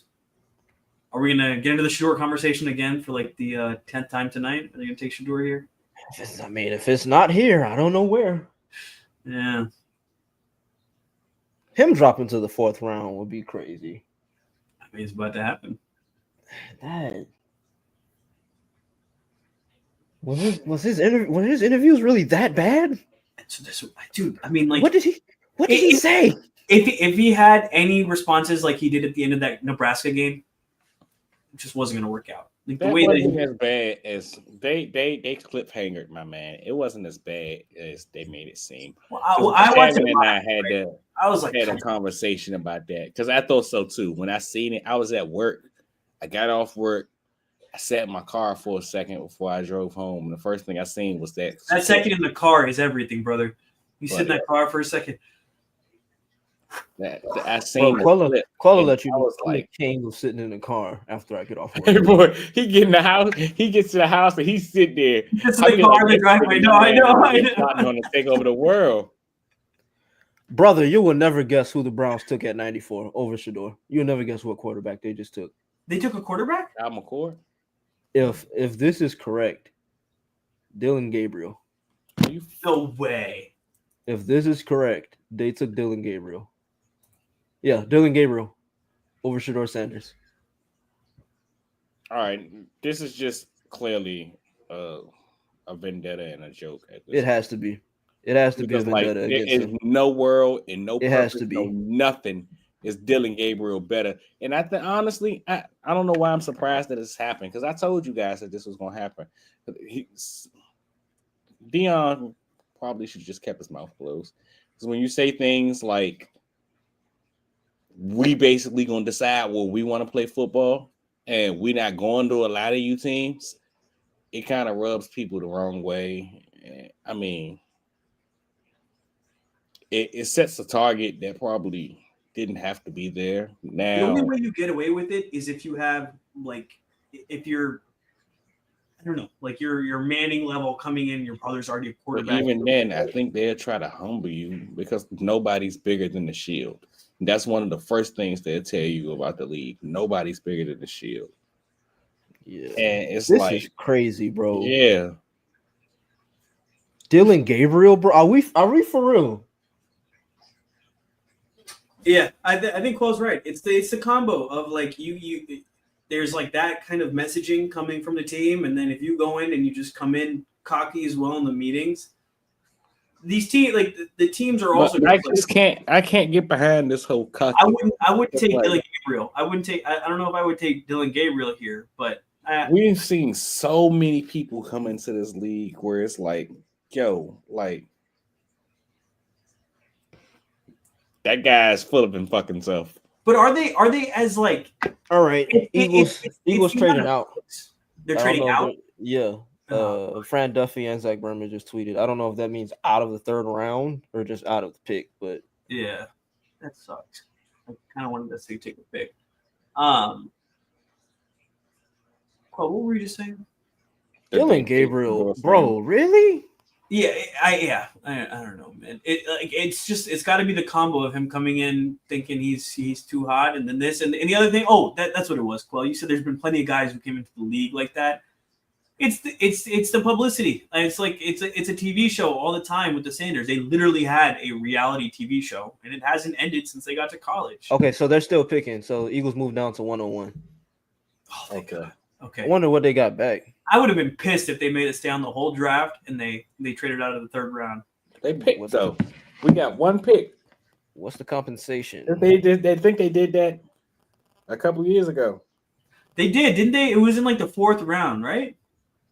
No, I think it was the third round. They picked somebody in the second, and then we talked all the time about the second round pick, and then just like, yeah, we're not picking no third round pick.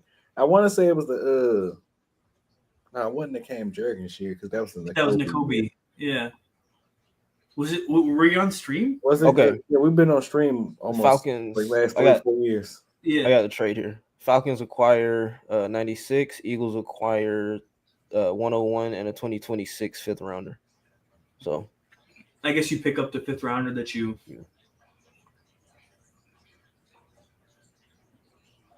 I think it was the. We wobbled away. Was it the Nolan Smith trade? The Nolan Smith year? Because I think we traded our third to get up to Nolan Smith. I think so. I can't believe this though, man. He said, "Hey, babe, you sure you can go multiple rounds?" And they just got the picture of Shador. Come on, man. I can't believe this, man. Dylan Gabriel, bro. Like, let's be for real. Dylan Gabriel. Yeah. He has to really be an asshole, bro. Like they all. I wouldn't even go. I don't even know if it's that. It just seems like the league, like we said, they have some sort of vendetta against them. Why? It's not. It's never just like, oh, they just have a vendetta. We just don't like him. We know why. We know why. Why? Because they're. I mean, it can be perceived as arrogant. They're confident. They're confident black men. Like it's because he's black. There have been 2 other black quarterbacks taken before. It's not just that. I don't think you understand the like. It's bigger than that, Parth. Like it's not just because he's black. I don't know how we yes, Jalen Milroe is black too, but Jalen Milroe didn't hold that. They don't. he didn't hold himself to the standard that Shedeur does. What do you mean? It's not holding himself to a standard. Well, no. Can I finish my damn sentence? Can I finish my damn sentence?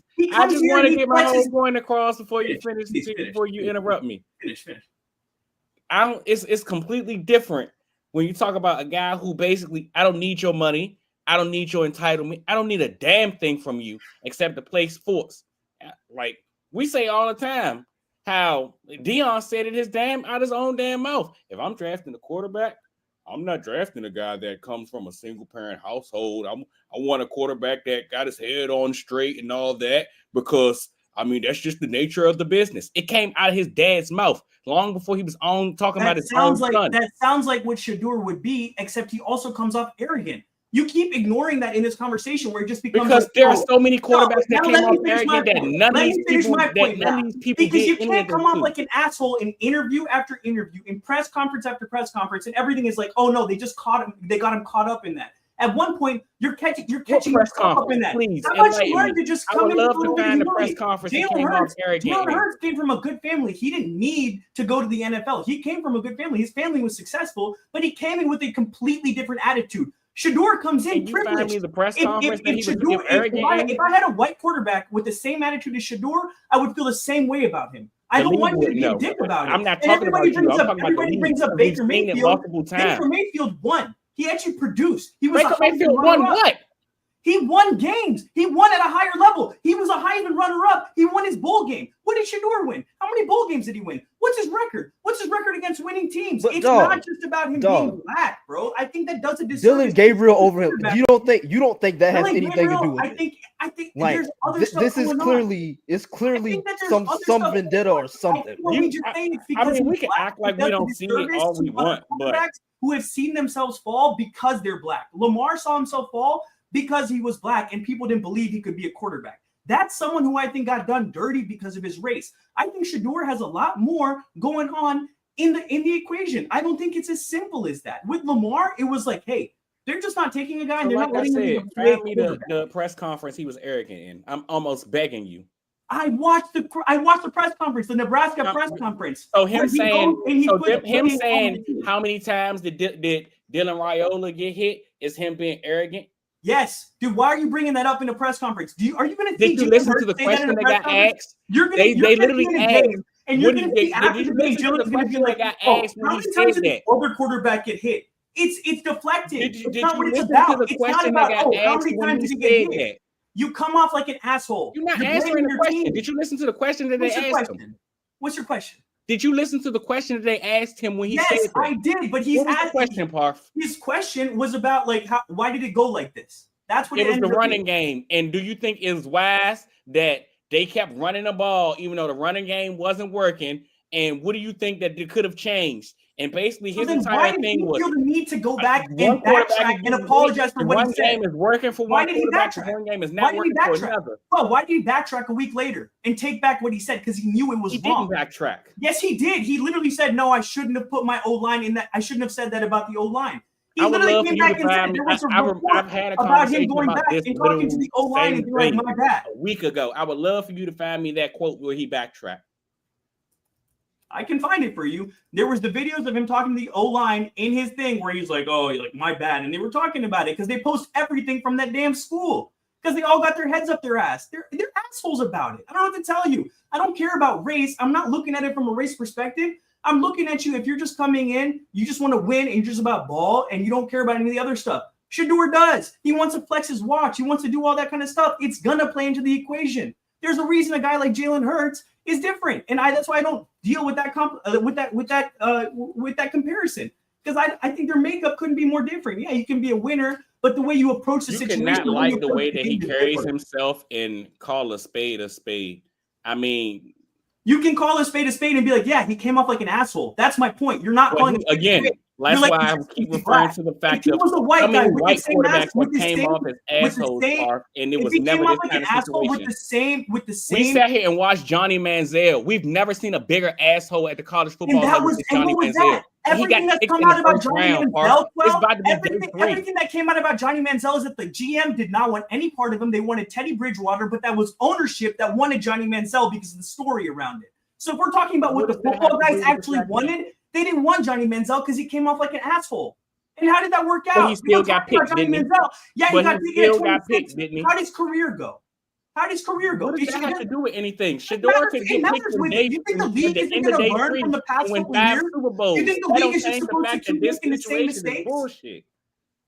I don't know why you wouldn't learn from the past. If you see like, hey, maybe we shouldn't take arrogant guys, I don't think it should matter. And if I'm looking at this objectively, if I see a guy with Shador's resume and with his entitlement, I don't think he's a good quarterback. He thinks he's God's gift to this green earth, and he's 12-13. I don't understand. See, and that right there, you said the point that everybody's trying to make right there. Since when does a guy, because he have entitlement and what he is able to do in terms of a skill set, correlate to him being a good quarterback? Those are two different things. You cannot like the person. If you think you're God's gift to this green earth, you better be damn good. I don't want you to have your head up your ass and think you're better than you are. I think there's a lot to it. And especially being the leader of a team, I want someone who's going to get up there and have the humility to go in front of the older players and humble himself. Shador Sanders doesn't look like that. Shador Sanders has thrown his teammates under the bus at different points. So no, I don't think it's just as simple as, oh, well, he's black, so they just didn't want to see him succeeding. No, dude, there's also other stuff. There's interviews. There's his father. There's no one's above the shield. If a white guy came in with a 12-13 record and comes in like, yeah, I'm the best quarterback here, I'm going to be like, you're full of shit.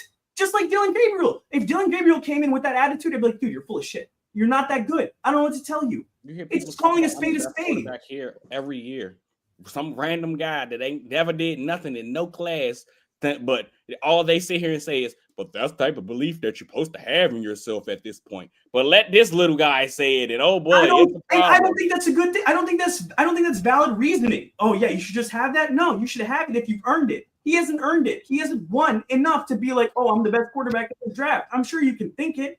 It's not the fact of the matter. If we want to call a spade, it's based on facts, not based on what we think is going on.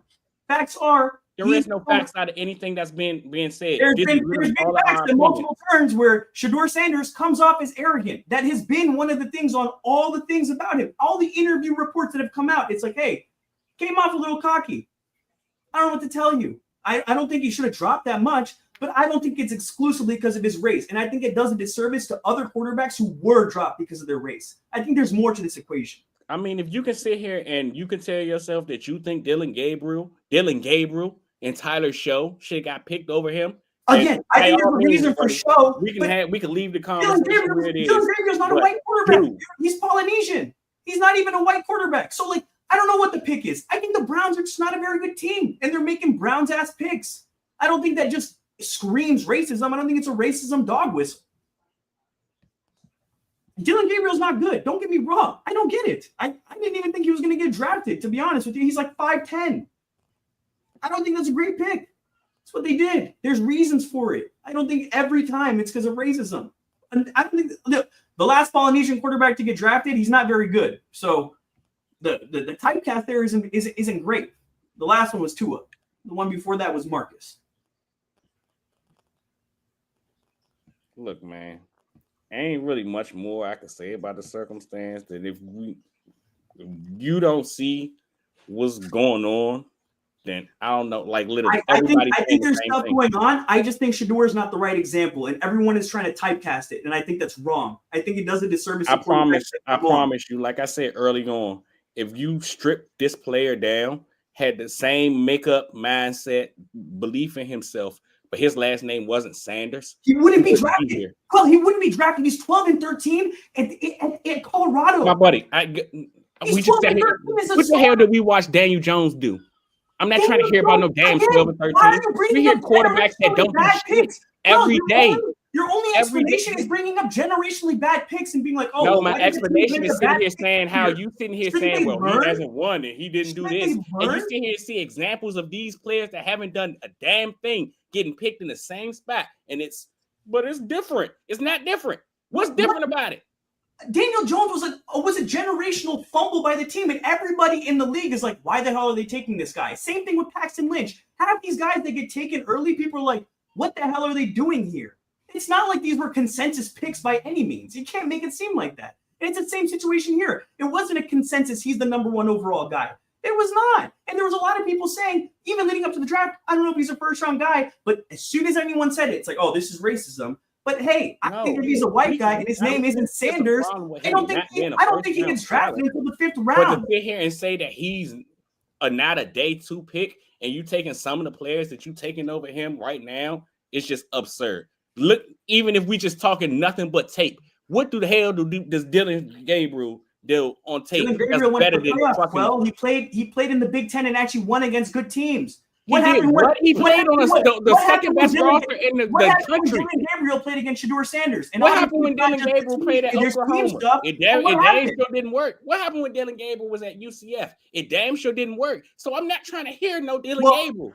Shedeur went and transferred, and then Dylan went and transferred. They played each other after they transferred. Who won?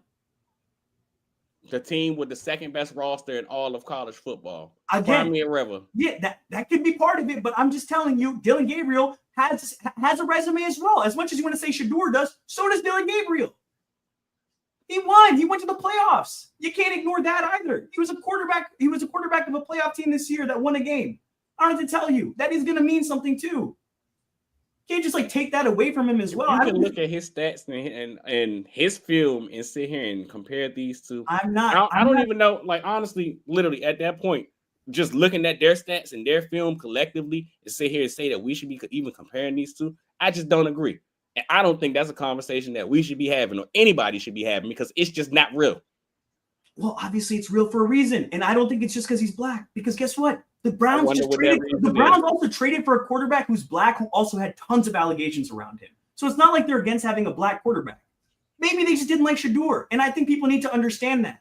Maybe he has a prickly personality. People can understand that.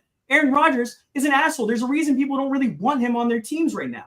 But somehow, some way, he continues to find a home. Aaron Rodgers doesn't have a team right now because Aaron Rodgers ain't signed. Not because nobody wants him. No, he wanted to go to the Vikings, and the Vikings said no because he's an asshole. But you don't think the Giants wanted him, and he took bricks? Why you think the Steelers ain't signed the quarterback yet? Because 9 times out of 10, that's probably going to be his home. Like, buddy, if and when Aaron Rodgers wants a job, he's going to get one. Well, you know what? They don't care about generational quarterback. He a generational prospect at quarterback.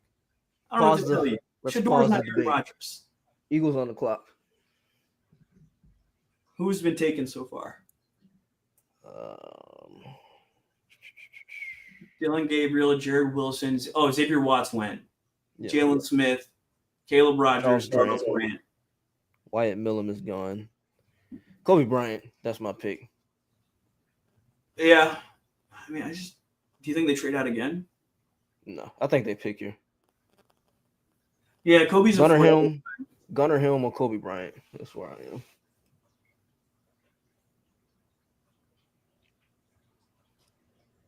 Intriguing David Walker. Okay, they're moving back again. Yeah, there it is. According to Zach Berman.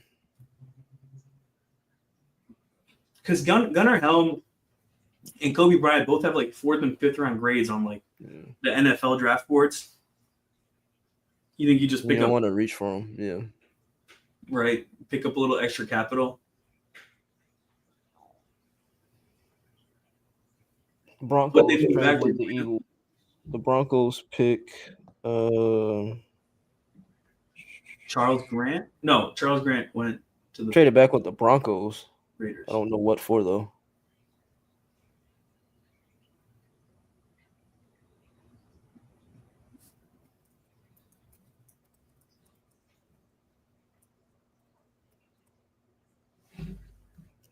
Do we have any word on what the?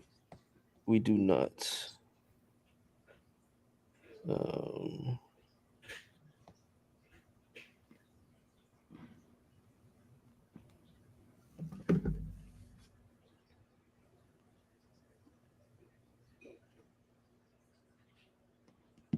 This is from the writer at the Raiders writer at The Athletic.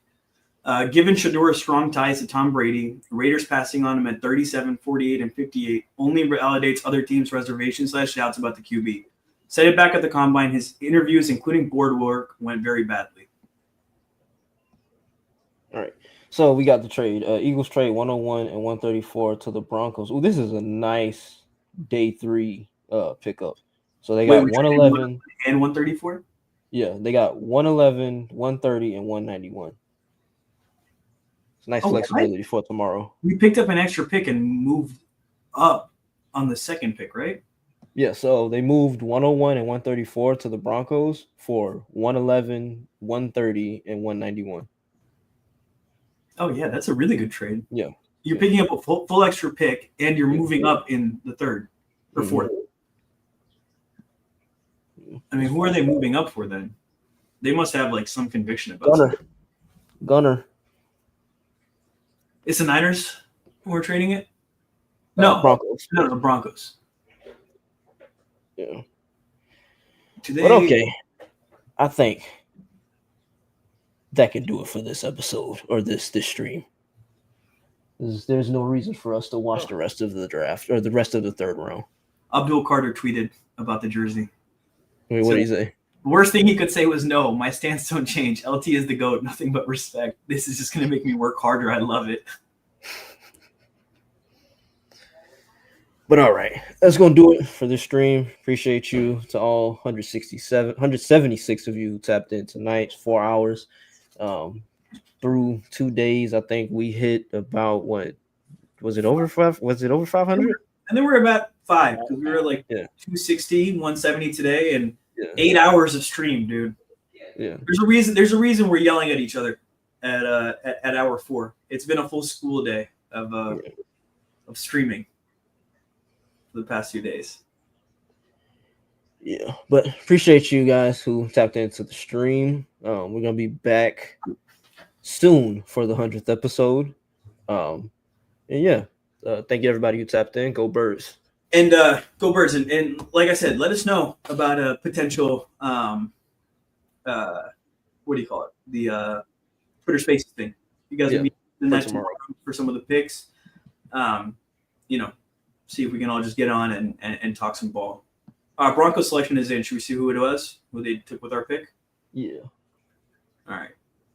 Bronco selection is NFL Chief Football Administrative Officer is announcing it.